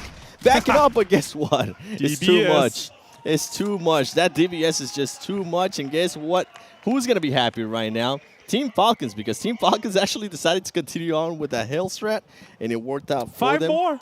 And now Damar's trying to see if he can maybe get an angle and possibly get some elimination points for his team. I doubt it. He has 5 more first aids, though, or 4 more after that one. Song could be looking at his general direction, but Damar is slowly walking towards that circle. Has to constantly heal, move super slowly when you have this first aids popped.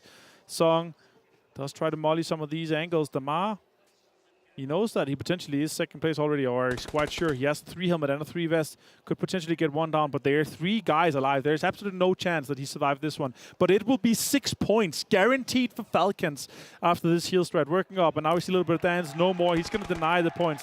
Super well executed by Falcons with the split strategy after that. But that means Damwon Kia takes the chicken dinner and $10,000. That 24 points, and you said the $10,000, I'm pretty sure they might have taken also some of the other match rewards because they eliminated a lot of teams with that 2-2 split that they had with the high ground that they had after getting the control of the north of that circle. Overall, Damwon Kia, what a match. We're talking about how they only had some money from the chicken dinner. They were able to just absolutely just shut us up and get a lot more rewards. Very surprised how this shift of focus on how the teams are approaching the games here is very, very interesting. Obviously, 6 less teams. Very, very interesting in terms of how they're really focusing on, of course, the eliminations, but early on, very focused on not being the team that is giving up those thousands of dollars that is up for the first eliminations and first team wipes here in the Afterparty Showdown. Really interesting fights we've seen so far. Yeah, I mean, one of the fights that just kind of pops off is Alpha 7 earlier on. I'm really shocked that they ended up losing that fight with the numbers that they had, with the way that they were pushing. But ultimately, I mean, Damwon Kia, what a match. 24 points for them. Yeah, huge one for them to be able to close out, and gonna be important for the overall placement for that situation. Of course, I loved how they were able to hold that high ground, but they did have an insane amount of shifts. But that end game is going to be talked a lot more about with our dashing desk here after this short break.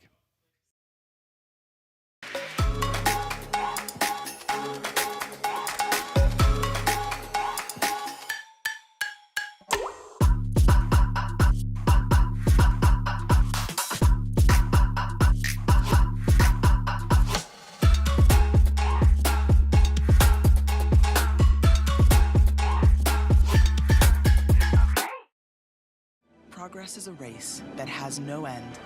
After every finish line, another challenge awaits. How can we continue to push innovation in a sport at the forefront of technology? This is how.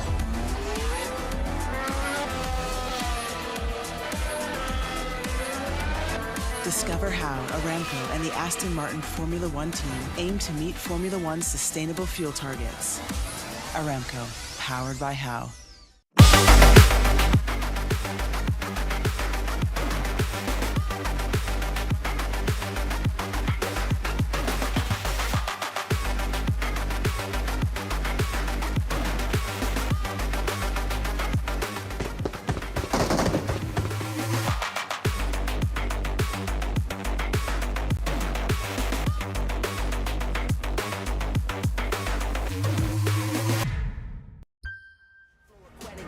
Challenge have been amazing. Fact of the matter, got the pattern to be the greatest.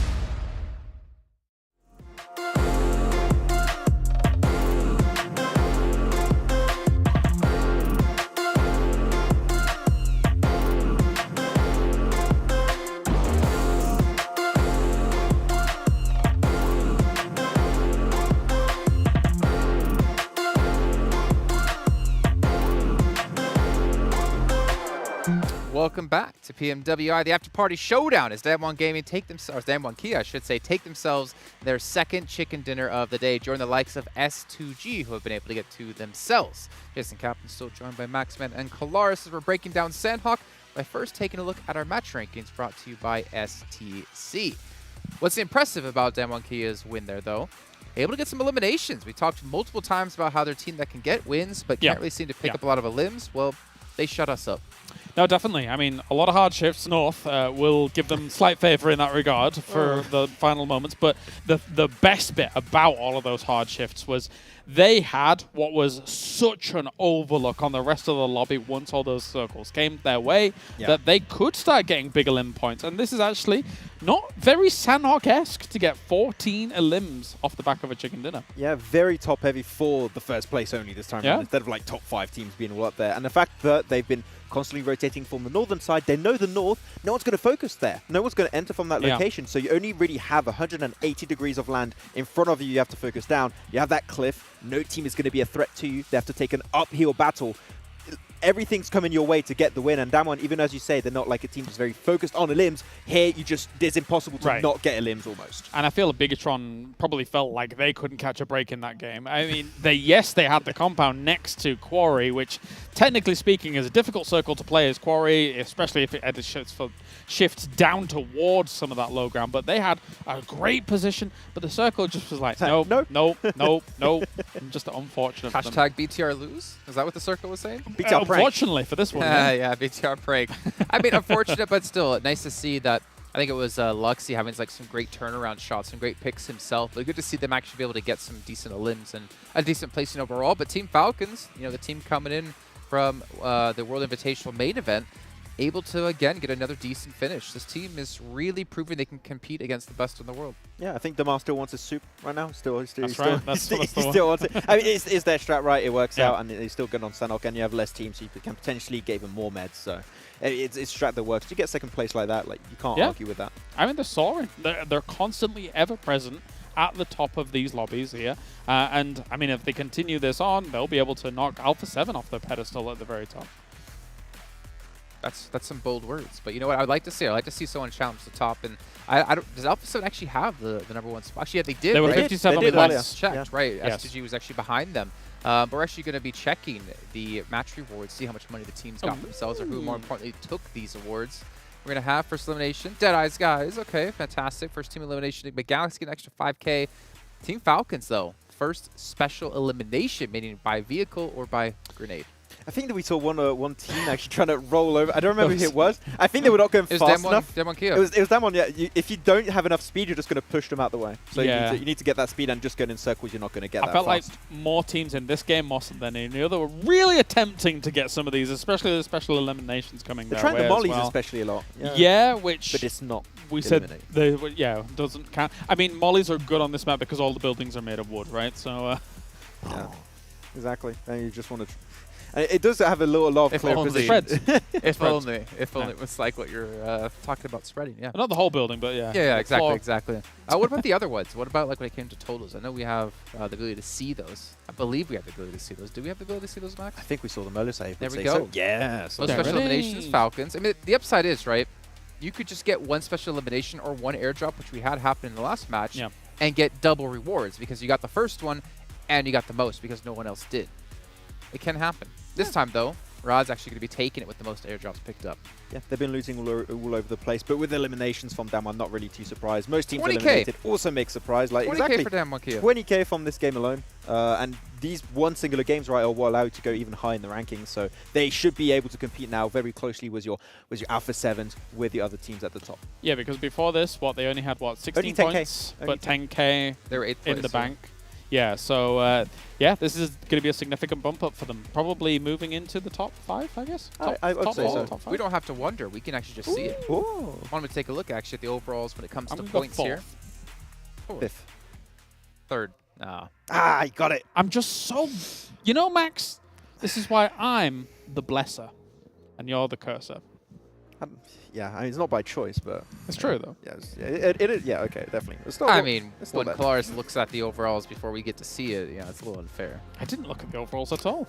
Max, did you see him look at the overalls before we came on in? Yeah, he's checking right now. He's got himself his Xperia phone under the desk, and he's taking a look every single time. It just loads so fast. Yeah, I know, right? Exactly. Well, I mean, it's got to be fast when it's made in collaboration with professional players. That's right. Yeah. Got to load those stats in quickly. And it's actually our partner here at PUBG Mobile Esports as well. I'm so happy about Team that. Falcons. You can see here second place with 45 points. No chicken dinners, though, which makes it even more impressive. They're able to be so high up when you have teams like S2G, Damwon Kia, and then Alpha 7 above them in chicken dinners. Like to kind of be sandwiched between those. I mean, that's the different strats, right? You're going to have some from some of the teams. Some are definitely not going to be aiming for those wins, even though the win's still 10k. That is a very huge increase. Some are just looking for that consistency. Can get some airdrops, can get those special eliminations, maybe the first elimination if you have a hot drop. Like, you have a lot of different ways to be first place without getting a single win. And it seems like Falcons, that's the route they're approaching here. And you look at S2G and Damwon Kia getting themselves the 2 wins throughout the day here each. This is 2 teams that we saw S2G get the win off a central position. Damwon Kia is very good about their long rotations. These 2 teams are very adept and proficient when it comes to looking for position. I mean, as we were touting all the way through for Damwon Kia when it came to PMWI as a whole. So, yeah, it's definitely working out for them considerably in this first day. Yeah. I do remember working out. Oh, what do you remember? I remember when like we're talking a lot about S2G in the past, you know, like those global events also, and also Damwon when they do get into those finishing moments, they are a team that very rarely the win will escape them if they have the man advantage, if they have a good position, and we saw it happen already 4 times today for the 2 teams. R8 Esports though. Oof. Let's leave it at that. That's it. I think that's enough. 0. Yeah, unfortunate. All right, let's take a look at our rewards rankings, though. Right, we obviously have rankings when it comes to points. We also have rankings when it comes to how much money has been won. So S2G sitting in first place with 36k. And Damwon Kia, I mean, that last game was a 20k game for them. It's the biggest. It's probably the biggest game, right? Oh, maybe we were. I think we Alpha were 7 on using, Vikendi. Oh yeah, maybe. Oh. It's close. But I mean, regardless, 20k in a game. You know what? I'll take that. And that's extremely impressive here from Damwon Kia. I think they're coming in to this stage of with the Afterparty Showdown. I think they're coming in relatively relaxed almost about their approach to the game with all these teams around them. I think they're pretty confident here. You know what I'm happy to see about Damwon Kia is the fact that I wasn't a believer in other South Korean overlords, to be honest. You know, at PMGC, I was like, it's kind of a fluke that they won the East League. But to be honest, like with how they played then, with how they're played in last week, and how they're playing now, like I'm starting to become a believer. Damwon Kia definitely proven to be an insanely strong team. They know their identity, and you know, when you were saying you were skeptical about their previous successes, etc., and things like that, that was over a long-form tournament where they were able to gather so much information about all the other regions, bring that together, and then actually still continue to play their identity, which is find themselves a central spot, go for those very wide splits. Once they know they've got control, push out with 3 and make sure that those people are not getting to the circles, and it's continuing here. Yeah, I mean, you remember in 2020 PMGC, right, when the only South Korean team really used to struggle. I think it was Archer Gaming, and they had a really tough time. But that's when their ecosystem was not even put together by them, right? And now they have their official esport ecosystem in South Korea. They are getting so much more talent being brought in the scene, brought internationally at that. So as time goes on, you're going to see more and more South Korean domination. This is just the start, I would still say. Yeah, definitely. It's a region, it's a country that has the absolute most powerful esports infrastructure on the planet. Careful, Max. Hands down. We only have a minute for it to the next map, and we know Kalaris can talk about this topic. Also, I'll stop. He was getting extremely excited. We're talking about them becoming more dominant, especially when it comes to PUBG Mobile. But you guys at home, remember we do have the Vibe and Drive event happening. That's something just to remind you guys about. You guys can team up with your friends and complete some missions and eventually get your free permanent legendary set.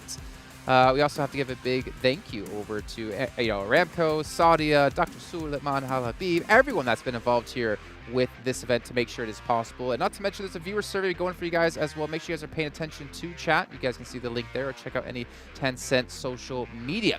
But gentlemen, it is time to get into our next match, and technically our final match of this event. However, we do have one match to come thereafter. It's going to be Miramar, and it's going to be brought to you by Avenger and 7 Worlds Gaming. I was looking at that leaderboard. Thank you, Jason. And even though Alpha 7, I'm pretty sure you guys mentioned it too, Alpha 7 is currently sitting at the top in regards to points. they're not sitting at the top in regards to total earnings. S2G, 36,000 Yeah, so super far. impressive. Down 1 gear as well. The chicken dinners are really paying off, and that's what we're going to see in long term as well. It's stacking up already. We have not played more than 5 matches, 7, and it's only across 3 teams. That is really impressive for Down 1 gear and S2G to already have 2 chicken dinners. For Dam 1 Kia, the last match alone was an extra $20,000 because before that match they only had 10K earnings. That is a lot of teams here are just going to be playing really, really interesting. And guess what? We are, as Jason was saying, we are going to the final match. We do have 2 matches left, but this one's going to be the final match in regards to points that are going to count towards the overall ranking. And then we are going to have a show match at the end. If I'm not mistaken, I think it's going to be Livik, but I'm intrigued to see how Miramar is going to be playing here. I know this is your favorite map. Yeah, huge fan of this map. A lot of terrain to be covered, and it's going to be sped up a lot. It's obviously an 8x8 map. It has the most playable terrain of any of the maps that we are playing. So we have to really see what these teams they are focusing on when they do this, and how they're going to be playing this one out. 12 teams only on such a huge map. And we have a northeast to southwest plane path, so a lot of the northwestern area is not going to be reachable unless you take a car. Here on screen, most simulations is Revo and Carillo, 11 each, tied, and Race really close after that one with 10. And now here the Afterparty Showdown points total so far, 58, 45, 42, 40. It's kind of close still. Also Stalwart, of course, with 37. It's kind of close towards the top, but a 13-point lead right now, Alpha 7, down to Falcons is quite impressive. Very, very close. I mean, first place is going to get 60,000. Second place is going to get 55,000. Third place, 50,000. And it keeps going down from there. I'll just continue all the way down. And then all the way down to 12, which they're still going to be able to get 13,000. Yeah, it's crazy. 13,000. And that's not. It should have been 12, right? It would have been perfect. Ooh. 12 plays, 12,000. Yeah. That's kind of a nice one. No, but they get 13.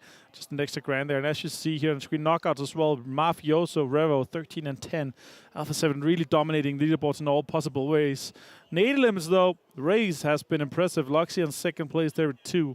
So quite crazy. This first circle is bigger than I expected, actually. A lot of space for all these teams here. I'm not expecting too many crazy things to happen just off the bat. But let's see who the teams are going to be the first to be eliminated. I am intrigued to see who's going to be getting that first element. Who's going to be getting that hot drop. I think it took 5 minutes, Adventure. I was going back and thinking about this. It took 5 minutes for somebody to get the first element in Sanhok. Is it going to be a little bit faster here? Just stay tuned. We're going to end up finding out. And while you're at it, keep an eye out for the PMWI gun skins and outfits. There's a PMWI package on sale for a limited time. And you can also win PMWI treasure crates if you play PUBG Mobile during PMWI. And while you're at it, watch PMWI together in Game Esports Center with your friends to win PMWI special sets. Ooh, all right. S2G. S2G and very close. Yeah. Having fun with that one here. That's like they're super far away from each other, and Al-Azhar, the question is, do they engage? I see one player that is kind of far away from the other one, and as you see here down left, the PMWI gun skin and outfit, it is on sale still, so go and grab that while you still can. Bigetron able to close this one out here. Picardo obviously a huge one, and we have Luxy and Soxy, the famous twins, on screen. SK Ton here.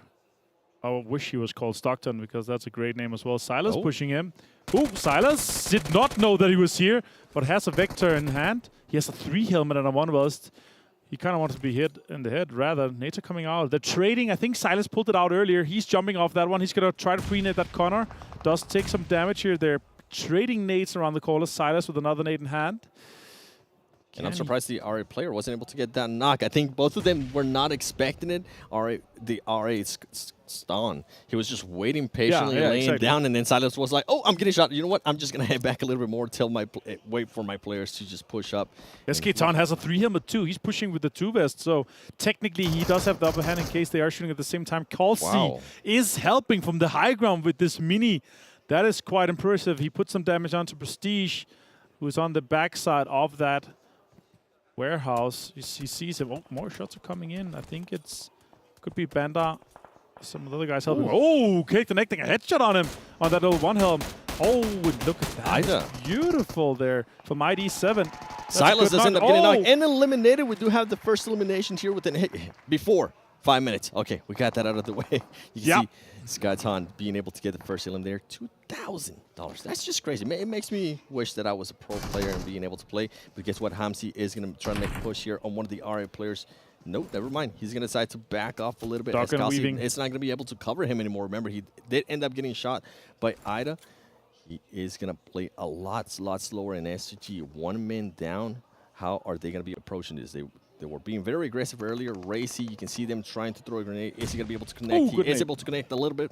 But Kasi also getting some knocks. So Ida7, now the tables have turned. Ida7 almost knocked him earlier. And guess what? Ray getting the shotgun and the finish right there. Bandar getting the knock now on Hamsi. And the finish can be a 2v3 if RA is going to be able to get this pickup. And I think S2G, I think this would be the best choice. Just back off. You don't really need to continue on with that fight. What you guys might have been hoping for to happen with the first elim has already happened. So don't get eliminated this early on. Yeah, and especially for this situation here now, S2G with one guy on the high ground, Kalsi, and Raze on the low ground, they're going to have a hard time just getting together in this situation. They're obviously a big map here, so they do need a vehicle of some sort to make this macro rotation that they want to do. It looks like Ray is just running up. He's running up. He's just trying to completely disengage from this fight. Kalsi and the guys have made a call. All right, let's disengage. Let's get away and let's try to survive this man as a 2 and salvage a little bit of points if possible. Again, map, huge map, a lot of terrain that they can potentially hide in. Hamodi with a first aid pickup here from Nigma Galaxy. All 4 guys strong, looking good for them. They are on the edge of the circle there in El Paso. And with Miramar, I mean, 12 teams, we're going to go from 18 teams to just 12 teams. This is going to just slow it down a lot, and I'm intrigued to how some of the other teams are going to be rotating, what they're also going to be doing. You see Alpha 7 currently right now at the top. What are they going to be able to do? Mafioso, I mean, who was it? Carrillo? He had 11 elims, and one of the other players too had 11 elims. I feel like when Alpha 7 pops off, usually Carrillo is attached to that. So good to see that he's currently wanting to perform here on the PMWI after party. Top shooting at a bush right now, trying to see if his aim is going to be locked in. And talking about Carrillo, there you go. You're going to see Rod, a team that has been very, very quiet with Rod, but so far, I feel like they are able to squeeze some points here and there. Yeah, exactly. Carrillo and the buggy trying to move in early. 3 vest on the body. That's good to see. 7 grenades on Carrillo. That is crazy. The other guys are also moving. He's trying to just get some information here on the high ground. And I like to see that they're locking that down early on. It is far away in the zone, but the high ground here you can get a lot of information from.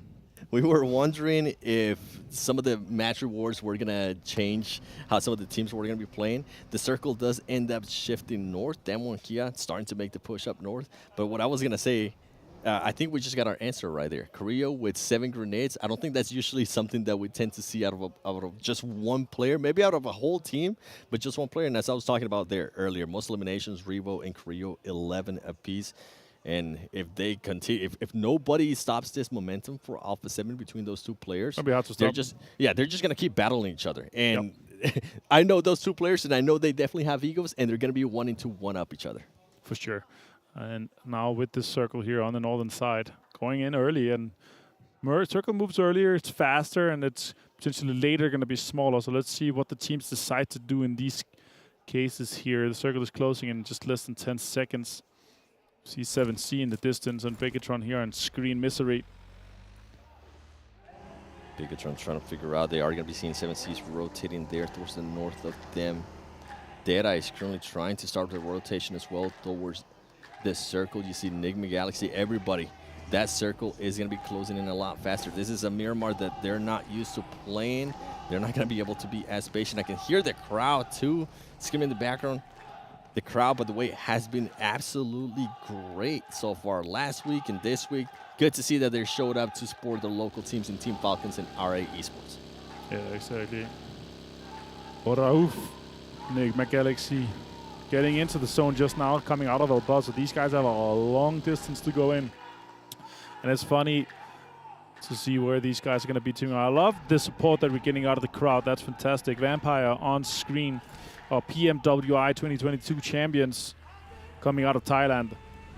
And exactly these guys are going to be moving in early as well, trying to get some better locations. They actually already have a decent spot inside the circle, but they want to get further north and want to take more terrain for them. I'm looking at something here within this circle, and it's something that I'm not used to seeing, and it's all the teams, except for some teams currently making their rotations, are literally just in a straight line right down the middle of the circle, which is something I have never seen before. Now you see Damwon Kia. Damwon Kia actually making a very, very wide rotation, trying to go now towards the north. I think they might try to push to La Cobreria and try to reach the circle from there. They are rolling vehicles, and this is what I was talking about. You can see just a straight line down the middle. There is some teams now starting to make their way towards the side of the circle, but they're currently, everybody's just waiting to see where this is going to go. And the split right now from Alpha 7 is interesting. Carrillo very, very far away from his teammates. You see Mythic, Revo, and Mafioso towards the top at the north. That's something that, I mean, the north control did end up helping out Damwon Kia earlier on. And with this circle, what a shift. I'm interested to see what Damwon Kia is going to end up doing now. I think they're going to realize that. They're going to start going back down and try to make a push through Power Grid. What a crazy shift. Center onto San Martin. It's actually tiny compared to the last circle here, so a lot of teams have to move on early if they want to get any terrain with that. And also, we could potentially see an urban ending. Shots are coming out from Damar towards Vampire, doing a lot of damage onto those vehicles. The Bronco is taking more damage than the Boss, so it's definitely good that they're focusing that. The Boss is almost a tank. Does go slower, so obviously the focus is on that. Ooh, yeah, he's going to jump out. He does not want to continue in that vehicle for sure. More Vampire guys are trying to just sweep back down towards that circle and try to get inside that new circle. But a lot of teams are on that southern side of the new circle, so there's going to be a lot of fights for these compounds, 7. And I think Damar just realized that one of the other teams, 7Cs, is going to be very close to them. They decide to start positioning themselves a little bit different. Yusef still, whichever vehicle passes by, whether it's Rod or whether it's Vampire Esports, they're going to get some bullets onto them. You can see Damar trying to cover up Powerful a little bit. Powerful needs to be careful. 7Cs is very close by. They could end up getting an angle on them. 7Cs being very patient. Falcons never alone, getting 2 knocks right there from Rod. Can they get the finish, or is 7Cs going to be able to steal this? Damar does end up getting the finish on Munir, and I think he's going to be able to get the finish on another player too. Meanwhile, Stalwart Esports knocking down Suxy, and Jen Frost being able to knock some of the players down from Rod. Just absolute madness. There's so many teams alive right now. The circle, as you mentioned earlier, is so small. It's going to just open up the door for a lot of third party. And 7C is now starting to realize, hey, you know what? We might be able to actually steal some ilims here from some of these teams with all the damage that Team Falcons is currently being able to do. Luxy throwing a nade, not being able to connect onto anybody. I think this is going to be the replay right here from Powerful. And also from its other team, it's just not getting all those knocks. 3 players out of Rod, that's going to feel good for that team. Yeah, Forever Alone was actually the guy that got those, but we saw Powerful's point of view in that case. Luxy is relocating this bus here with the smoke. He wants to maybe potentially get a little bit deeper or onto a different angle. Stalwart has a lot of control on that southern side of that new circle. The question is, do they try to make a fight for it, or are they trying to push the other guys away? Yeah, it's in this case, a lot of peacocking. They want to puff themselves up and make sure nobody else tries to push them in this situation, right? You want to really try to maintain control of that because it is dead center right now and almost guaranteed to be inside this next circle, 7. Yeah, we were talking about urban finishes last week. We might end up getting our wish here. Oh, yes, I wish. Crazy, crazy urban finish in San Martin, and I'm kind of hoping for it.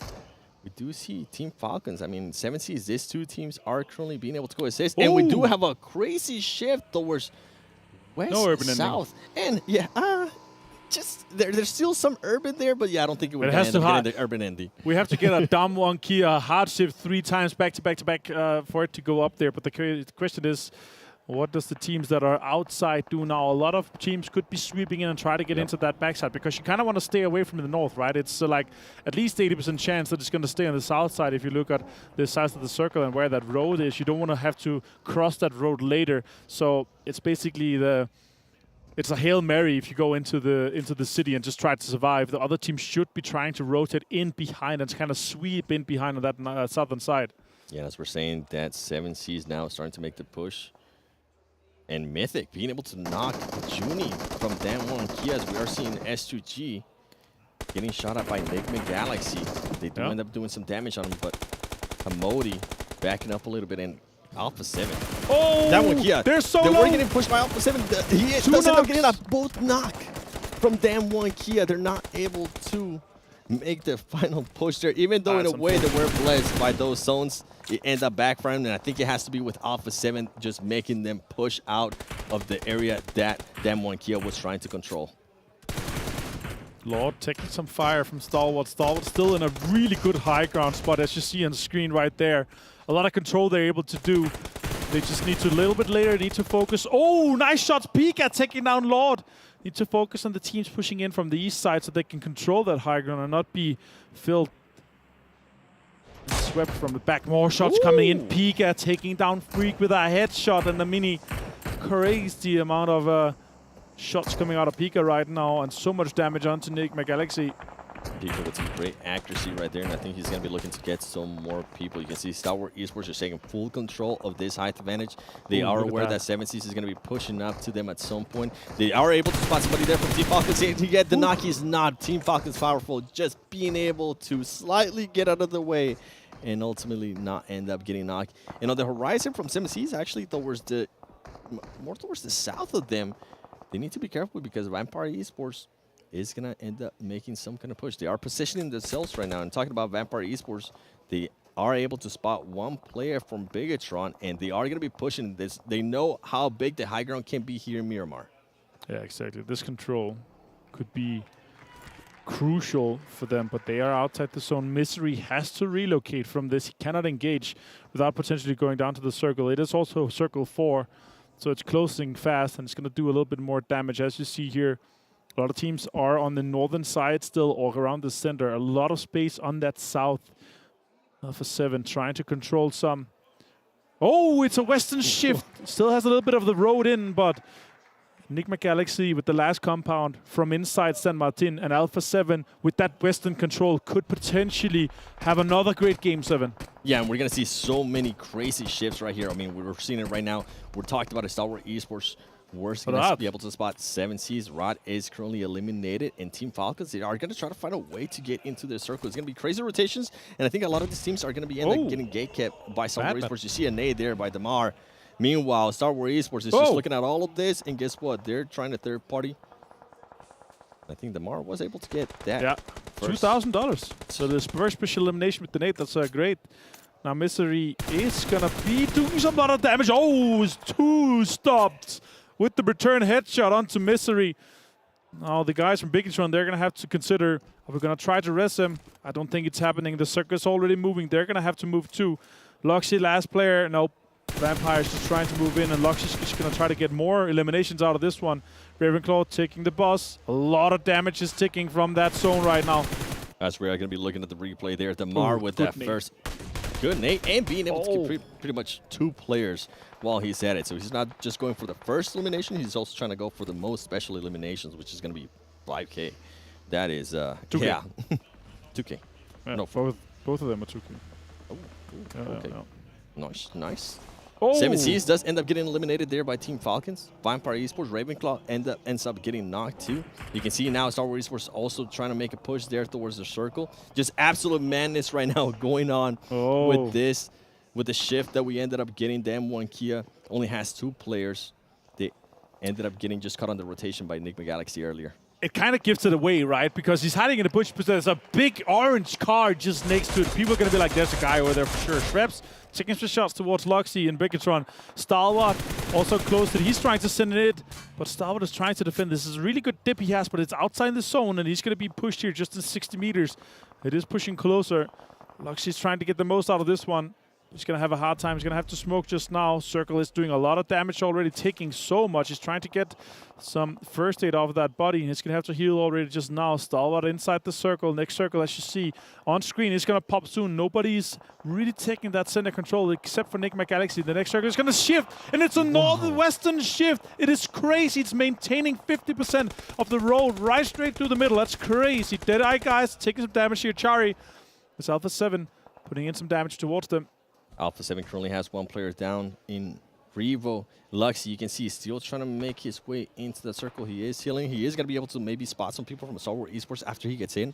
He might be able to get some extra points for his team in regards to just eliminations, but they need to... Oh, ultimately, he ends up getting just eliminated there by this zone. Luxy not really being able to do much there for Bigetron. Ooh. Meanwhile, Vampire Esports getting shot at by Stalwart Esports. These two teams, I know they... I mean... From what we saw last week, they really, really want to get at each other, and if they're going to get a chance, they're going to see if maybe they can eliminate each other. Alpha 7 able to revive the player that was down earlier in Revo, and this is going to be an interesting rotation because they're going to be pushing into R8, and all the players are going to just have to be having amazing chemistry to try to make that push and worry about all these teams. Vampires will ultimately get eliminated by Deadeyes. Yeah, Deadeyes Guys, they get another one for that. Revo and the guys from Alpha 7, good command control. Stalwart is under so much pressure from multiple angles. Action goes down. The other guys try to move with the vehicle. They're going to be sending it towards Nigma Galaxy, potentially crashing this apartment block. Top, a lot of damage. It's going to be an explosion, and that is Stalwart out in 6th place, eliminated by Nigma Galaxy. Super well played and defended here by them. Nigma Galaxy. I mean, so far, they really haven't had to do crazy rotations, but they are being able to hold off the compounds that they are in. You can see Mythic there being able to connect one Deadeyes with the nade. Deadeyes are almost getting some action on Mythic back, trying to do that trade. He's not going to be able to. He is going to throw the nade. That nade is actually looking promising. Mythic is able to heal himself just in time to not get knocked. And you can see Nigma Galaxy Freak there being able to spot some players from Deadeyes. He's going to be able to get that finish, and Deadeyes is trying to hop on that vehicle and get out of there.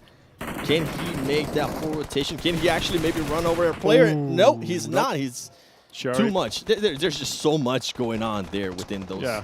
Turulov gone down. Alpha 7 are maintaining control of that southwestern side. Nigma Galaxy have had the blessing and support by this apartment block, and now R8 with just 2 guys alive. They're trying to see if they can survive this. Nigma Galaxy is going to have to push out soon. They potentially could have done this a little bit earlier. This could be rough for them. Damage is coming in. Raouf goes down. Mythic finds another one. Mythic being able to find that knock, that's going to be huge. He's going to allow Alpha 7 to just move up very slowly. They need to be careful with RA. I think RA might have been able to spot him. You can see his Prestige right there, trying to see if we was going to be able to get a knock. Mythic ultimately being able to finish off Raouf and getting those elimination points. And guess what? Fabian might be the savior from Damwon Kia, might be the savior for Alpha 7 if he's able to spot some of the R8 players and start raining some shots on them. This is going to be a hard rotation from R8 Esports and also Damwon Kia. Yeah, Damwon Kia has to eventually give up their information and give it to R8. The question is, can Fabian maybe rat them and get those 2 knocks and eliminations? That could be another point for the placement and 2 points for the elims. That would be huge. Alpha 7 looking good right now. Only 4 eliminations for them, but still they have a lot of control right now over that circle. Nigma Galaxy is forced to move out. Mythic could potentially be naded a little bit here. The other guys are... Oh, that was important for him to survive that. Yep. The Alpha 7 players are just getting super lucky right now, being able to just evade on some bullets. And as I said, that Mythic does end up getting knocked. And I think he is going to end up getting finished there by Freak. But it could have been a lot worse there for Alpha 7. Hamodi does end up making a push. Who's going to be able to get some knocks here? Hamodi does end up getting knocked by Revo. Freak just laying back and waiting patiently. Revo's going to be throwing some grenades. They're able to spot Mafioso. Mafioso currently out with the sniper at this close range. What a madman. And also for this, if they are able to close this... Ooh, no. Alpha 7 is turning this around. That could be huge. Is that it? That is it. Nigma Galaxy out in 4th place. Super well played by Alpha 7. R8 down to just 1 guy. And also, Damwon Kia could potentially take this 2nd place as Fabian is able to clutch this one. Bandar trying to nade it. He's taking more damage. He's taking him down. Huge for Damwon Kia, but Alpha 7 close it out.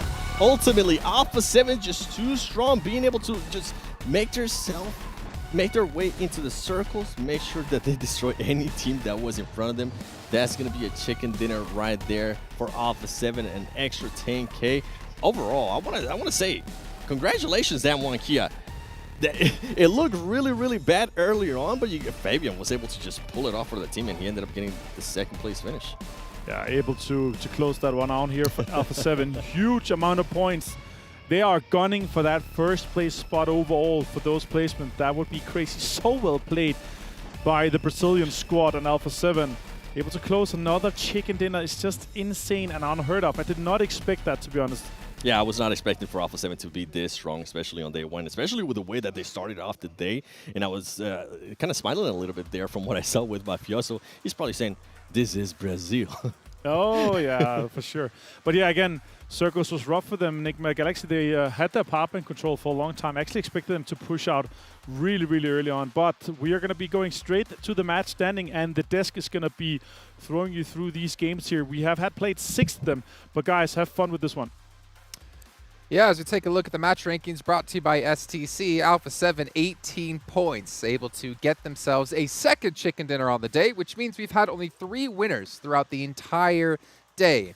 S2G, Damwon Kia, and now Alpha 7. Ridiculous stuff out of the Brazilian squad here, Max. Yeah, Alpha 7 really here, putting a lot of thought in how they were going to rotate onto the western side. A few hardships we were talking about at Kalash happening in that game a lot towards the western side, but okay, a lot. A lot happened in that game, but that overview position they had up northwest of San Martin, they made an educated guess of like how the circle was going to go and how to make sure that they're not going to have too many encounters. So they got in the circle and they played really well around that. No, for sure. You can get a lot of information from there, not only on who is south of you, but who is also southeast of you, and that's where a lot of the teams we're going to be coming from. So Alpha 7 here being able to play it out very nicely. And overall, I think, yes, there were some conflicts for them in the west side that they were able to kind of extinguish. But, I mean, the main conflict against potentially Nigma Galaxy here towards the end, it was going to be a little bit treacherous here for Alpha 7, but they made it work. So, like it. Yeah, really good stuff from them. And actually, Aura Esports, we were looking at it earlier. We believe before this game they had 0, like they had no money in the bank, right? I believe that was. So yeah, and yet they still had some good results, some good presence in some of these matches here. Once again, getting himself 7 points. That's good presence, but does it result in actual money coming their way? At this game in particular, I'm not sure if that's the case once more. Well, you're asking. Why don't we actually just take a look and see if they did actually earn some money in this last game? Don't point at the camera, Max. Oh, sorry. The camera doesn't like that. There we go. First elimination. Able to get 2K finally on the board for them. Yeah, finally going to be able to slowly climb their way up there, but first team elimination going to go all the way off Stalwart. Stalwart's still been also present, but not getting as many of these prizes, I believe. I know Chicken Dinners in particular, even though they've been close pretty consistently throughout the day to maybe being able to convert one. Stalwart and Falcons, I mean, just constantly, always ever present, always getting themselves a little bit of money on the board here and there, so they'll just definitely be contending throughout these 3 days. If you think about it, right, just getting that first team elimination done, it's $5,000, split before 4 people, that's $1,250, and the game took like, what, half an hour? Max? It's good, right? So you're looking at like, I don't know, $2,500 an hour that you're making as a rate. That's insane. That's all right. That's ridiculous. So you take a look at the next page here. Yeah, well, I mean, all of us would do that, except James, who obviously makes way more than that per hour. I think it was around $500,000 per hour, if I'm not mistaken. He is a crazy good influencer. Special eliminations, though, Team Falcons getting themselves to the 2K, Nigma Galaxy with the airdrops of 1K. And then, of course, Alpha 7, you got to get the eliminations in there. Yeah, I mean, when they get those positions right, they just pop off. You have that Vikendi game, central position, 3 teams breaching you. They still survive as a 4-man. They're doing something not very similar, but they're playing Edge in a really, really strong fashion. It shows that, like, the extent of what they can do and how well they can execute. They can play central, they can play Edge, and they can convert it in a win. That's the most important part. Yeah, I mean, even before this game, I think 2 of their players were top eliminators. Yeah. Eliminators. So very, very impressive so far by them to continue this on as well, where I'm going to be a little bit honest, I had question marks around how Alpha 7 were going to come into this stage, but seems like they're very well prepared for it. Yeah, and that's what I was saying before, right? I feel like at PMGC, we didn't see the true power of Alpha 7. Obviously, some roster swaps that have happened within the team, but they have bounced back well, and they have really proven they did deserve to be here. I mean, if you think about them versus, Vivo Key, we had them in the tournament for the main event, and Vivo Key, unfortunately, didn't do too well. But obviously, the experience Alpha 7 has was massively higher than for the Keed boys. Yeah, I mean, they're very, like, experienced team when it comes to these events, right? And that's why I was a little bit scared when I heard, oh, there's a roster change that's going to be happening with Alpha 7. But when I heard it's Mythic, especially when it comes to, Brazil and all of, like, the Americas, Mythic is incredible. Like, he dominates in America. So having him being added to the team, and as they said in that video we had earlier, like, he brings a new playstyle to the team, I think it really helps the team, like, just expand their horizon. And I think that, if they do make it to PMGC with Mythic, I think that they could do some pretty good results there. I mean, look at how far they've been able to get ahead here, Jason. Yeah, not only by points, but also by money. $40,000 picked up, 20 of that from Chicken Dinners alone, and 20 outside. Alpha 7 has started to run away with this event, and I'm curious to see what they're going to do tomorrow, because obviously that was the last match here for the Afterparty Showdown. We still have the duo show match to happen after this. At Alpha 7, I mean, it's all in their hands now. Should also bear in mind that we, at the start of the day, told everybody that this is a different point system, right? So a win is only 10 points compared to the usual 15 from our usual lobbies. So the fact that they've got 79 points across 6 games here in day 1, that's extremely impressive here from Alpha 7. Yeah, the thing is it makes any elimination point you get worth that much more because the total points you can get have been reduced. Let's actually take a look at our rewards ranking, though, to see how much money the teams have gotten and where they currently do stand, because we can obviously know that Alpha 7 will be first place. We can see S2G not too far behind them. Yeah, S2G really close. I mean, after those, they have those 2 big banger games right after that. They're a little bit more transparent. They do come back. When they get those banger games, they tend to perform really well, so I'm not really too surprised. But I'm still really happy that we are seeing Down Under getting those eliminations off, mostly off the back of that, what was it, Sanhok game, right? Yeah, doing good. And yeah, of course, a lot of teams here are going to want to contend, but the fact that only 3 teams got chicken dinners today, it is pretty wild. Anybody want any chicken dinners? Haha, just kidding. If you're not the top 3, and that's a very strong statement, especially since I think, as I say, for 2 of those teams, we alluded to it before this game, I feel like they're playing kind of similar playstyles. For Alpha 7, they are also fragging out with these wins, so that is a powerful combo here, a 1-2 punch. Yeah, let's actually take a look at Alpha 7 up against S2G in a little head-to-head here to get an idea of how far ahead Alpha 7 are being. Jeez, that damage? In 6 games? What? Okay. 46 elims in this? Wow. Okay, I was not expecting these kind of numbers coming on through. There you go, Max. How many limbs per game is that? I don't put me on the spot like that. That's not cool. Give me a second. Come back to me in like a minute. You're asking him to do maths live on air. That's a bit rough. Yeah, you can't do that. That's fine. That's not my contract. You can do that. I mean, I could probably guess it if I really tried, but I'm not going to because I'm not paid to get to do math on air. Gotta increase my day rate for that. All right, well, everyone, we do have a minute left to go until we get into the final match of the day. It will be the duo showdown yet again. This time it's gonna be over towards Livik, but before we can get into it, I'm gonna give a little bit of a shout out here to STC. They are one of the sponsors of the event, as well as Spotify and of course Razer as well. Without them, this would not be possible, and obviously we're enjoying the hell out of this. Hopefully you guys are as well at home. But it is time now to bring in our commentators here for the final match. They've had some crazy games, to be honest. The question now comes, can we see the rise of Scout to redeem himself? Not redeem himself, but to replicate what he did in the first match today when we had our first show match. But we'll find out here with Avenger and 7 Worlds Gaming. I'm hoping it happens because, Jason, when we were watching that match, you actually called it. You're like, Scout's going to be able to clutch this. Everybody doubted you. I'm surprised you actually didn't brag that much on the desk when you came back. Scout surprising everybody, and right now that's trending on social media. That Scout won. Yeah, for sure, huge one. Let's see if they're able to replicate that. That was one of the sickest clutches I've seen in a long while. Obviously, he set himself up for that, and the 4x spray down was massive. But we are going to Livik, and we are going back to the last game of the show match with the duos today here. 12 duos out of all these teams are going to be competing, and as I said here, we potentially are going to be seeing the rise or re-rise of Scout OP coming straight back in to Livik here from India. Yeah, and with this, I think a lot of the teams that played earlier in this show match in Sanhok, I feel like Livik sometimes mimics a little bit of Sanhok with just all the rock placement too. There might not be that much structure around, especially towards the middle of the map, but there is a lot of rocks that a lot of the teams and a lot of the players are going to be able to take cover of. So I'm intrigued to see who's going to be hot dropping, who's going to be not. Keep in mind, as the desk was mentioning, this is going to be the last match of the day. It is a show match, so we're not going to be seeing those rewards for first elimination on any of that kind of stuff. So we might not even see some hot drops, even though I really want to see them. Yeah, I want to see some crazy stuff for sure. But again, super small map here on Livik, so a lot of space for these teams to come in and early on. But again, they are focusing on trying to get some elimination, trying to really wrap up the day. Obviously done with the main part of the Afterparty Showdown now. As you said here, the duo show matches here, crazy. I think the duos format are super fun, of course, but it's a tiny map, a 2x2, but there's still a lot of space considering we only have 24 players on this map right now. A lot of space. You can see just R8 on that southeast side. They have in like the entirety of the dry dock and the waterfall and the logistics as well. That is That is crazy. Circle goes west. The vast majority of the players are already inside. S2G has to move. Bigetron has to move. And also R8 has to move. The rest are inside, and they can fight for that inside. Again, a huge thank you to Sony Xperia for sponsoring this event here and being our official smartphone partner. All the players all playing on this fantastic phone here.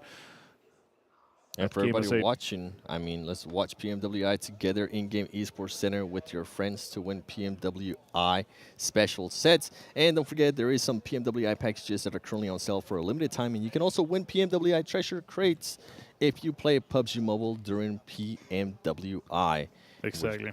Looking at the circle here, I mean, you can see 7Cs playing it's very circular. south. It's not X-shaped at all. It's just complete perfect circle. It's great. Fluke playing together with the Ravenclaw. Fabian, ooh, with the shotgun. I love that auto shotty. So strong. All right, taking their time. Bigetron taking their time. S2G taking their time as well, trying to get into this circle. And Alpha 7, I mean, they're currently towards the north, taking their time as well. Oh, man. This is going to be very interesting if it continues to be this slow at the start, because there's just going to be so many duels alive. And as I said that, guess what? Kia is able to spot somebody from Vampire Esports Ravenclaw. Now playing a little bit on the defensive. He needs to be careful. Forrest is currently cooking a grenade. Can he get this nade off? Ooh, ooh. Oh, a lot of damage on Ravenclaw. Another nade potentially could be taking him down. He's going to push. That's clever. Oh, Forrest takes him down anyway. And that is Monkey able to close out a potential finish with that one. Oh, the auto shotgun comes out. I love it. Boom, boom, boom. And you're done. Ravenclaw back to lobby. That was a great play by Forrest, too. I love how he decided to use those nades, push him out of behind that rock. And that's what I was saying.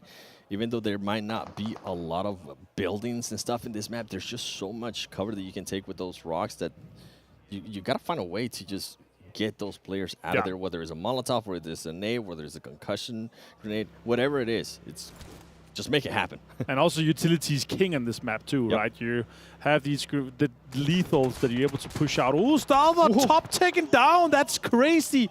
I did not expect that one action. He's going to try to go for the revive immediately. Deadeyes Guys and Joker is going to be trying. Oh my god, that's more damage towards him. Forrest just continues on this rip towards Stalwart. And I think they want to get this rip off. Yeah, Kia just helped Deadeyes in a big, big way by just getting that third party or getting those shots in. Deadeyes making the push. Are they going to be able to get there before he picks up top? I think he is going to be able to. Easy nade. There's one smoke only. Right there. Throw it. Come on, sir. You see him right there. You heard him. See one of the players to the right. I don't think he's able to see him. I think he's barely inside the smoke. He does get shot. Top. Almost being able to get the knock. He did get one knock with the grenade. He's going to go for it, too. He switches guns, and he ultimately ends up getting the best of Deadeyes. Stalwart Esports top. Showing them who's the boss. Oh my god. Stalwart Esports with a huge clutch. And top just managing to shotgun those guys down. That is crazy. Did not expect that. Oh, Damakia sees another R8 player. There's some prestige coming out from this. And SK-Ton not able to finishing that off. That is unfortunate. Desha also with some bullets towards it. It's a three-way battle. In that case, Munir on the off angle. They're going to go for the push. And with this look at that. Being one of the smaller maps in the game, they need to be careful. It's just out here. So many third parties being able to look at the replay. Look at that. Knocked. Switches guns. He says, goodbye. That was so well played by top. Shots coming in. Dasha finding SK-Ton, taking him down. And now it's just down to Prestige to see if he can do something. Alright, it's actually out. Okay, so he was actually finished off and knocked earlier. Desha and Riyadh able to close that one out early. We already lost 3 teams, R8, Vampire, and Deadeyes Guys. And now Circle is going to be moving slowly together, and the teams are going to have to try to find each other. Definitely tell that they have a little bloodthirsty. They want to try to finish off these teams as early as possible. Yeah, I was going to say, with the terrain of Livik, especially here where these teams are currently at, they're going to be able to see so much if they get a little bit of a high ground. We saw earlier Kia being able to get some shots on Stalwart Esports, even though they were kind of far away from them. And I was going to say earlier, with the circle, this being one of the smaller maps in the game, teams need to be careful with those third parties. It's just going to allow third parties to be super easy. We'll see S2G here trying to get some shots there on these two teams that are trying to make a late rotation into the circle, and I think they're going to be able to do it just fine. One team that is still outside of the circle is going to be 7Cs with Scout, the man that was able to clutch it earlier. And here we go, Luxy getting headshotted from S2G, and S2G is going to try to push this action with the monster truck. Very, very ballsy play here by the S2G Silas, as Kalsi is not able to give him any cover. S2G, what are you going to be able to do here? Next circle is still big, but the teams are obviously focusing on these fights early. They don't want to get third-partied, and they want to try to gatekeep this situation here, especially. Bigetron spots Silas on the monster truck. He's going to be trying to drive away. Nice shots! Takes him down to half HP.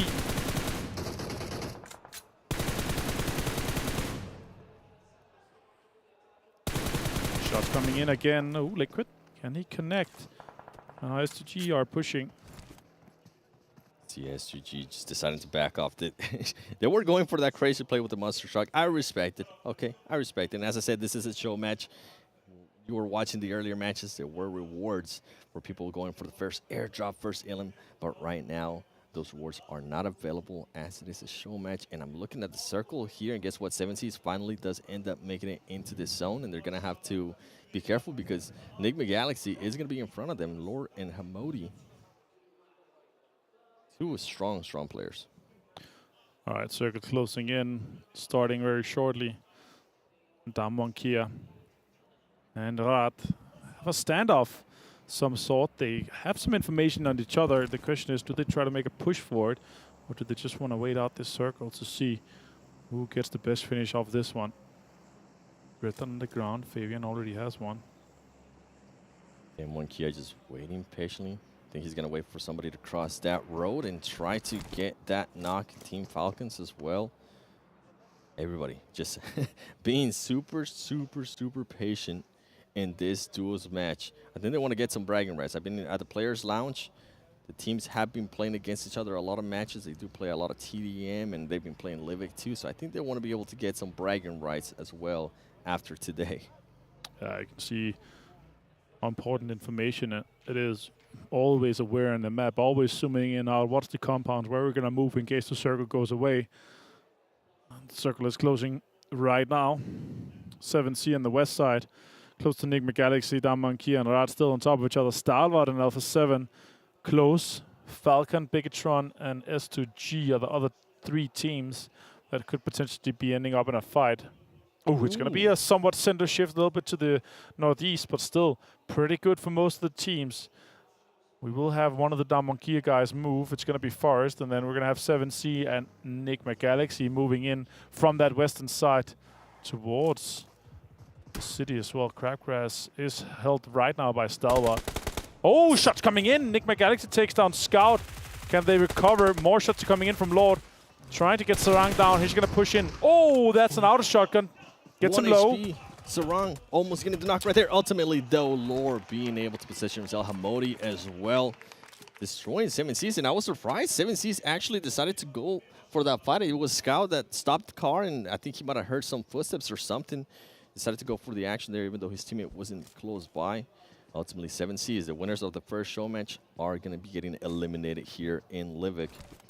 And I was going to mention, with Crabgrass being within this circle, Stalwart Esports needs to be careful, because if Nigma Galaxy does decide to push up, at least south of Crabgrass, they are going to end up with a nice height advantage, and also they're going to end up with some ridges and rocks for cover that they might be able to catch Stalwart Esports if for some reason they were to be able, if they were to get in a fight, or they do try to rotate towards the north. They're going to be very, very exposed to any teams that are currently might end up placing themselves towards the south. Alpha 7 putting on and taking on S2G right now with a lot of damage towards Silas. He's trying to heal off. That nade could be golden. It's insane. It does not get him down. The heal went off. And Kalsi is also trying to get that heal off, and stimmed too. It's going to be nearly fully stimmed. And Bravo is going to be crawling forward, trying to get some more information. Cool. Just waiting it out. Trying to see what's going to happen here. But I mentioned earlier, they need to be careful. Third partying is very, very easy here in Livik with the terrain that's available. They need to watch out, and guess what? Hamodi's going to go towards that hill that I was mentioning, a little bit south of Crabgrass. And you can tell Top is very aware of that, and he's holding off the angle. He's relaying that information to Action. As Action. Oh, and as I say that, they end up getting the circle, so they're not going to be going anywhere anytime soon. And right away, S2G decides to make the push towards the circle. Carrillo and the Alpha 7 squad decide to back off from the S2G fight. Yeah, the circle is very soggy on Crabgrass. It's great. Question is, Nigma Galaxy, how deep are they going to move into that? Rod, I feel like they've been having a standoff, Rod and Dan1 Kia, for at a least long time. 5 minutes. And that Dan1 Kia player has just been waiting super, super patiently. You can see Fabian and 4 is currently having a crazy split between the two. And as I say that now, I think they feel comfortable. Yeah, I think they feel comfortable. They're like, okay, Rad finally left. You know what? I think we need to start making that push. Exactly. All right, Munir with an UMP in hand. Looks like there's a silence on 2. Action has obviously heard that bike coming in, and he's now trying to silently move towards Rad and get this 2-story house that's actually countering. Kelsey's going to go down. Carrillo is going to find him and finish him off as well. Now Silas is trying to move towards them. Revo with an 8 in hand. Could be going for an 8. That could be very close to Silas. Doesn't do that much damage or any at all, actually. It's going way too far. That could bounce down straight on him. Oh my god! That is so unexpected, but it worked out super for Alpha 7. Crazy nade right there from Revo and Carrillo in that case. Now, Nigma Galaxy on screen. Now they're trying to get closer to Crabgrass in the town, but the circle has shifted south. So both of the teams that are inside has to maintain their position in the south side of it. What a crazy bounce of that grenade. Action! As we continue in here with the grenades, I think Revo's practicing for tomorrow for those special Illims. That's exactly what they're doing. As we're seeing Carrillo actually being able to knock down Action, and Rod trying to just pick up the player that's currently down. Alpha 7, I mean, we saw just the aggressiveness that we've been seeing out of this team the whole time. Top currently trying to see if he can position himself in a way to pick up his teammate Action. Alpha 7 now making the push towards Rod. Rod, I think they were able to pick up their player, and they are throwing some Molotovs, making Rod back up a little bit and trying to control where just those players are going to be based. And Carrillo does not care. He just decided to walk straight through that molly. Just sending in straight while Munir and Desha try to survive with some smokes. Fabian gone down to Liquid. Revo found Desha with a nade. That's a good knock and important. Revo trying to pre-shoot the smoke. He's going to go down as well. That is really well played by Carrillo. They take down Rad in that case. Now Revo has spotted Falcon and Yusuf. And well, with this fight's been happening between Alpha 7 and Rod, guess what? Action was able to pick up Top. This is going to be a 2v2. Carrillo being able to get the knock right there on Action and getting the finish to Top. The only player alive from Stalwart Esports duo here. Is he going to try to make the push? He does have a grenade. He does have a shotgun. He needs to... Players need to be careful, and that's why, because Top has shown it before. He does get one of the knocks. He's going to be able to reload the shotgun here. Carrillo needs to be careful. Is he going to try to go for the jump? Oh, he does try to go for the jump. Top truly with the shotgun. Can he get the finish? He does get the finish on Alpha 7. 2v1. Shotguns left and right. It does not matter. Stalwart Esports Top just showing what the shotguns can do here in Livik. Crazy scenes from that Top Stalwart being able to clutch that. And we are down to just 3 teams left. Falcon get the rest off on the east side, but Nigma Galaxy has moved into Crabgrass on the west side. Top has them almost the center of the circle in this situation and a shotgun in hand. Now Falcon, they have to move into this circle. They're going to try to breach into these buses. While Lord and Hamadi is going to maintain control of that last left house inside the new circle. With a lot of information right now, they could take down Falcons. Damage is coming out, taking down Powerful. And that's going to be Falcons out. Super well played here by Nigma Galaxy. They're putting themselves, and Top actually got one of them. Crazy to see. Top ended up getting both of those eliminations, he got the flush. Which is crazy. Can Top win this? I mean, we already seen the first show match. We saw Scout being able to clutch that 1v2. Can Top now for Stalwart Esports clutch another 1v2? I mean, he did it earlier against Alpha 7. Can he do it again now against Nigma Galaxy, Lore, and Modi? Oh, Top! That is huge. And a 1 versus 1, Hamodi knows exactly where he is with the nade here. Cooked perfectly. Could take top out there. Trading nades. Top ran out. Hamodi versus top. Shotgun in hand. Both of them. And top end start taking it. It is Stalwart Esports that take the show match in the duo here of the last game of the day 7. That was insane. I wasn't sure about the show matches before today, but after what I seen from certain of these players, I absolutely love this show matches. Top just being able to continue on a tear with the shotgun. It didn't matter if it was Nigma Galaxy, Stalwart Esports. What a finish there by Top. Yeah, the show matches here ended up being super crazy. Livik paying off. You love Livik, obviously. I love the shotguns on Livik, and I know Kalaris obviously loves the shotguns too, and also loves Modi. Na na na na. That was beautiful, but Top ended up being able to clutch it, and that was insane. Another situation where we have a 1 versus 2 clutch. Yeah, and I think a lot of these teams are going to be careful about that tomorrow with what happened with Scout, with what happened here between Alpha 7, Nigma Galaxy, Stalwart Esports saying, Top was like, okay, you know what, I still have a shotty, but let's look at the match standings. I'm pretty sure that this is going to want to break this down because that was crazy.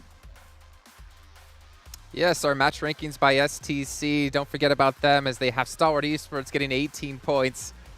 Well done by them again. Top clutching things out. I mean, we saw them obviously lose the 1v2 or the 2v1 in their sense up against Scout, but at least redeeming themselves here to get the victory.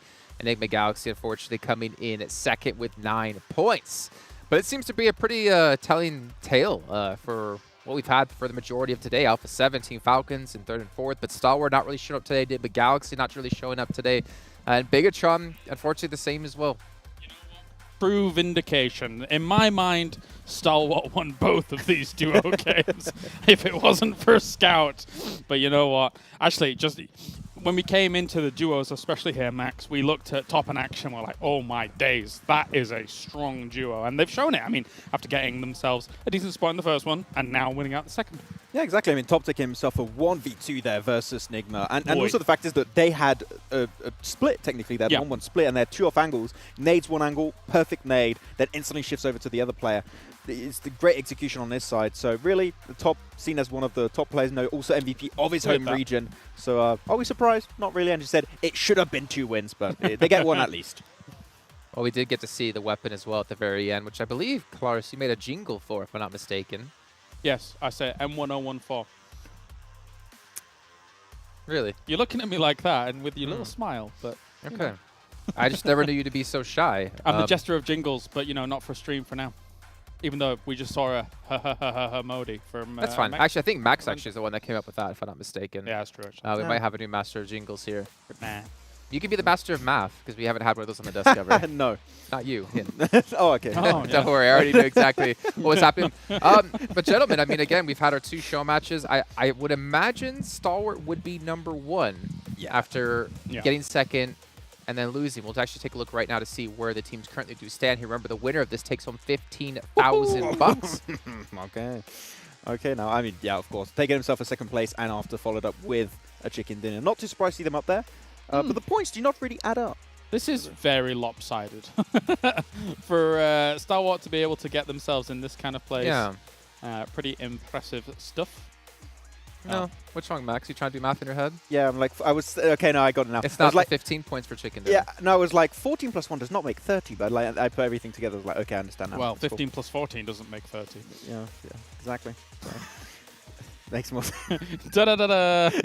But anyway. And now you see why we haven't had a math expert when it's come to the desk here. Nigma Galaxy 2nd place with 15 points. 7C off the back of Scout with the 10 points he got for that chicken dinner gets him up to 3rd. And there is prize money from, I believe, 1st to 4th. So there is still stuff to win here for these teams. But we still have, what, 3 matches left to go? Yeah, 3 more matches, and one thing you've seen is that Falcons still not able to get himself a win, but they're still present. They're still there, lingering in the shadows. One good game, and they can just leap up in 1st place. So Falcons are just the lingering threat of the entire tournament here. Oh, absolutely. Always a present threat, for sure. Okay. Well, it is time to head down to the stage here for an interview with one of our teams. Welcome back to the main stage, where myself and Fancy are joined by Never Alone from Team Falcons. Congratulations on Day 1 of the Afterparty Showdown. You're currently sitting in 3rd position, which is very good. You're showing a lot of consistency throughout the day. I just want to ask you, you know, how did you manage to get this kind of consistency on maps that aren't really used in competition or competitive PUBG Mobile? حياكم الله من جديد اعزائنا المشاهدين والحضور. معنا نفر الون على المسرح، نسوي معه مقابله سريعه بعد المباريات اللي شفناها منهم اليوم. السؤال الاول نفر الون، كنا ودنا نتكلم عن المابات اللي لعبنا فيها اليوم في البطوله، مختلفه عن المابات اللي تلعبون فيها بالعاده واللي متعودين عليها في باقي البطولات. هل الشيء هذا خلاكم تغيرون البلاي ستايل حقكم ولا انكم تستمرون على نفس الوضع؟ للامانه في الخرائط الجديده ليفيك وكراكن وفيكندي كان صعب يعني التاقلم فيها. يعني حاولنا يعني نقدم يعني اكثر شيء نستطيع نسويه يعني بالجيم. اما بالخرائط الثانيه ما اشوف يعني فيه تغير، بس يعني يمكن فيه اندفاعيه اكثر من الاتيان بسبب الجوائز. ويعني الحمد لله قدرنا نجيب توب 3 في اليوم الاول. Okay, so the player is saying that the main focus that they were trying to do is to adapt through all the maps, but the first 3 maps that they played, it was hard for them to adapt because they're not used to it that much. But then they had to stick to the same playstyle that they were doing, even though the new maps, they had to play a little bit defensive than they would usually do. Well, I mean, speaking of the maps being new, but also the situation in which you're playing, like we're standing on the main stage right now. This is your second week on the main stage. So are you starting to get used to it? Are you starting to feel a bit loose? Are you getting more comfortable now? السؤال الثاني للاعب، كنا بنتركز على نقطة انه الاشياء اللي قاعدين يسوونها في المسرح اشياء جدا رهيبة، لكن الشيء هذا نحط ببالنا نقطة انه هذا ثاني اسبوع لهم في المسرح، ما راح يكون اول اسبوع، فهل الاجواء يعني تأقلموا عليها، عرفوا انهم يتعاملون مع الضغط، ولا الشيء هذا تغير معهم بنسبة كبيرة؟ للامانة يعني كلاعبين يعني محترفين ولاعبين يعني بطولات لان قبل هالمرة كنا داخلين يعني بس يعني بدون ضغط او بدون يعني اي شيء. بالاسبوع الثاني الوضع يعني صار يعني اريحيه اكثر، فهمت؟ صار يعني نفس الروتين. الحمد لله يعني. Okay, so the player is talking about how the team is experienced in LAN tournaments, and this is not the first LAN tournament that they have played in. So they are getting more used to it. They are getting more comfortable in playing in tournaments LAN. And the first week they didn't have a lot of pressure, and coming into the second week they don't feel any pressure at all, and it's way more comfortable compared to the first week. See, the pressure of the main stage, it just kind of dissipates after a while, but you just got to get used to it. The hot lights, it is very difficult. Now, we've talked about day 1. It's done now, it's dusted. Now let's look to tomorrow. Let's look to day 2. What are going to be your main focuses between now and the beginning of day 2 between you and the rest of your team? زي ما احنا عارفين نفرلون اليوم الاول خلص وطلعنا بالنتيجه حقتكم، لكن بنفس الوقت اليوم الثاني راح يبدا بغدا ان شاء الله على نفس التوقيت، لكن ودنا نعرف ايش الاشياء اللي بتغيرونها وايش الاشياء اللي ممكن انكم يعني تغيرون منها مقارنه بلعبكم في اليوم الاول. مثل ما قلت الخرائط الجديده الثلاثه لازم نشوف يعني اسلوب لعب يناسب يعني طريقة لعب الأتيام. أما الخرائط الباقية يعني الأمور يعني ما راح تكون صعبة بإذن الله. So for the 3 new maps that we have in the tournament, they're going to have to work on adapting more to adjust their play style to be able to perform better in those maps. But for the other 3 maps that they are basically used to, they're not going to do anything else other than just try to be consistent and try to play the same level as they play today. Well, the consistency is definitely working, so congratulations on all your success so far, and good luck for the remaining days of the Afterparty Showdown. Everyone in the Gamers8 arena, please put your hands together for Never Alone and for Team Falcons. Thank you very much. A spicy crowd today. We're going to hand it back over to the analyst desk so they can break everything down and they can wrap up the day. شكرا لكم اعزائنا المشاهدين والحضور. راح نتوجه الان للاستوديو التحليلي نتكلم شوي عن اللي صار في مباريات اليوم، وقبل ما نختم الشو نعطيكم ريكاب كامل لكل النقاط اللي مرينا فيها، فعلى طول على الاستوديو التحليلي. Yes, round off the day is exactly what we're going to do here, gentlemen. Great little interview with Never Alone. I feel like he's getting a lot of spotlight in this event. Yeah, true. I think it's deserved to have Falcons up Yeah, there, right? yeah. It's good to see, and we had some good representation from Nigma Galaxy today. We had Falcons doing well, and we also had some good presence from R8. So like, it's really good if you are a KSA fan right now. You have a lot of good representation. It's funny actually with you mentioning R8 as well, because we felt like throughout the day they've been present, they've been doing stuff, but because they've not been like hitting the very high highs, they've not been able to rack up too much money just yet. So I think as the days go on, I think we'll see them get a bit more for sure. Okay, well, gentlemen, do you have a prediction of who our MVP was just from the show matches? Just from the show matches. I'd say top. I'd say top. Oh, from the show matches. You mean show the matches. 2? Yeah. Oh, okay. Well, yeah, it has to be action or top. I guess I'll go top as well. Especially top with that game, yeah. Yeah, sorry, I was thinking. Okay, let's check in. Who's our MVP from our show matches, which is just the duo tournament? Action. Oh, okay. Okay, I guess that's not from just the duo because there hasn't been 12 eliminations. So I guess that's from the whole event, from the main event, actually. So, Action, the MVP. We're all going to be wrong, but Max was kind of right because he said he has 12 eliminations. Action. Is that right? Stalwart's really good. They're a pretty good team. I didn't want to Not like we believe that. talked about them the entire event. Like, they're a really good team, you know? They're really good. I didn't want to believe that because 12 eliminations and 3,000 damage from just that 24 survival players time. in each match. Well, 22 because you can't count them. Hmm. That's insane, actually. That's right. If that was true for the show matches, then Top would have only had 2 eliminations because they had 14 across the 2 games, right? So maybe it's true. There's a world where it could be, but I don't know. I don't know. But it was our MVP, thinking back to the main event. I mean, he's excellent. Yeah. I mean, He's they actually are the team that's literally their duo. They're fragging James, he's duo of Action. both MVPs. Okay. No, he's actually. Okay. I got to do a little bit of a dad joke in there. But to quickly recap, what was that? What was that? A little dad joke. Yeah. Okay. Anyways, let's take a look at the winners at the end of the day, though. Let's recap quickly what's happened across all the matches and who has won what. You can see here our first and last match were the duo matches here. And we did have 7C win initially. But there's a whole lot of the similar flags when it comes to the main event and a whole lot of similar logos when it comes to the main event here. Damwon, S2G, and Alpha 7 all winning 2 matches apiece. And I'm especially really hyped for the main 6 games that we have today, right? You're seeing some teams from, like, you know, America's region going to be getting a win with Alpha 7, Europe with the Turkish team of S2G, and then you have some of the Eastern teams here, with Damwon in particular, getting the win. And we talk a lot of the times of the clash of metas. Every single region in some way, shape, or form has been able to shine through today. So Agreed. I think that's great to see. Many different ways to play PUBG Mobile. I think for me, definitely a highlight was that Vikendi match with Alpha 7 really holding down a uncharacteristic circle for Vikendi. Very north circle, not really, to me, feeling like a Vikendi match, but the fact that they were able to pump out over 3,000 damage with those eliminations, very much so the standout for me. Yeah, and Alpha 7 have just been pretty flawless across the board today. I mean, in every single match, I think they were like top 5, if I'm not mistaken.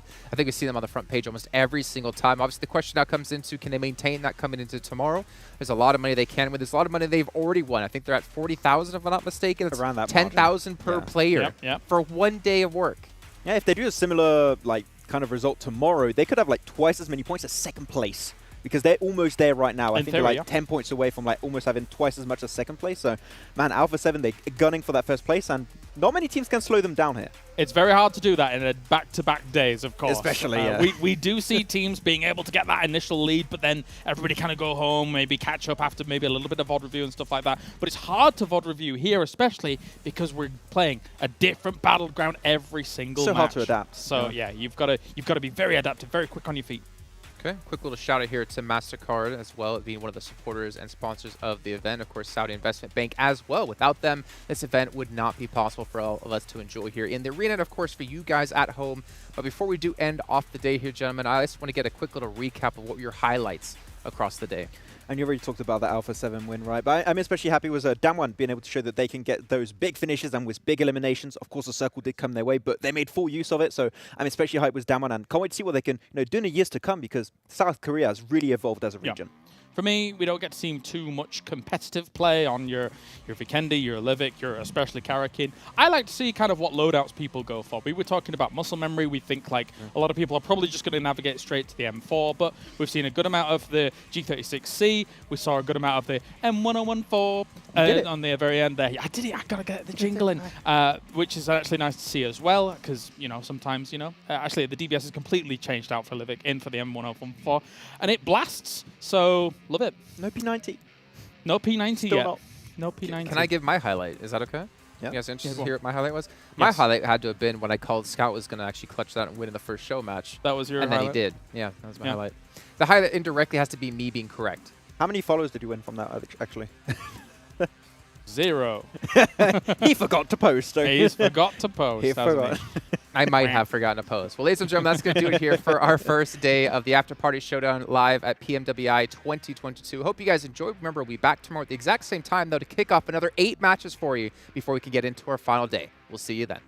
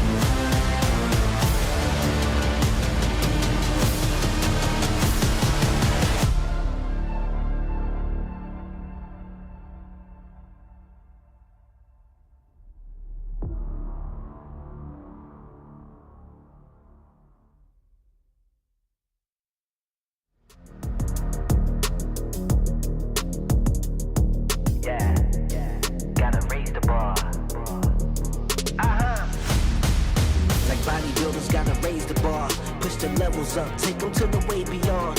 All endeavors never settle when the play is on. Turning measures from a little to a major one.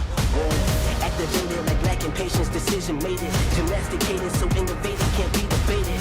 Flow aquatic, don't know a challenge, it been amazing. Fact of the matter, got the